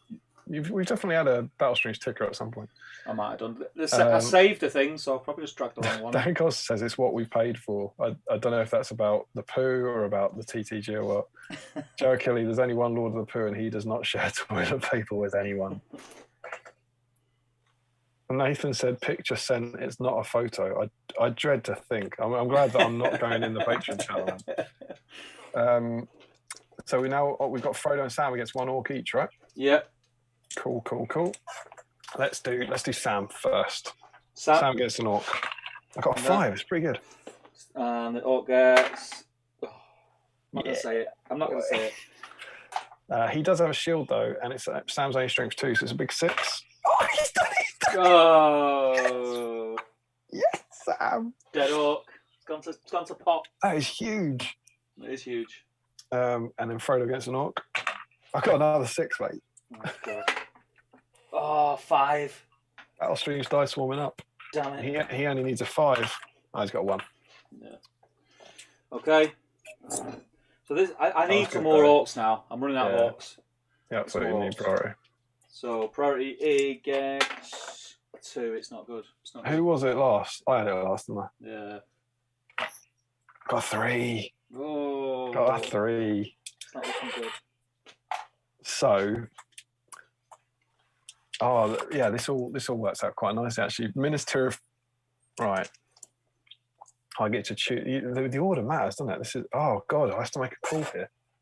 So, yeah, I'll bank on that one, I suppose. So, Minister of Warrior next to the box just walks up to be ready to explore. Yep. Minister of Warrior with the spear walks up ready to explore. Yep. Frodo and Sam leg it after him.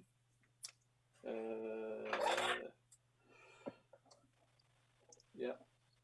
Warrior of Minas Tirith near Frodo and Sam then charges into the orc round the corner. Yeah, so he should be like next to Frodo, I suppose, or something. Yeah, I know what you mean. So just wheels round, yeah. And then that's an orc who was behind him next to the crate, isn't it? Yeah. So my Warrior of Minas Tirith with the spear, the first poo one, will charge the 2-handed guy because they've been, they've been battling for the whole game. Yeah. And then my orc just keeps backing away because you see. Then it looks like my Warrior of Minas Tirith with the shield, who's my last guy, it looks like he's within 6 inches of that only unengaged orc to me. Is that right? If he makes the jump test. Yeah, obviously with a 6, yeah? Yeah. Oh, come on then. Big 6. Oh, it's a 4. So he still can charge, he still can get across. Yeah, he just can't keep moving. Yeah, so he charges into him, blocking him. Yeah, of course. Yeah. Okay, so obviously I've got nothing to move. So you've got this search. Yeah, so I'm on to a 4+ now, right? Yeah, I'm gonna. There's these ones on this side now. You're not gonna come back across here, are you? I may as well remove these. I might just to mess with you. I'll remove them. Yeah. Because I'll just get everything in shot. So I'm going to start, even though it's a 4+, it's still less likely. I'm going to start with the Minas Tirith Warrior near the box. Yes. Okay? So on a 4+, he finds the exit. Yeah. It's a 3. Oh. Good lad. That's what we want. That's what we need. And he finds a corner, please. A corner. Oh, we do have a corner available now. Yeah, we've got a corner somewhere. There it is. Hamish says, surprise, Larry hadn't pointed out the ticker. Carl says, the Sauron is the one that made us leave last year in lockdown 1. Made us leave last year. Not sure what that means, I'm afraid, Carl. Hamish says, that one's for the Shire and my old gaffer. James Hogg, there are fouler things than orcs in the deep places of the world. Awesome board, Steve. It's been a while since someone said how great this looks rather than just making a poo comment, so well done, Steve. Nathan Thornbert, a few days ago, Steve was worried he'd painted in too much light. We've now learned that anything more than darkness was too much light. And Al says, MESPG is all about fighting in poo and poo jokes. I'm in! Nathan says, yeah, pretty much. Michael Haskell, fading fast with wine, but don't want to go to sleep with Frodo and Sam. Chill, trying to find their way out of Osgiliath. Decades, centuries of filth. Nathan says, what of the White Wizard? I will flush him. Oh, what kind of wretched human sends the corner going back into what would have been Yeah, boy. Yeah, boy. That is rancid. So here it comes then, the big roll, yeah? Yeah. This is to find the exit on a 3+. It's a 3! He's done it. We found the exit. We have found the exit. So I believe the exit should have like a ladder at the end. Is that right, Steve? Did we build that? There's no ladder there. It's just There's no ladder. Nah, it's just a dead end. It's like the opposite of what we're after. So there should, like, the back of it essentially is meant to be a ladder. If you, if you put some effort into your scenery build, it's like, not everyone does. And so Frodo manages to move off the designated edge. So I guess he'd have to move up that ladder. Yeah, just up past the wall. Yeah. Yeah. Cool. Nathan said, Frederick said, Steve built a really cool poo board. There we go. And that's the end of the move face. We're into the fight and forge. Yeah. So your choice. So we've only got 2 fights, I think. 3 fights. Oh yeah, sorry, I didn't see my sneaky guy. So let's start with sneaky guy at the corner. Against the two-handed? Near Frodo and Sam. Near Frodo and Sam. Okay. Yeah, I'll fight normal. Got 5. I get a 3. 5 to kill. Has he got a shield? He's got a shield. It doesn't matter. Defense 5. 5 to kill him. He gets a 1, so he survives. That could be crucial. Next normal one. Yep. 1 1. I get a 4. I get a 4. Oh, it's roll off. You want to do it so people can see? 1, 2, 3's to me. It's a 4. Goes to me. Again, 5 to kill him, and he doesn't kill him again. So two-handed. It's the big fight. I'm going two-handed again. I'm going two-handed. Oh, yeah, you got it. I got 3. Come on. No, it's a 2. 5 to kill him. He can't kill him again. Oh, God. Just backs him away towards Frodo Sam. So we get into priority. Steve could really use some orcs here. Yeah, I could do with 3 orcs just to come in at the exit now. I had it last though, right? Yeah. Oh, can we just stop and applaud the fact Larry Miller has just finished the last of the stream vodka? I think Larry's been drinking that bottle of vodka for about a year. Congrats, Steve. Poo board. Harry tells Michael to hold strong. I'm sure there's more wine to be had. Larry says non. Yeah, then he refers to that as a non-poo related comment. And Nathan says my second bottle of red is empty. Is this the end of all things? So priority, yeah. Yeah, priority. I've got a 6, mate. Oh, for friggin' hell's sake! You can take it on a 6, though. You can take it on a 6. Out the frying pan dice. Of course. Come on. Oh, I've seen it, but it's a 4. So there's still a chance of orcs attacking from the front. So I think just Minas Tirith. Actually, start with Frodo and Sam. Move them towards the exit. 4 inches towards the exit.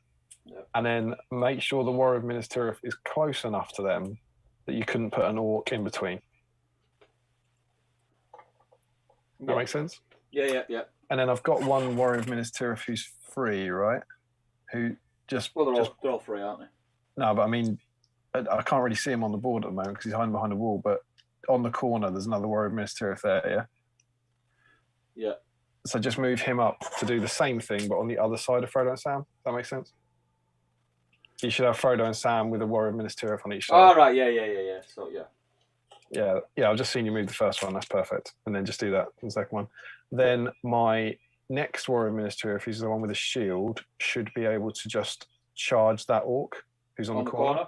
And block anyone else walking around. Yeah. Yeah. And do it. Move him. I don't know if there's space between the orc and the corner, but if there is, move him that way. Yeah, so you want him in that space to stop anyone else getting through, yeah? Yeah, essentially, yeah. And then I've got one Warrior Minister near the two orcs, and he's, for a bit of fun, he's just going to charge the two-handed to keep that one-on-one going, and then let you decide what you want to do with the other orc. Yeah. And then I've got one Warrior of Minister left. Yeah. That guy hasn't been in the poo yet, but he's gonna try a spectacular double jump to get to the orc. So his first jump, he gets over, but he has to stop. Okay. So that was going to not where he came from, but the other side, if that makes sense. Yeah, done it. I think that's all my guys. So I've got one orc to move, correct? Yeah. Yeah, I'm going to charge the corner blocker. Yeah, you got to leave the other two as one-on-one, haven't you? It's got to be done. So that's it. Lovely stuff. So into the fighting phase. Yeah, I'm just going to grab a couple of Pringles. Pringales. You do that. Potato-based beverage. Sam approves. Owen says, right, got a poo to bed. Good pooing. Hope poo do more poo in the future. Good shite. Stay safe. Right, Owen. Nathan says, anyone that isn't a Battle Streams Middle Earth patron is missing out on some truly highbrow conversation in the chat. It's good to know that it's going on in two places. Larry says, worrying not, I still have a small bottle of cheaper vodka and about half a bottle of rum in my backlog. And Nathan says, Alpha Free and Hellstake won't fit on my one side of the dice. And yeah, Ninjago Splat says, this has turned into a game of the floor is poo, as in the floor is lava. Fighting? Mm-hmm. So I've got one Warrior of Minister against two orcs. Yep. I'm going to shield. He gets a 5. Okay. The orcs get 4 and a cocked. I think you need this. I think you need it. 4 and a 1. Oh, good lad. Good blocky. Good blocky. And then the fight to end all fights. Still got 56 people watching. Thank you to all of you out there. This is awesome. Hope you're enjoying it. Let us know. There's about 10 people writing lots of poo comments in. So if there's the other 46 of you, please, you can write your own poo comments, or you can try and balance it. It's really up to you. Oh, I just saw that cocked dice landing on the sewers. Look at that. So yeah, we've then got the fight of all time. Yeah. Yeah, I'm going two-handed. Poo Minister against two-handed. I get 2. There's a chance. Here it comes. Over.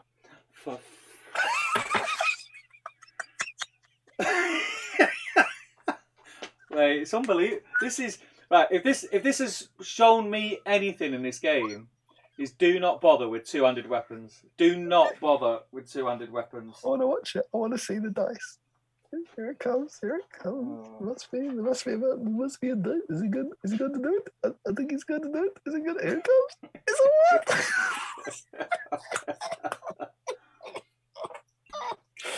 So annoying. I'm gonna have some more Pringles after that. Yeah. Do you go down? Yeah, it doesn't matter. You can't go down to 0. I've got a 2. 5 to kill him. And naturally, he just backs away an inch, as always.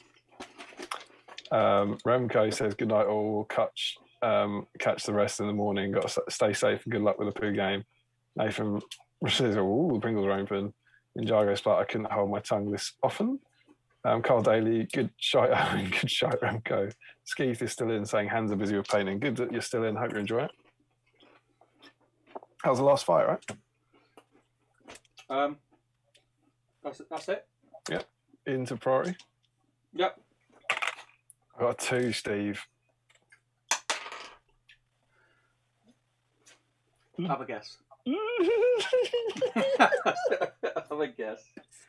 That was your chance. That was your chance, you stupid drunk. Is it a 1? It's a 1, mate. Is it a 1?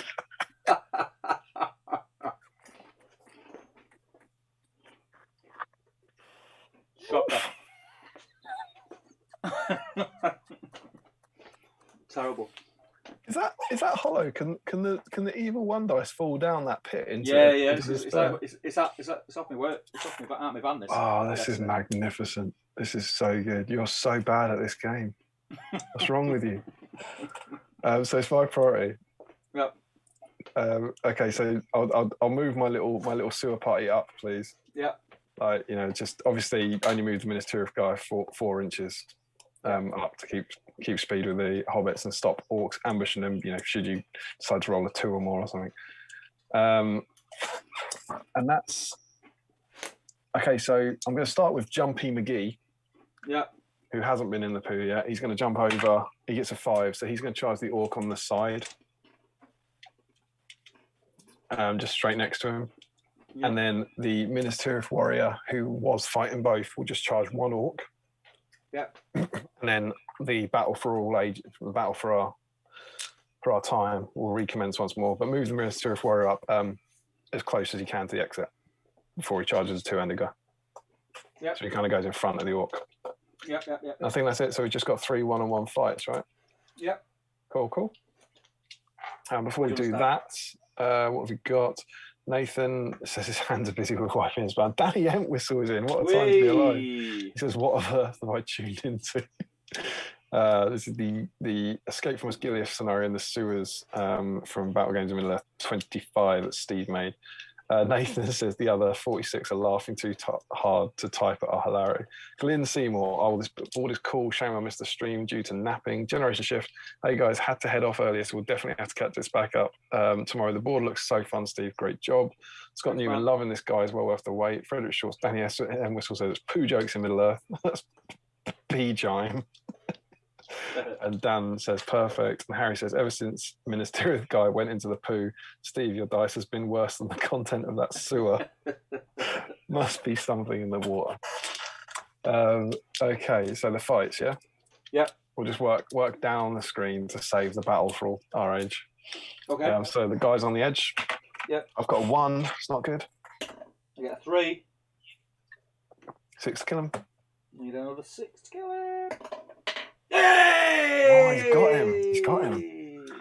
I haven't heard that sound through my headphones for a long time. The sound of Steve celebrating.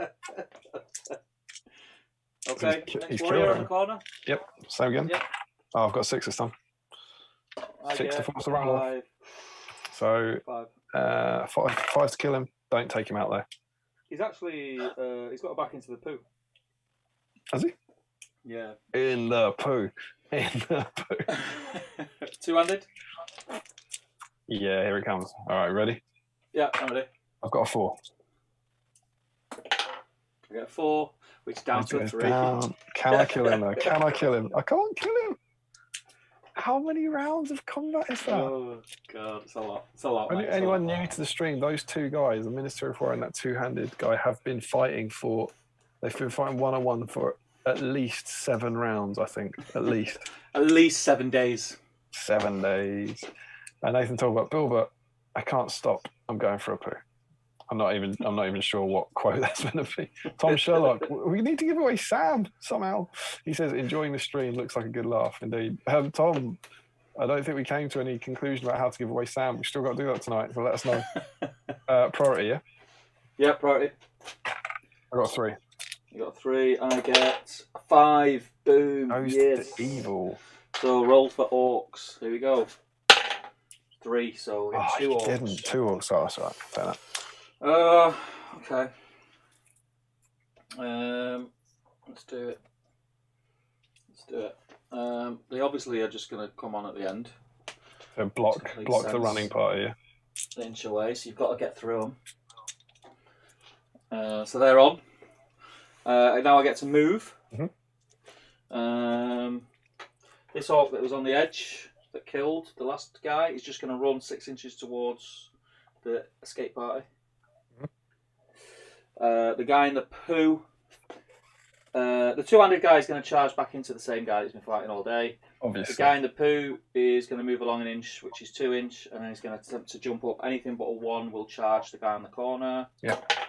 This gets a 6. Oh, what a legend. So we'll go there.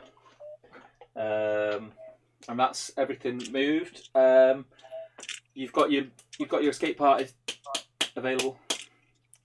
Do you want to charge the orcs or stand off? I think we just try and clear the way a bit. Yeah, like Chuck, that guy's got a spear, isn't it? Yeah.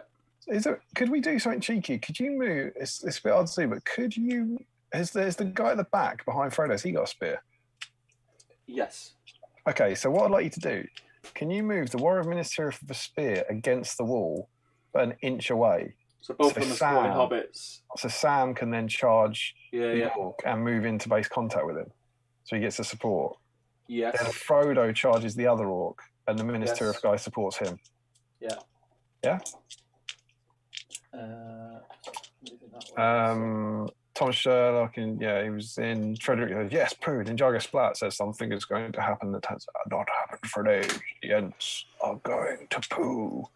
Until it's 3:30 a.m. Shouldn't we wrap it up? We'll quick run through the chat. We don't need to run through the chat. You see, I'm keeping up to it. It's working. Harjinder Singh, I just returned to the stream. What is this? Asgilia Sewer's awesome board, by the way. Carl Daly just says, should win Sam. I think you've missed a key person at the front of that. Frederick Schultz says, it's poo jokes in Middle Earth, also known as P-Jime. And Nathan says, all we have to decide is what to do with the poo that is given to us. Cool. Yeah. So my priority? My guys weren't free to move, were they? No. Great. Okay. Let's do the two-handed guy first. Come on, lad. He gets a 4. It's a 4.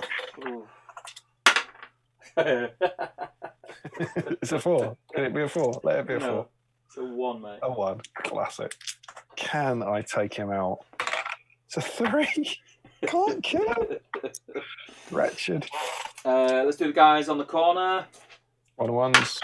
5. A 1. Classic Crow. 5 to kill him. Doesn't kill him though. Oh. Let's do Sam and his support first. Sure. I will. Do I want to fight? I think I have to fight because it's too long to try and hold up. So I'm going to fight normal. A 5. I get a 2. So has he got a shield? He's got a shield, yeah. So Sam in purple needs a 6 and the black needs a 5. Oh, Sam's got a 5. Ooh. Frodo. Yep, Frodo in purple.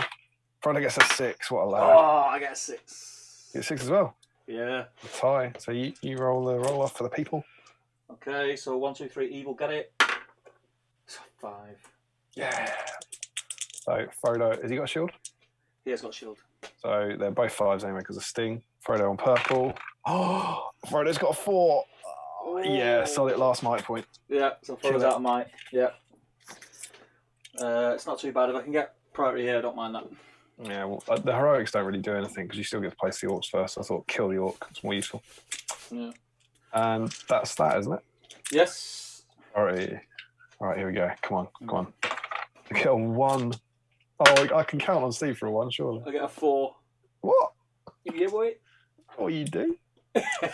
So roll to see how many orcs come on. Get a 4 again, so 2 orcs. 2 orcs. Right, I'm just going to put him an inch away from Frodo. And him backing him up.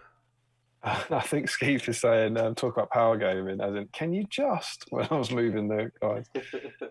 Surely whoever's got the best poo punch should win Sam. That's a good one. Harry says, after this many rounds of fighting, he's definitely poo-handed, not two-handed.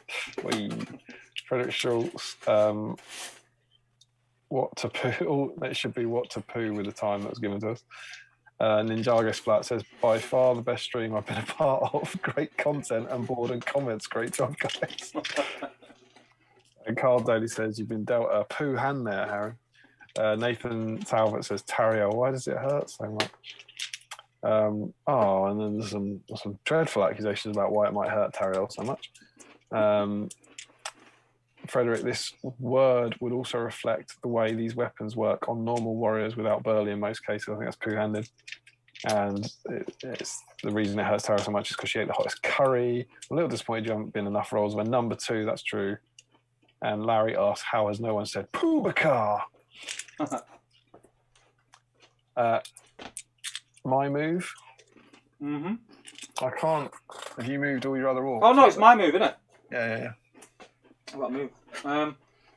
Yeah, so the middle orc is just going to run towards the escape party. His mate's going to follow him. Two-handed, he's going to charge the spearman in front of him and then wheel into both of them to hold them up. And guess what? He's not going to go two-handed. What? So you've got your party left to move. You've got. Have you got? I can't quite see it on the screen. Have you got one guy up by the exit who could charge this turn? Because he was on last turn, right? Hang on, I'll help you out.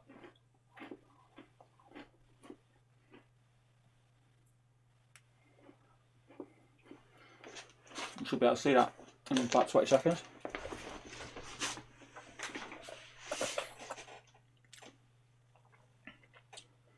So my two, I've got no Minister of guys to move at the back of the board, have I? Your one two-handed guys charged two of mine, is that right? Yeah, correct. And then there's two orcs chasing the escape party. Yep. But none of your orcs are in combat with the escape party? No, because they just come on, don't they? No, but one of them can charge, didn't he? You moved two orcs on this turn, if you want to. One of them was fighting last turn and didn't die. Oh, that's true, isn't it? If you want to, obviously. It's 4 dice, don't I? I could shield, I suppose.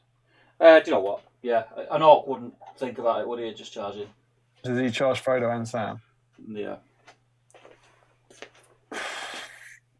Right. I might try and kill the orc behind me then. Yeah, the two warriors of Minas Tirith will charge backwards into the orc. Yep. And then into the fighting phase. Okay. Let's do that one. The 2 warriors against my orc. I'm gonna shield. What'd you get? Got double one.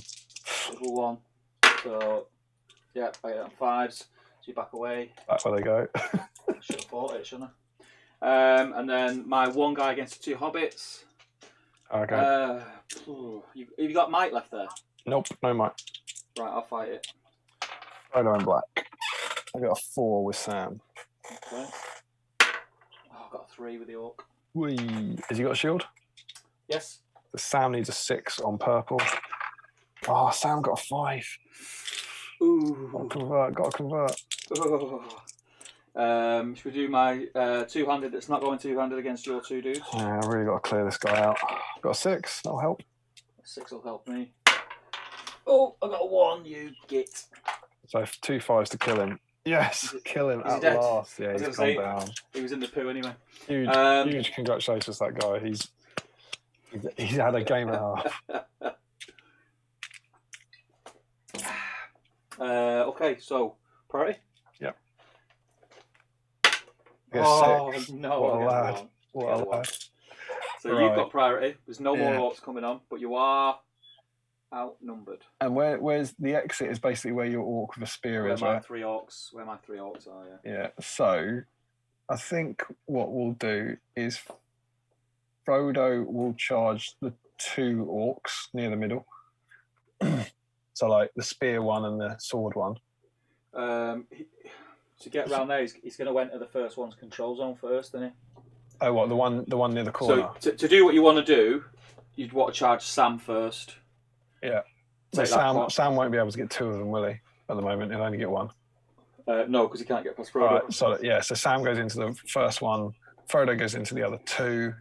Yeah. And then supports, yeah. Give Frodo a support.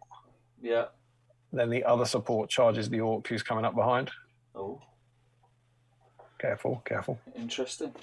And then you've got 2 in the corner that he's going to run towards you. Can the one on the corner charge that last orc? Can you see him? Is he in range? No, he won't get around. He's still got to get around the corner a bit. And Sure. So just as far as they can up that way then. Picture that there. Skeet says all these conversations about whose move and not one, you go, I go reference.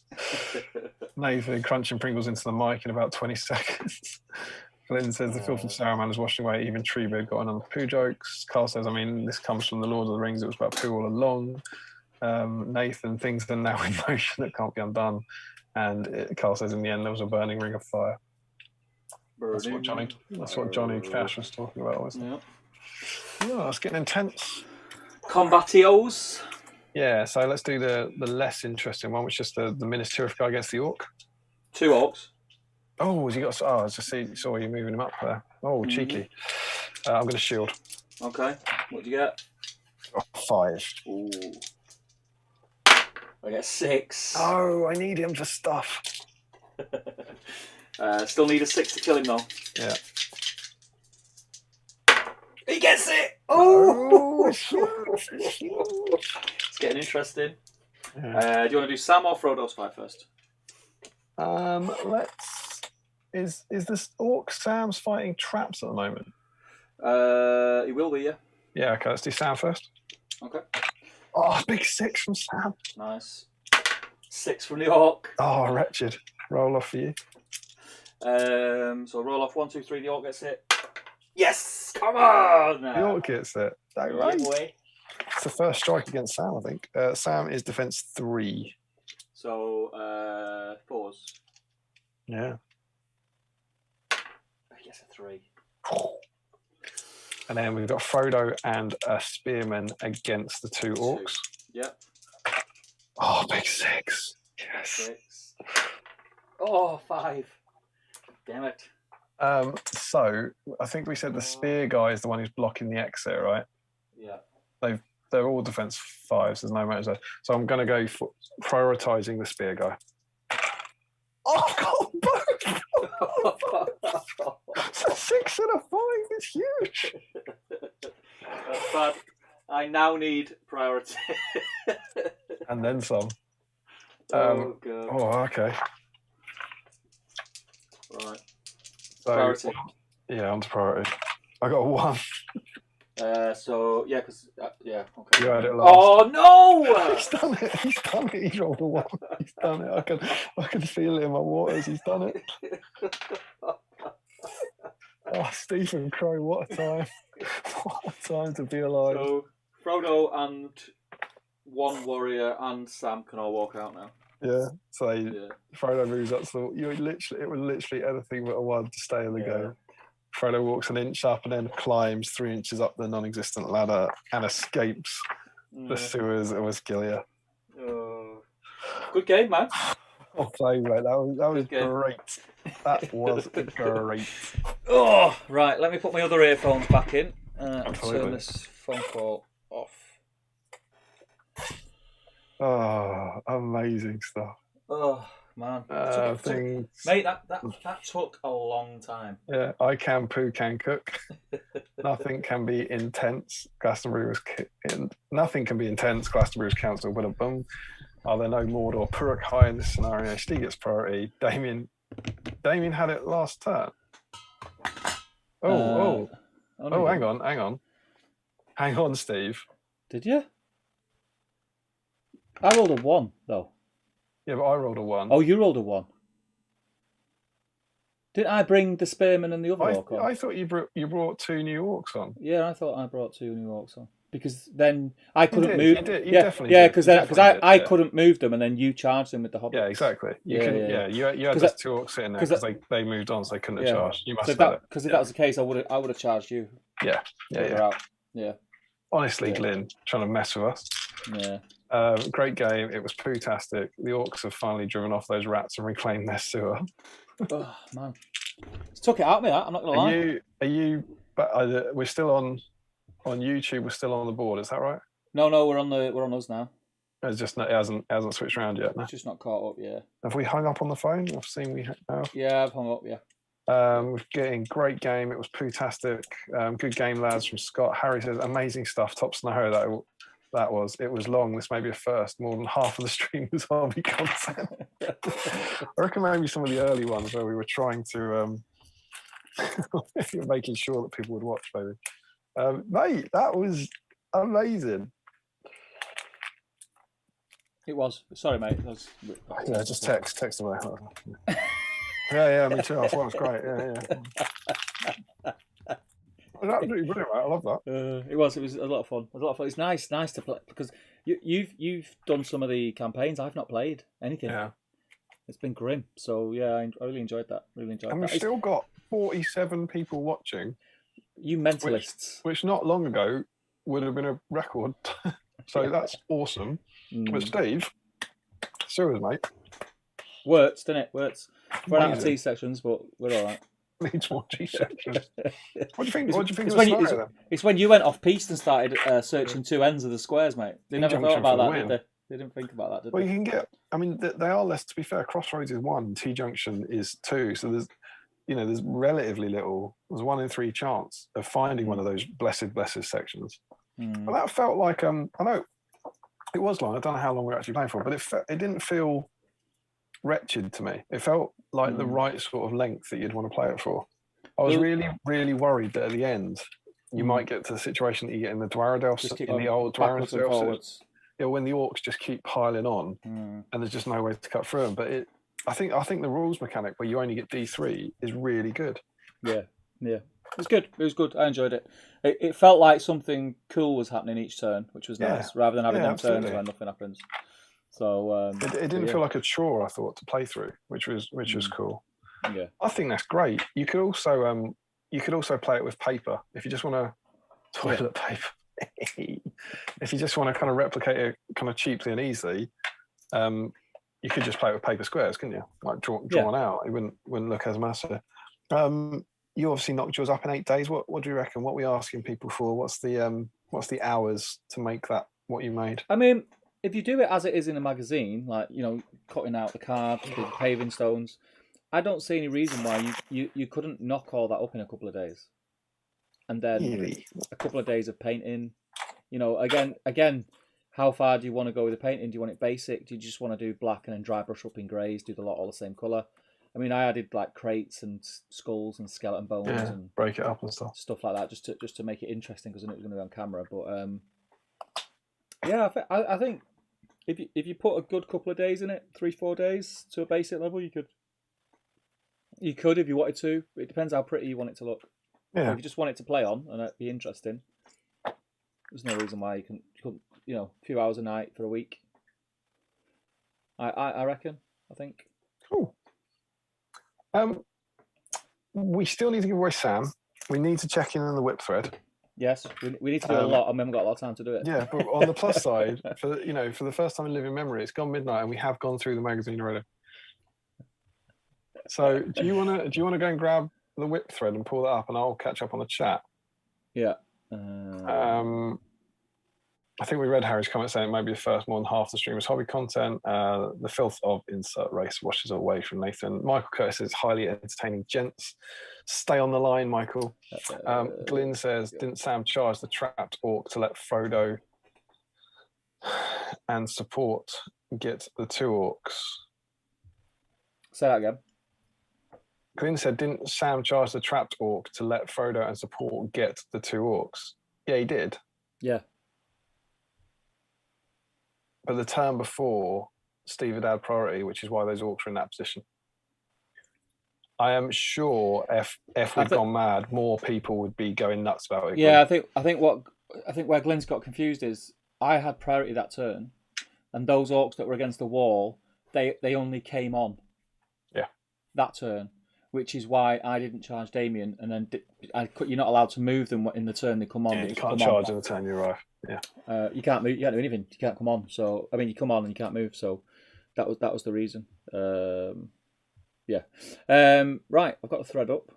Should we start? The thing is, mate. There's 89 comments in the thread, so we literally are going to have to. It is going to be a skim because it's 10 to 1. I need to find. I can't find the bloody thread yet. Should get my notes up. Newts. By all means, read a couple of comments if you want while I find this. I'm just making sure everyone can see. That stream's whip thread. What we can see. No, it's encouraging to see 90 of you joining in, or at least 90 comments. It's not going to be 90 of you joining us. All right, I am good to go when you are. Yeah. Okay, so we've got Jens Elmos. He's got Frodo and Sam in orc armor plus Sam making a fire. Yeah, there's a little update there. He's made good progress in all 3. Lovely to see. Yeah. Brian Ferris, which is the Sam that you know, amazingly, is the Sam we just used in the battle report. Was that Oh. Shelob, Sam? Uber cool Sam. Yeah. Very cool, Sam. Very cool, Sam. Are you writing these down, Damien? Yeah. Yeah. Oh, he's got a cocktail and some Reese's cups. That's That is a classy combo. Very suave. Joe Holzman, 2 belting Frodo and Sam there. I'm not going to say 36, but with 90 comments and 3 out of 3 on Sam's, you never know. You never know. I never know. Frederick's in. Oh, I always like to have a look at Frederick's picks. Look at that. So well laid out. Knopper's are back. Obviously, Yeah. great to see.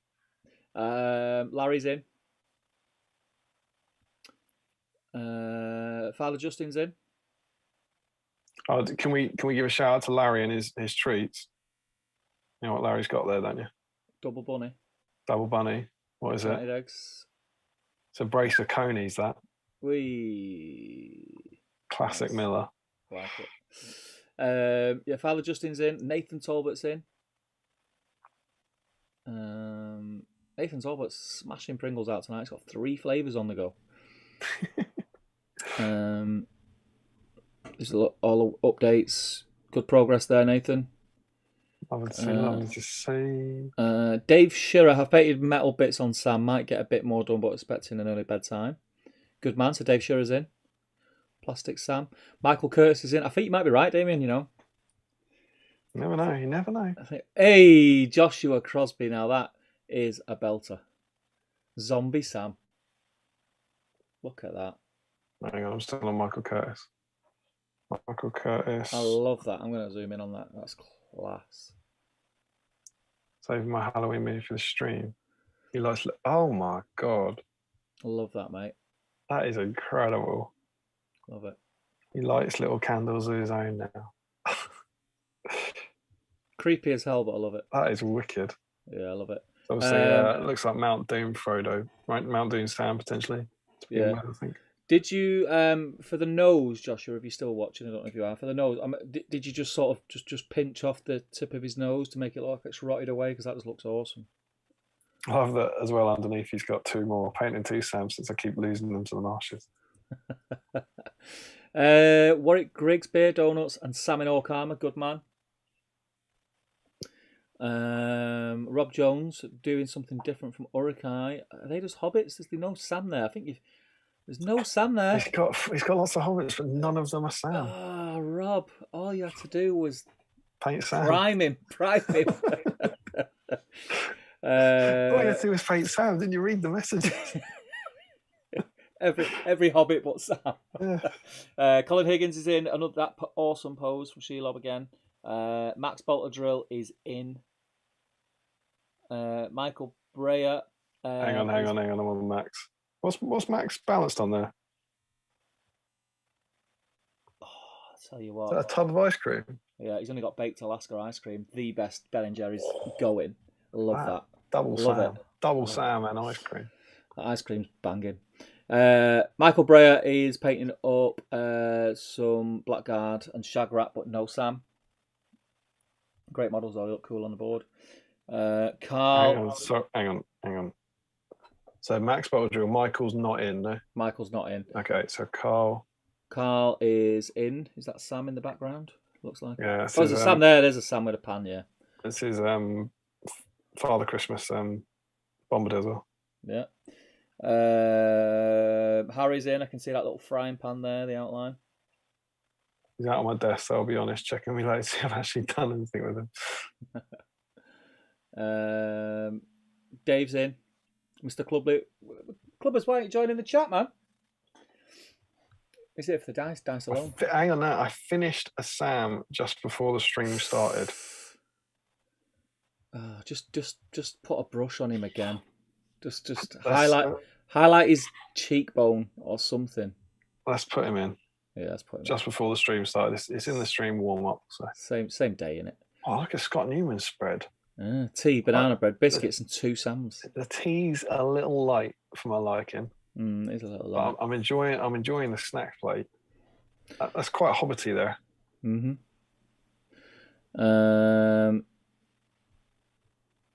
If you're listening, Thomas Sherlock, we still don't have a different way to give away Sam. Dan's in.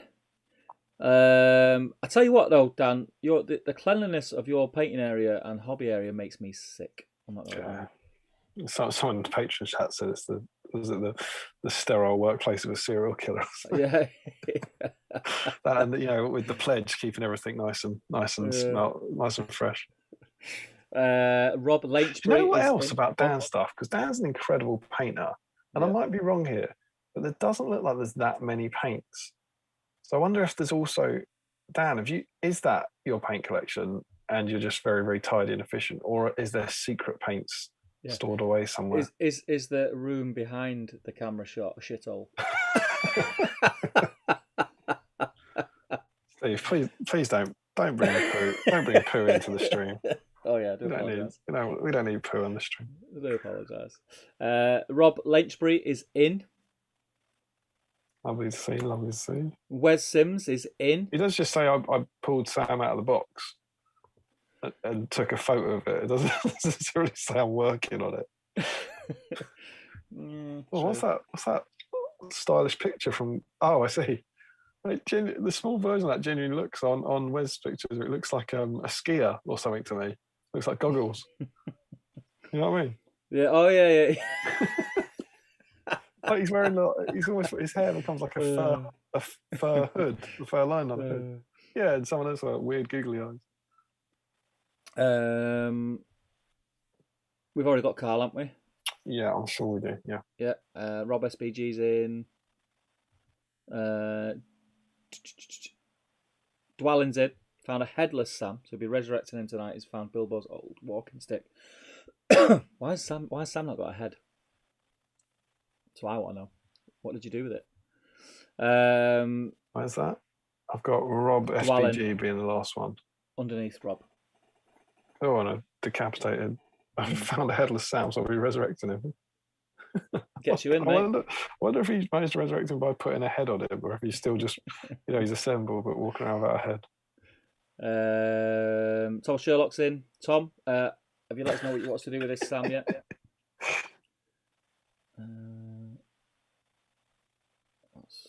Yeah, Dan Nelson's in. Dan Nelson, thank you for sorting us out. The Amon Henset. Julian's in. Julian Hammond. There's some really flattering Frodo and Dark Milk. That is a hot picture. There's some really flattering photos of you next from Frederick. I'm not sure what they're in reference to. Oh my! I mean, that is attractive. Do you know what that is? I think that's when you're moving me around the screen. Oh, is it? Steve, I'm not going to lie, mate. I don't know where we are in the 90, but those comments, we're a lot of Sam's in, and those comments are 3 hours ago. Yeah, it's craziness. It's craziness. Dare to dream. Yeah. Luke Johnson is in. That's Luke Johnson who got to join the Patreon chat live on stream last time. What a time to be alive. Good man. Doug Waters is in.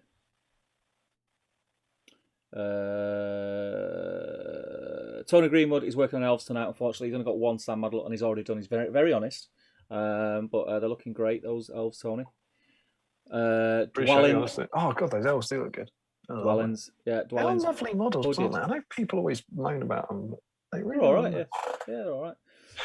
Little whip thread, little work in progress pick from Dwelling of the hooded Sams. Looking good with the walking stick. That's Dwelling we've already got, though, isn't it? There's only one Dwelling. Yeah, it's the same one. It's the headless dude. Oh, I see. Okay, the one he resurrected. Remco Keystra doing some highlights on one of his Sams. That was very nice, mate. Very nice. Oh, I like the non-metallic sword. Very cool. Julian Hammond again, very neat. I love your painting, Julian. It's really pretty to look at. The worry, though, of course, is that when the same people comment with updates, we're getting less Sams. Yeah. Scott Newman, an updated thread. Julian's the person who always leaves the prime, doesn't he? Finishes bits. Yeah. Crazy person. Freaks me out looking at it. Yeah, it's crazy. Ashley William Hampstead Reed, he's in. Sam on a pony. Very nice paint job as well, mate. And even the one and only Mr. Rob Alderman's got involved in commenting on how pretty that is as well. Chris McKitterick, more hooded hobbits. Very cool. I'm just going to click this. Made these earlier for tonight, but they're not ready to paint yet, sadly. See, I'd have just painted a foot or something. That's Clubly-esque, isn't it, though? Are we letting that in? Yeah, I'll let that in. It's a lovely conversion. Yeah, it is. Thomas Sherlock, I think we've already got. Yep, I've got Tom Sherlock on. Cloak's looking good. Tom Christian, 2 Sams and debating about donuts, a great way to spend Friday evening. Sorry about all the SPG hobby that came afterwards. Rubbish. Callum Rutter, he's in. Mr. Haskell is in. Ashley Fisher is in.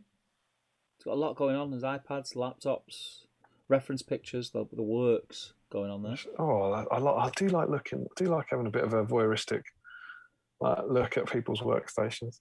Looking good though, man. Another whip from Carl. Rob SBG update. Callum Morsman unfortunately only got as far as clean-up tonight. At least he's ready for when I catch up watching the stream tomorrow. I mean, you worked on him. As far as I'm concerned, you're in. Yeah, clean-up's fine. That's fine. Yeah. You've left a little bit on the tip of your sword, though, my friend, just saying. Well, where's that? Ashley, I've got Ashley Fisher, so that's Carl's. Callum Rob Morsman. SPG we've got, yeah. Callum Morsman. Tom Turtle is in. Good man, Tom. Yeah, you got him. Ben Fowley is in. Very nice. You know what? There's some cracking paint jobs on here tonight as well, you know. They're loving the sounds, aren't they? Yeah. James Barrett is in. I like how in nice. Ben's picture he's just got a cheeky fellowship hanging out in the background, chilling. Yeah, I'll just knock this up tonight. Oh, James Barrett, that looks amazing. Yeah, it does look beautiful. That was the model I haven't painted tonight. Same. Stephen Ryan says, I've not got any spare Sams to paint tonight, unfortunately. I painted mine just before Christmas. I'm finally basing Warriors and Miz Tira from Mordor Orcs from the last couple of streams, though. Good man. Good stuff. More updates from Carl. It's looking good, my friends. And he's managed to base his father Bombadil about 5 or 6 weeks late. Just save it till next year, mate. Put it in a bauble. Father Bombadil does look cool. He does look cool. Brad Lay is in. Literally dug the carrot wheel to sound bill out of a drawer tonight. Brushed and cleaned the model lines off. Lovely stuff. Robert Bloss is in. This lad has been unpainted since obtaining a magazine in my youth 18 years ago. Retrieved from the loft for this evening's stream. I love it. I love it. Fantastic. That's literally the point. Can't believe people are doing it. An update of everything he's painted since last stream from Carl. Good stuff. An update from Dan. Let's have a look, Dan. Yeah, looking nice. The last new one I've got is Robert Bloss, yeah? Yeah. Update from Michael Haskell. Frederick Schultz updates. George Sutherland is in. So that's good. Messy looking painting handle. Yeah, but I think the paint job's going to look really nice. It looks good already, man. Scott Newman, Sam, all finished up and based. Also, Gondor Archers finished. Yes, so he's in. We must have Scott Newman up. I think we've already got Scott. Yeah, we do. Have we? Joe Holzman, have we got Joe? Do you know what? I don't think we... Oh, yeah, right at the start. I was going to say, Joe's normally an early adopter. Yeah, he's already in. Yeah. An update from Chris with the... It's lovely seeing him, isn't it? Like 4 hours later, like people are making real progress. Oh, let's have a look at Chris's with his hoods. That looks awesome. It does look good. Wicked. Love it. Matt's still working on Easterlings. Feel your pain, brother. Chip away. They do look great, though, Matt. Update from Harry. Well, what does he say? He said something about, although Samson's picture, he's just wearing his elven cloak like in the movies. They didn't see him, so you shouldn't either. So that's Sam there. Yes, Joe Garman. Have we got Joe Garman? We've got Harry's in, right? We've already got. Yeah, I've got Harry already. Yeah. See Larry, they are young, they are tender, they are nice, yes they are. Joe Garman, what has he got? Is that your Shelob Sam again, isn't it? Yeah. And then Julian, got an update here from Julian. Very nice, mate. Very nice. Very nice.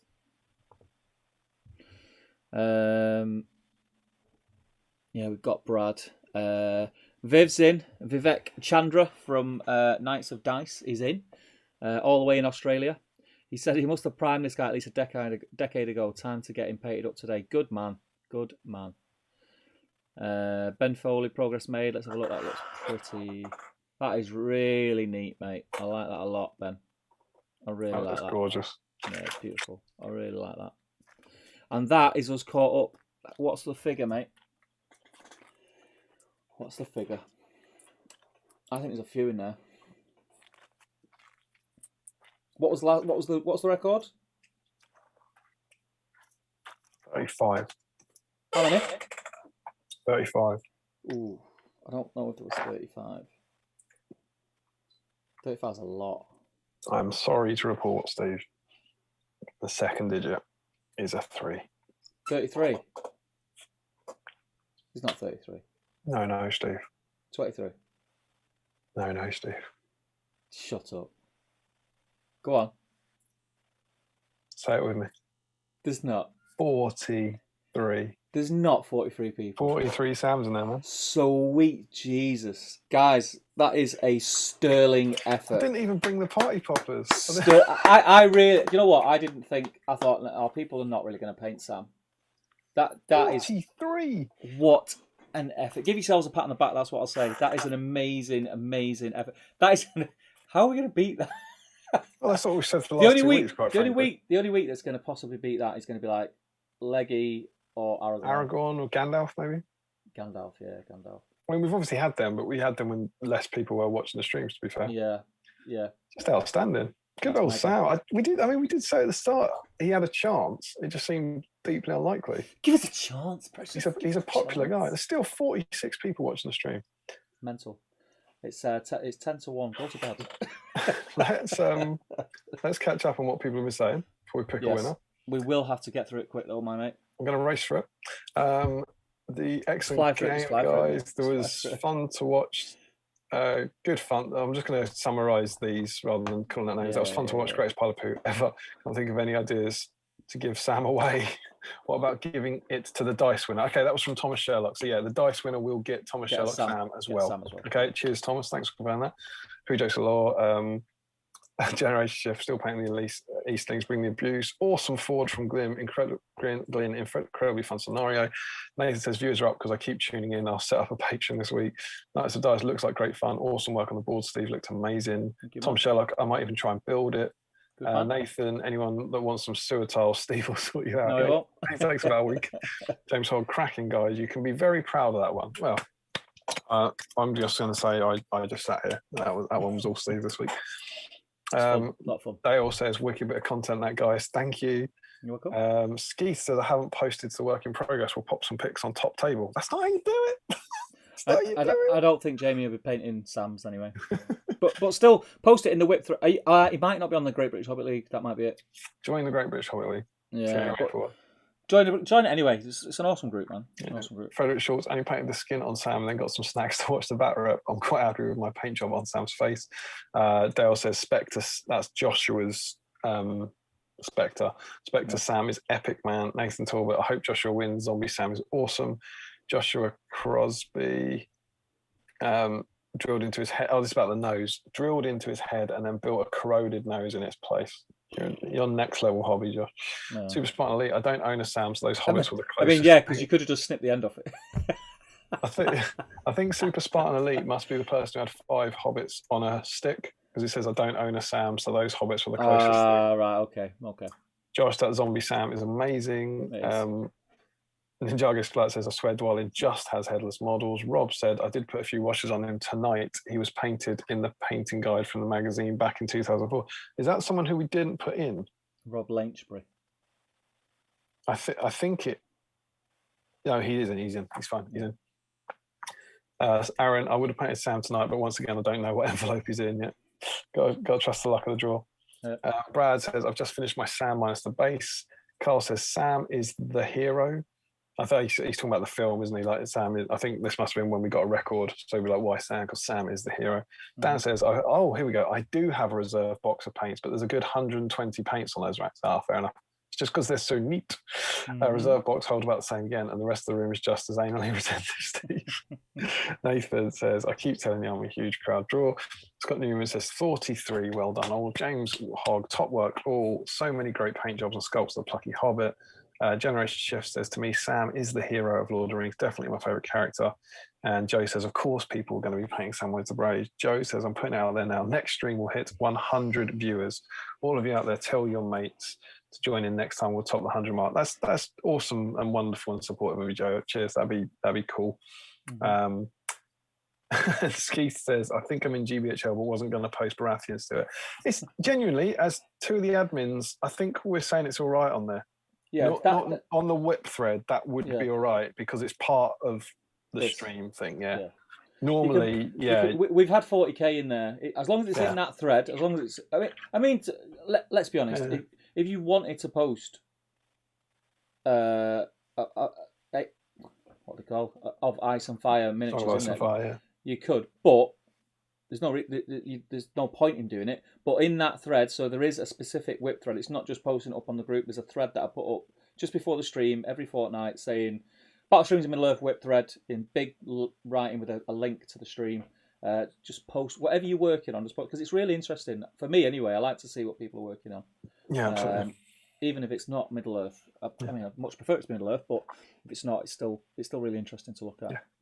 I like looking at pretty minis. So there's not, but I think because of the battle report, there's not too much off-topic stuff on there. But they just genuinely normally got photos of like chinchillas and socks and ice cream tubs knives and forks in the wrong hand and so stuff. It's all good. Aaron says, I still hold out hope we'll soon get new Throne of Sam sculpts to round off Quest of Ringwraith. Yeah, possibly. But Harry says, a stream worthy of SAMWISE the Brave and a big red heart. Thanks, Harry. And Al says, great job, everyone. Some of those Sams look amazing. Great stream. Yes. So, I think before we do the draw, Damian, I think we should leave that as the finale. What's next week? Oh, I see. Right. Well, it's another popular one.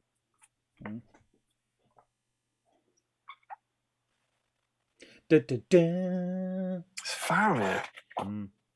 Faramir for the first time. So we got your next gaming pack. Faramir leads his rangers to victory in Ithilien. Learn the full rules for the heroic Lords of Gondor. Faramir's rangers ambush an orc column in Ithilien. Paint your Faramir metal miniature. Create pathways and roads for your gaming area. Nope. Did you get That's it. That's like me. Made my watcher board completed, mate. A metal model of Faramir, and it is. We get the. I think genuinely lovely Ranger Faramir. I think he's really, really great. You paint him up? No. You know me. I'm very, very. I think. I genuinely think Denethor is the anti-Gondor, aren't you? Yeah, Denethor's the only model I think I've ever painted from Gondor. I've got so this I painted this many moons ago, so excuse the paint job. Try and get some light on him. Like that. And then probably a couple of years ago I converted him to be shooting a bow. That's cool. That's straight out of the Mumuk bit, yeah? Yeah. That's wicked. And then nearly dropped him. or is it meant to be the Nazgul? Either or. Any. I know. There's a scene where he shoots a bow and he pretty much looks exactly like that. Yeah, straight out of it. So I wanted that, and I much prefer it. I messed with the hair a bit because I didn't like his hair on that one. I didn't like it. It's a bit weird. His fringe. It's got like this weird. I think that model for me is one that you see it so much. It's so common, but there's going to be a huge twist on this in a minute. I was really looking forward to the stream to paint him because I thought that's actually a really cool model. It's just one that you take for granted, I think. Yeah, so it's a nice model. Now, obviously, our kind of unwritten rule is that whenever you get a hero, particularly for the first time, it's any sculpt that hero. So, any sculpt of Faramir, right? Yes, correct. There's a few. There's a few actually. Right. You've got Farm of Athelion on foot, right? Yes. Because I've played it in one of I think we've only ever played it at a tournament like twice or something. Twice, but yeah. You I played used it in that fantastic game. I played your Mirkwood Ranger force. You had Mirkwood Rangers, if I remember correctly. Was that when you were power gaming with your power gaming show? No, it's when you were power gaming. And you went, I don't know you that well, so I'm just going to sit here and shoot you. Sorry, that was your. Just to confirm that was your list that had 2 ring rays on Felby. No. That was a different game that I'm talking about. I'm talking about when I played you with Gondor. Yeah, that was awesome. That was a wicked game. Yeah, everyone was watching at the end. It was like seize the prize, and no one could dig it up or something.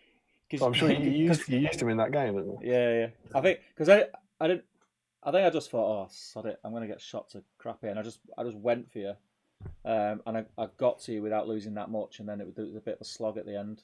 Yeah, it really came down to it. The fight, elf fight value, I think it was just won the day out. I think.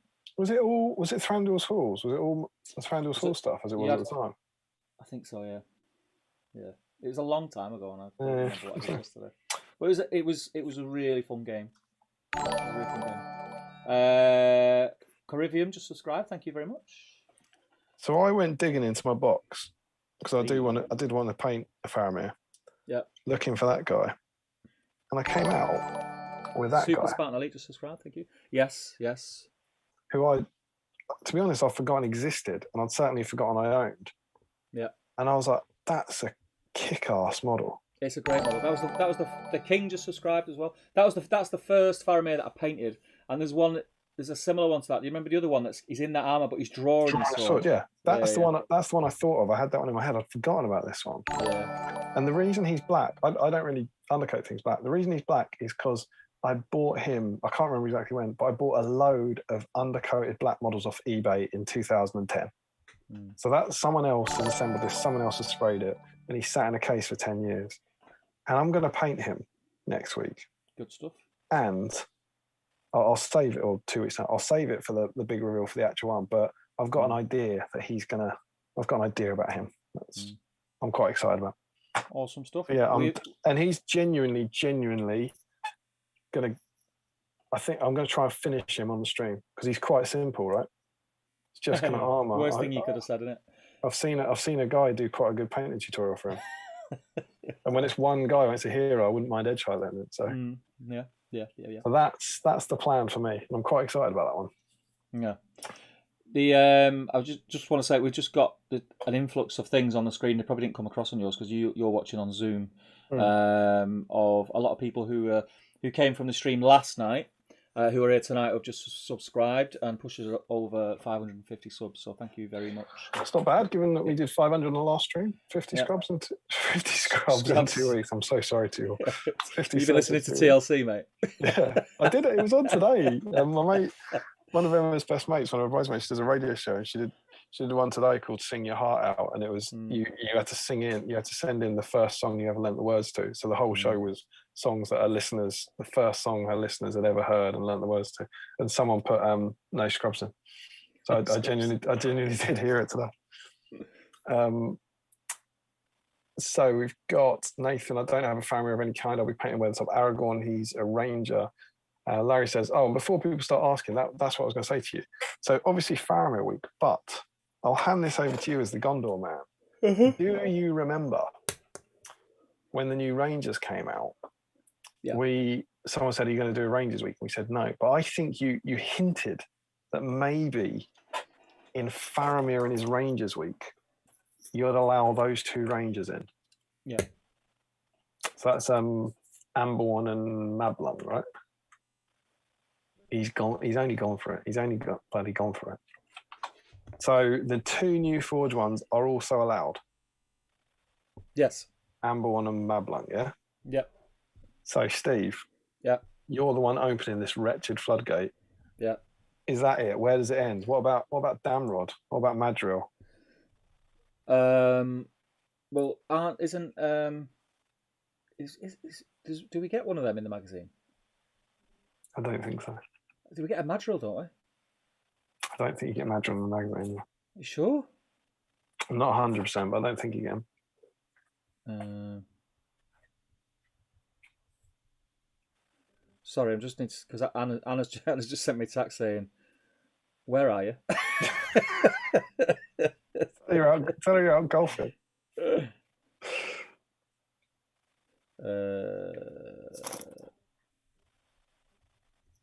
Tell her about how many viewers we had.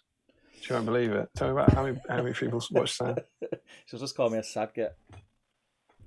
Harry says we'll definitely be on that. Oh, do we definitely not get Kyrian? I mean, that's the first time you've mentioned Kyrian. I don't think not Kyrian. Damrod or Madril. I don't think so. I want to say we do. Does anyone know? I just can't picture them in that little. No red Madril. box. What about Damrod? Well, I don't think you get either of them. If you don't, then I think we allow it. So. Yes, Aaron, Ahmed, Fazza is allowed. Any Faramir is allowed. Yeah, any Faramir, definitely. Easy. But we do get an armoured Faramir later in the issue. Don't we get the drawing sword one? Yeah, I think you actually get 3 because I think you get mounted Faramir as well. You definitely get Faramir on his horse. Okay. So Faramir's got a lot of time to shine. I'm actually saying no Damrod either. So yeah, any of the ranger type heroes, I think. So a ranger hero, not a plastic ranger though. No. Okay. Oh no. I mean, because the thing is, because we get another week, don't we, where it's Minister of Warriors.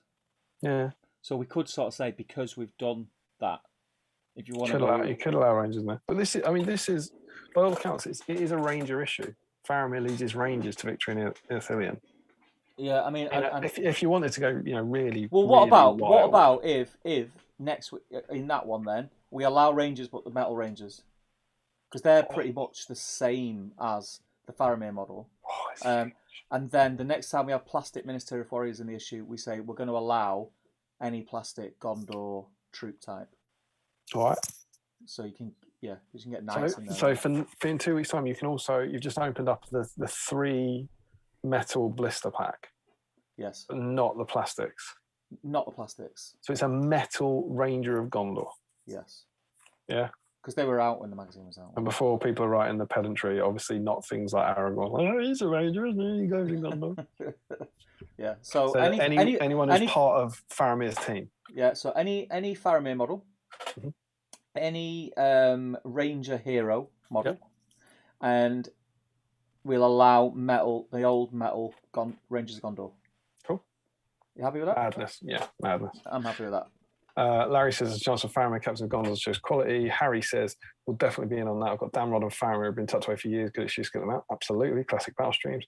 Larry, I think I've got a range of Faramir on my box of stuff I ordered when it looked like the game was dying. Joe says, I have all 4 Faramirs and none of them are painted. Next stream, there's 5 Faramirs.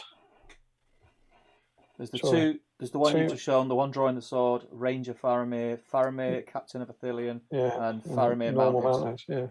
5, yeah. It could be either the Mumakil or Nazgul scenes. He's talking about firing the bow. They're very similar.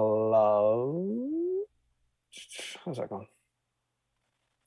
The Mumuk, I think he has his hood up. Fair enough. I do have a Faramir. I need to base the one I did last month. I think there are a full 3 Faramir weeks from Larry. Yeah, more than any other hero than Gandalf. That's interesting. Carl says, what do you use for the Faramir conversion, Steve? Metal Ranger bits. Metal Ranger bits. Could use them next week. Yep. Michael Curtis, Faramir would likely never get a lick of paint from me if it was for the next show. I'm not sure what you mean there. Faramir would likely never get a lick of paint from me if it wasn't for the next show. I think it means if it wasn't for the next show. That's how I feel. That's how I feel. I'd never play a Faramir, but I will. Joe, I've had 2 copies of that Faramir since that issue was released. Neither of them have been close to getting painted. Ding, ding, ding. Subs coming in. Ashley Fisher, that armoured Faramir comes up in another future battle games. Yep, we think it does. We must be due a plastic Faramir. Yeah, but with what release? You feel like he's had his chance, really. If you don't get a plastic Boromir, you're not going to get a plastic Faramir, right? Larry Miller, either that one or the drawing sword one. You also get the mounted one. Frederick, I'll be painting Ranger Faramir. I've got a fancy Faramir on horse, an armoured Faramir drawing his sword to convert to match fancy Faramir, but I want to finish my conversion work on this first, so I'll be painting those sometime later. Larry says, I might paint Faramir and his friends, and then people say, no, we don't get any of those Ranger heroes. Steve's the drunk. That's a lunatic. Why is he saying that? Frederick might try to get to some of my other ranges ready for the stream. Started converting some metal and plastic ranges last year for a battle company. That'd be cool the way you do stuff. No Madrigal with the mag. Madrigal only came out for War of the Rings. Steve's a drunk.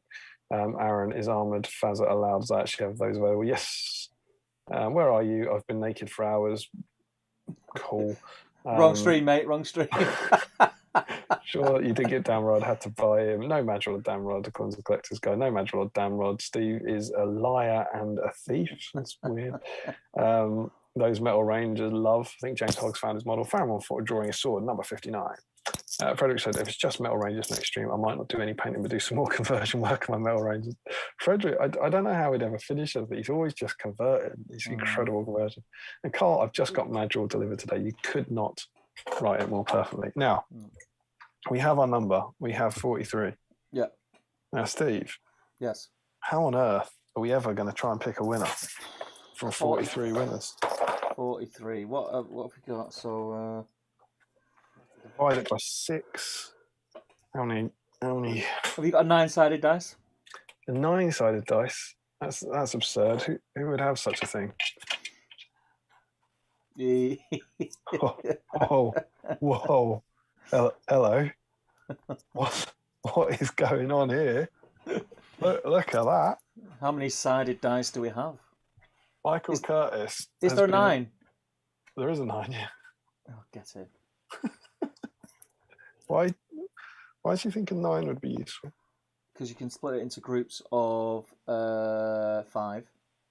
Oh my god. 9 groups of 5. 9. Eight groups of 5. 8 groups of 5. Don't need it, mate. We don't need it. Look what we've got. We don't need it. What have we got? We've got a 30-sided dice, mate. Michael Curtis, who's been patiently sitting on the other side of the Atlantic, watching his afternoon dribble away for the last 5 hours. You know what the funny thing is, mate? He sent us these, didn't he, with the message saying, "I'm sick of seeing you haggle over how you're going to do it." And here we are now going, "What? How many?" So Michael Curtis, I think, has despaired of watching us trying to work out how to do this. So very, very kindly sent over a spectacular set of dice, including you can hopefully the top numbers all facing up. So there's an actual, it's not an actual D3, but it's Roman numerals with D3 over there, and then you see 4, 7, 5, 9, 12. There's a D20 there, 14, 24, and a 16, and a 30-sided dice. We've got a 30-sided, we've got 43, and we've got a 24-sided dice. I mean, that's screaming out for, one from, roll a D24 twice. Steve reckons 9 groups of 5.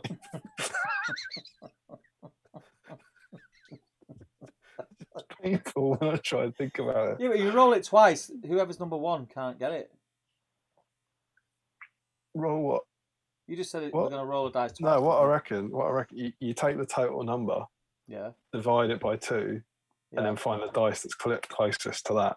Right, okay. But if we had 44, what you'd ideally want is a 22-sided dice. Yes. Yeah, but we've got a 24-sided dice. So what we can do is we can do the first 24, have a finalist, and then we can do the other 19 and have a finalist. Okay. And then roll them off against each other. But Michael Curtis, can we get a round of applause? Thank you so much. Slide your dice tray to the left a little bit. To my left. Yeah. Like that? Yeah, better. Yeah. Yep. So yeah, Michael, thank you so much. It's awesome. Sent over a lovely note as well. He's one of our lovely patrons. So thank you for doing this. It's wicked. They're also genuinely just really nice looking dice, like the colour and everything. They're really, really good. So I think we'll go with the D24 then. Yep. And all these other ones will go back. But look at that. That's quite cool, isn't it? It is cool. Nice little D3. I think that one of the most exciting ones is it this one? The D7, which if you look, it looks, every part of you wants to think that it's printed wrong. Yeah. Because the dice aren't quite on the sides, but it's because when you roll it, the number points up. Yeah. I think a beauty. But yeah, thank you, Michael. It's just awesome. Lovely getting little gifts from people like that. There's a few others in there as well. There's like a one that goes up in 10s and stuff. You would probably use that. You're probably like, right, roll it, and then what have you got? I've got 70. Okay, so take 70 and then divide that by the number of Pringles I ate tonight, and take that many dice. So we have our D24. This is its first ever roll. Look at that. Whoa, D24. And so I'm not going to run through the names, but this is for the first 24 people on the list, and it will pick our finalists. All right, ready? Yep. It's a 7. 7. Lucky for some. 7. Lucky 7. It's Nathan Talbot. Ooh. Is our first finalist. So then I'm going to go up to 24. 1, 2, 3, 4. And I'm afraid everyone else there is out. And then we will start again here. Mm-hmm.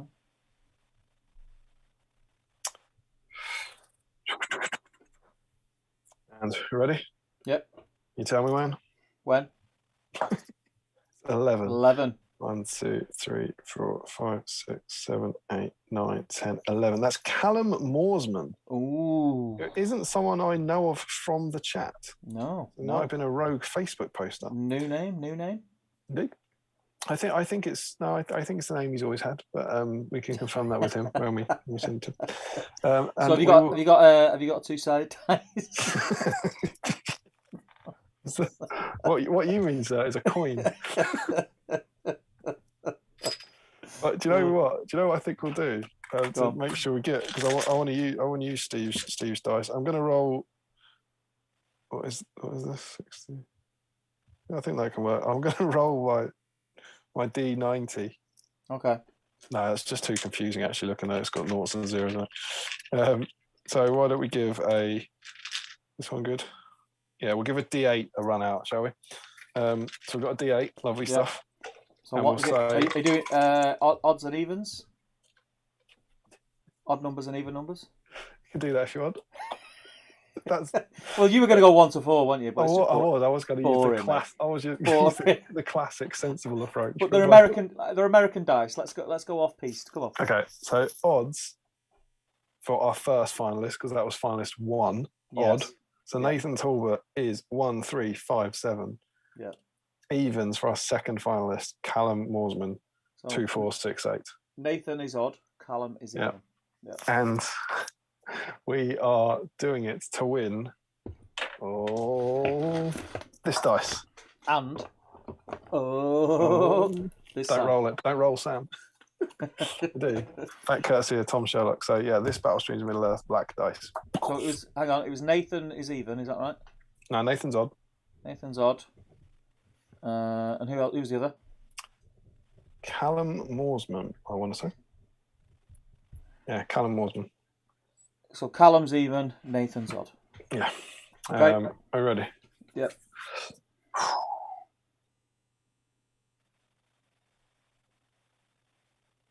Go for it. It's an even. It's an even, so that's It's Callum. gone to Callum Moorsman. I'm sorry, Nathan. I know Nathan's watching, or certainly has been watching. Mm-hmm. It's so close. So close, from 43 down to 2.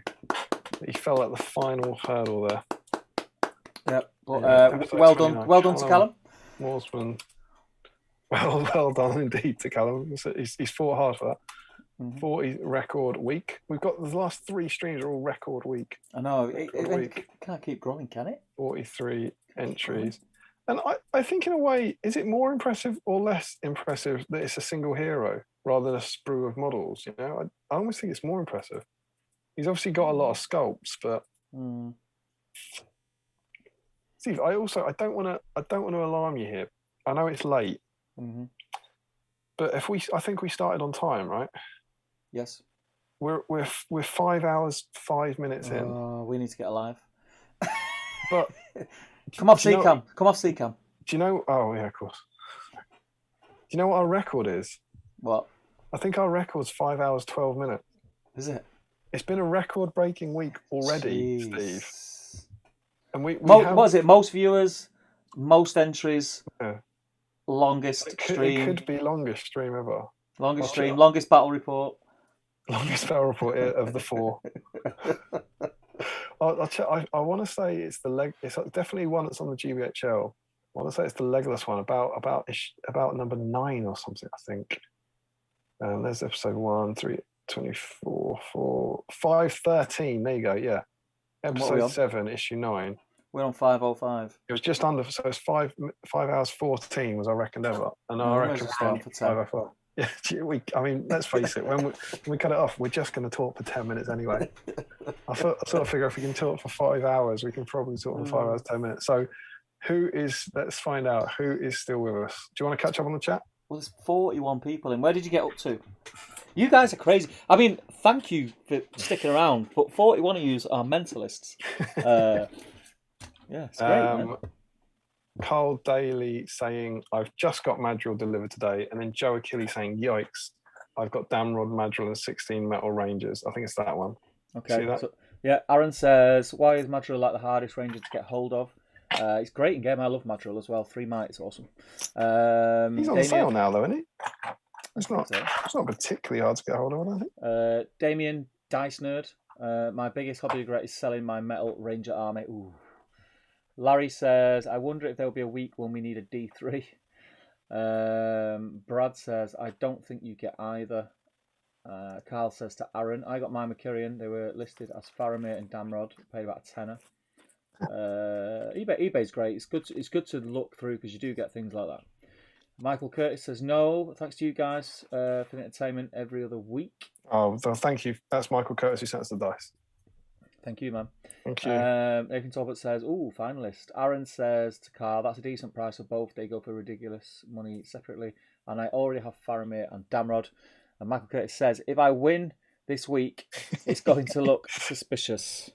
Imagine if he somehow managed to engineer those dice to only roll him. Larry says, you could have rolled a D3 and re-rolled a 3. Julian says, told you a few weeks ago you would need a D30. We could have rolled a D30 and re-rolled a result of 3 to 30. Nathan says, I'm happy to be considered odd. Damn you guys, I'm out, says Nathan. I'll probably live for now. Congratulations, Callum. Aaron says, we all need to get a life, apparently. Nice, Callum. Congratulations, Callum. I'm so glad I booked off tomorrow for all these records, says Carl. Congratulations, Callum. From is Callum in, by the way? Is he? I know people are saying congratulations, but is he? He's not replying. Matt Frederick. No, he doesn't know what an event he's been a part of. Super Spartan still here. Kids all woke up, so no sleep for me. Ooh. Congrats, Callum. Everyone's saying congratulations to Callum. Jamie says, had to have something on in the background. It was either support you guys or some crap on Netflix. Yeah, I've completed Netflix. It's really boring now. Gaetan says Disney Star now, mate, isn't it? Yeah, Disney, isn't it? Frederick says, almost breakfast time here in Germany, so it doesn't matter if you go longer. Break the record. Harry We're says, not in Germany. Cracking streams, lads. Finish undercutting my ruffians. So tis to bed for me. Thanks for another tip-top stream. Thanks for joining us, Harry. As Cheers, per Harry, usual, sleep tight, mate. I won't be far behind you, mate. I'm shattered now. I'm ready for Betty Bows.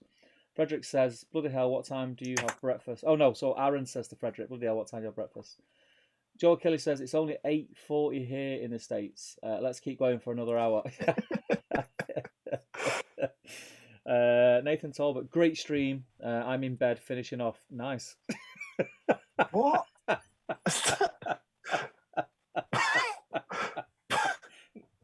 That's nice to know, mate. That's nice to know. Glad we could be of assistance.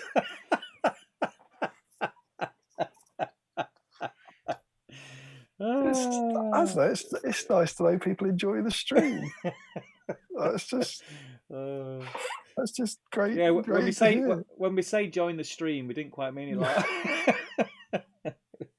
that. Aaron says, Steve, Netflix completed it, mate.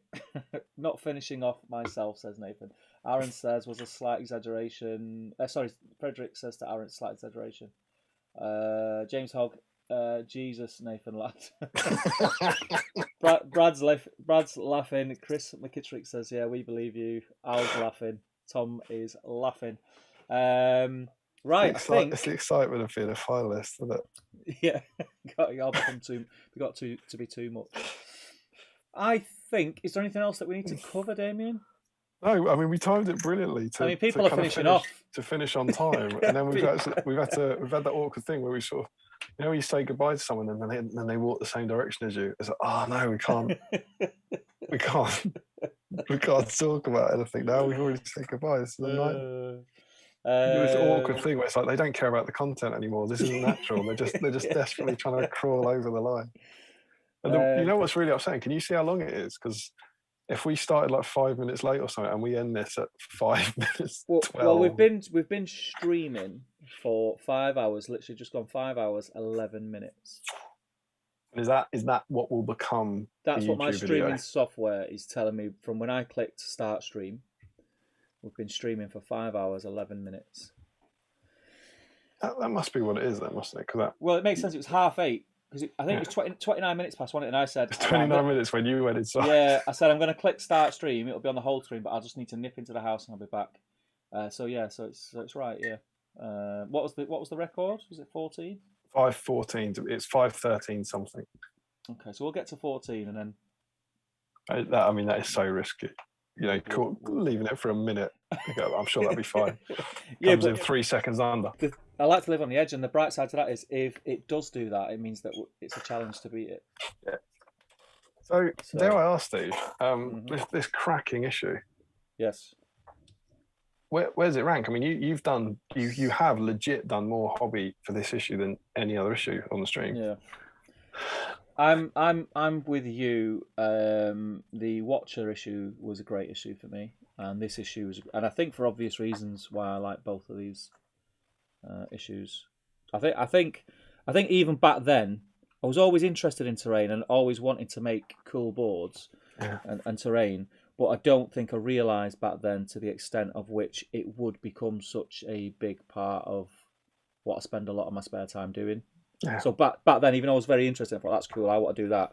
I don't think I realised that there was going to be, fast forward to this time now, how much time of my life has actually been dedicated to making terrain for Middle Earth. Tonight's stream. Yeah. Hey, we're scraping the bottom of the barrel here. I've got to get to 40 minutes. This is deep. This is good stuff. No, I know what you mean, but you couldn't possibly know that, surely. No. This is like a year into you collecting this magazine with Cole. Yeah. And then you're like, well, I wonder if in 15 years' time I'll be on a thing called YouTube and making loads of terrain. It's like, probably not. At 1:45 in the morning. I haven't seen Larry kick off, but do you know what? There's not a single alternative approach in this issue. Yeah, I noticed that. You can't really put a sewer on a hill, though. Because the shit. Well, you could. Don't say that. That's a challenge to Larry. But it won't. It'll only. Won't work. You know what they say? Yeah. I know what they say. Yeah. I know what they say. But I think, genuinely, because I'm reading them cover to cover for the first time. Really, I've dipped into them before, but I think that's the other great thing about these streams for me. I'm finally this 90 issue collection. I'm actually reading for the first time ever, and everything in this one, with the possible exception of the painting guide, which is always going to be the case, I enjoyed. Like every article, even the Hobbits ones, because I thought they were genuinely interesting. Because I didn't actually go back and compare, but I don't think there was ever a version. I don't think the Return of the King version of Pippin allowed you to pay an upgrade for his experience rule. I don't think it ever worked like that. I could be wrong. Yeah, I don't ever remember it. That is right now in 2020 to an experienced player. That's a good read, and the scenario is great and the scenery is great. I think they get like that now. I think each issue now is a decent little read. I think they can speak to you on a different level than what they don't need to speak to you as a noob anymore. Yeah, it's like you've earned your wings, so to speak. Yeah. I'm genuinely I like finishing a stream because then I go and get the next issue out and I start reading it immediately. I genuinely I miss the days we were doing it weekly and I got to read one every week. So I genuinely do look forward to reading them because I haven't read them all. I've flicked through, and most of the time I flicked through. I thought, oh, that looks pretty. That scenery's pretty, but I'm not going to read it because it's all out of date. Do you know what I mean? Yeah, it's really nice knowing that hopefully, if we keep going in whatever it is 3 years' time, I'll be like, right, I've read everything in those binders. Tick. Yeah. That's cool. It's definitely a good one. Yeah. And yeah, like I said, one of the best covers they've done. Yeah. Even just that picture's just absolutely kick ass. So yeah, it gets a big tick from us, this one. Yeah, 100%. It sounds like it got a big tick from you guys as well. So yeah, thank you for joining us. Broken the record. broke another record, mate. We have lots of people saying wow. Matt Davis tries to steer the stream back on track. Going to try making American biscuits and gravy tomorrow morning, to keep an eye out on I Can You Can Cook. I see UCC. That escalated quickly. Don't cross the streams. Yeah, to quote a famous scientist, it would be bad. It takes battle streams to a whole new level, Larry says, as he would go for 5 hours. Carl, I just nearly weed. Aaron's looking forward to Matt's biscuits. Nathan, I'll save my excitement for taking Damian's pants off when he's asleep. That's so normal. Carl will say, that's right, I'm just going to stop reading these. Frederick says, guys, do 2 to 3 more minutes to get the record. Keep going. This is like... Think of your old teacher, Nathan. Think of your old teacher. we're at 5 hours, right? We're at 5 hours. Harry did 24. Yeah. Super Smart Elite says those 5 hours went quick. I agree, they do. I genuinely always think they fly by. It's awesome. Those sewer tiles, Aaron says those sewer tiles are inspired. Definitely going to have to do some of them at some point this year. Just put it in an envelope, Aaron. Hope you draw it out. Like the entire sewer system. And he asked, can you post pictures of your Faramir conversion on TTG tomorrow? I don't know. Larry. This is one for you, Steve. Right. Alternative approach, make enough tea sessions. Nathan says, what are the chances of having the new Merry & Pippin for that issue? I think they're very good. There's at least 4 issues in Helm's Deep. We've got a Faramir issue and we've got a End of Binder Hobbit issue. So we've got at least 6 more streams, which is at least 12 weeks. So that's 3 months. And I think the Ents have to come out in March. They're bound to. So I think, yeah, we will have Merry & Pippin for their issue. Aaron says, imagine how much better the magazines could potentially be if they were released today. The painting guides are certainly better. Well, I'm not sure the painting guides would be better, to be honest, because they're good painting guides. They're just for people who can't paint to begin with. Yeah, I think I think that's what you've got to bear in mind. It's not like they've put the kind of painting guide that us as hobbyists would get something out of now. Those magazines were aimed at bringing new people to the world of wargaming, so it was people who've never picked up a brush before. I think they did it right. We've made jokes at it and we've laughed at some of the stuff they did, but I remember the first model I painted. It was shocking. There's mine. There he is. Keep him by me at all times. Yeah, I painted a few of them in my time, mate. Advanced Hero Quest Skaven. First model I ever did. Humbrol and Nabble paints. Up there. It's up there. I like having him near me. Cool. Why put a shield in the hole when you can leave it as a dramatic rat wound? and why finish the base when you can just not finish the base? Black, like his soul. Right, listen, we need to start wrapping up. I need to get going. We're basically there. Yeah, Larry agrees about Treebeard. James, good job. You had this Pringles. Tom, Sherlock, well done. Really enjoyed another great stream. And cheers, Thomas, to you for your Sam. We'll be sending that out to Callum. Larry Miller says, when is the End of Binder? It's in 2 streets time. So we've got Faramir and then the End of Binder. Nathan says, the painting guides will be better for eyes now. Night Dice says, great stream. Thanks. Got my sound-based code, about to pop the wash on, then some Minecraft for my daughter, then some highlights. I wouldn't have painted him if it wasn't your stream. I can't imagine a nicer and better comment to finish on. Totally. Thank you very much. It's awesome. Must be about 5 hours 20, mate. 5:20. Big tens. Mental. Boom. Enjoyed that. Thank you everyone for joining us. Make sure you tune in a fortnight. We will post things up, obviously, with the link, etc. But it'll probably be the same time in 2 weeks. I'll see you with your Faramirs, Rangers. Big week for you. Gondor week. Gondor week. I've painted everything now. I've not got anything to paint. Yeah, you wait and see. You wait and see my plan. You wait and see. I'll find something. I'll find something. Right, I think that's it. We'll say goodbye again. Thank you everyone for joining us. We'll see you in a fortnight. We will speak to you on the groups in between then. I'll probably be doing something on Top Table at some point in the week, so do check that out. And yeah, if you are watching and you haven't subscribed to the channel yet, please do click that subscribe button because it really does help us. And a big thank you to all our patrons as well. It's been great. And the Patreon chat really keeps me going when I'm stressed at work. I just sit on my phone and read. It tells me I have like 40 odd comments, and I just sit and read it, and it makes me laugh. There's as much nonsense in there as there is in here most of the time. Don't tell them that. Any new viewers today, there hasn't been nonsense. This has been on point hobby content. Yeah, it is. But there's that as well. There's that as well. To be fair, watching this for the first time, I was like, that was 5 hours. They did a live battle report. They went through the magazine. That was quite good hobby content. You wait until the next stock week.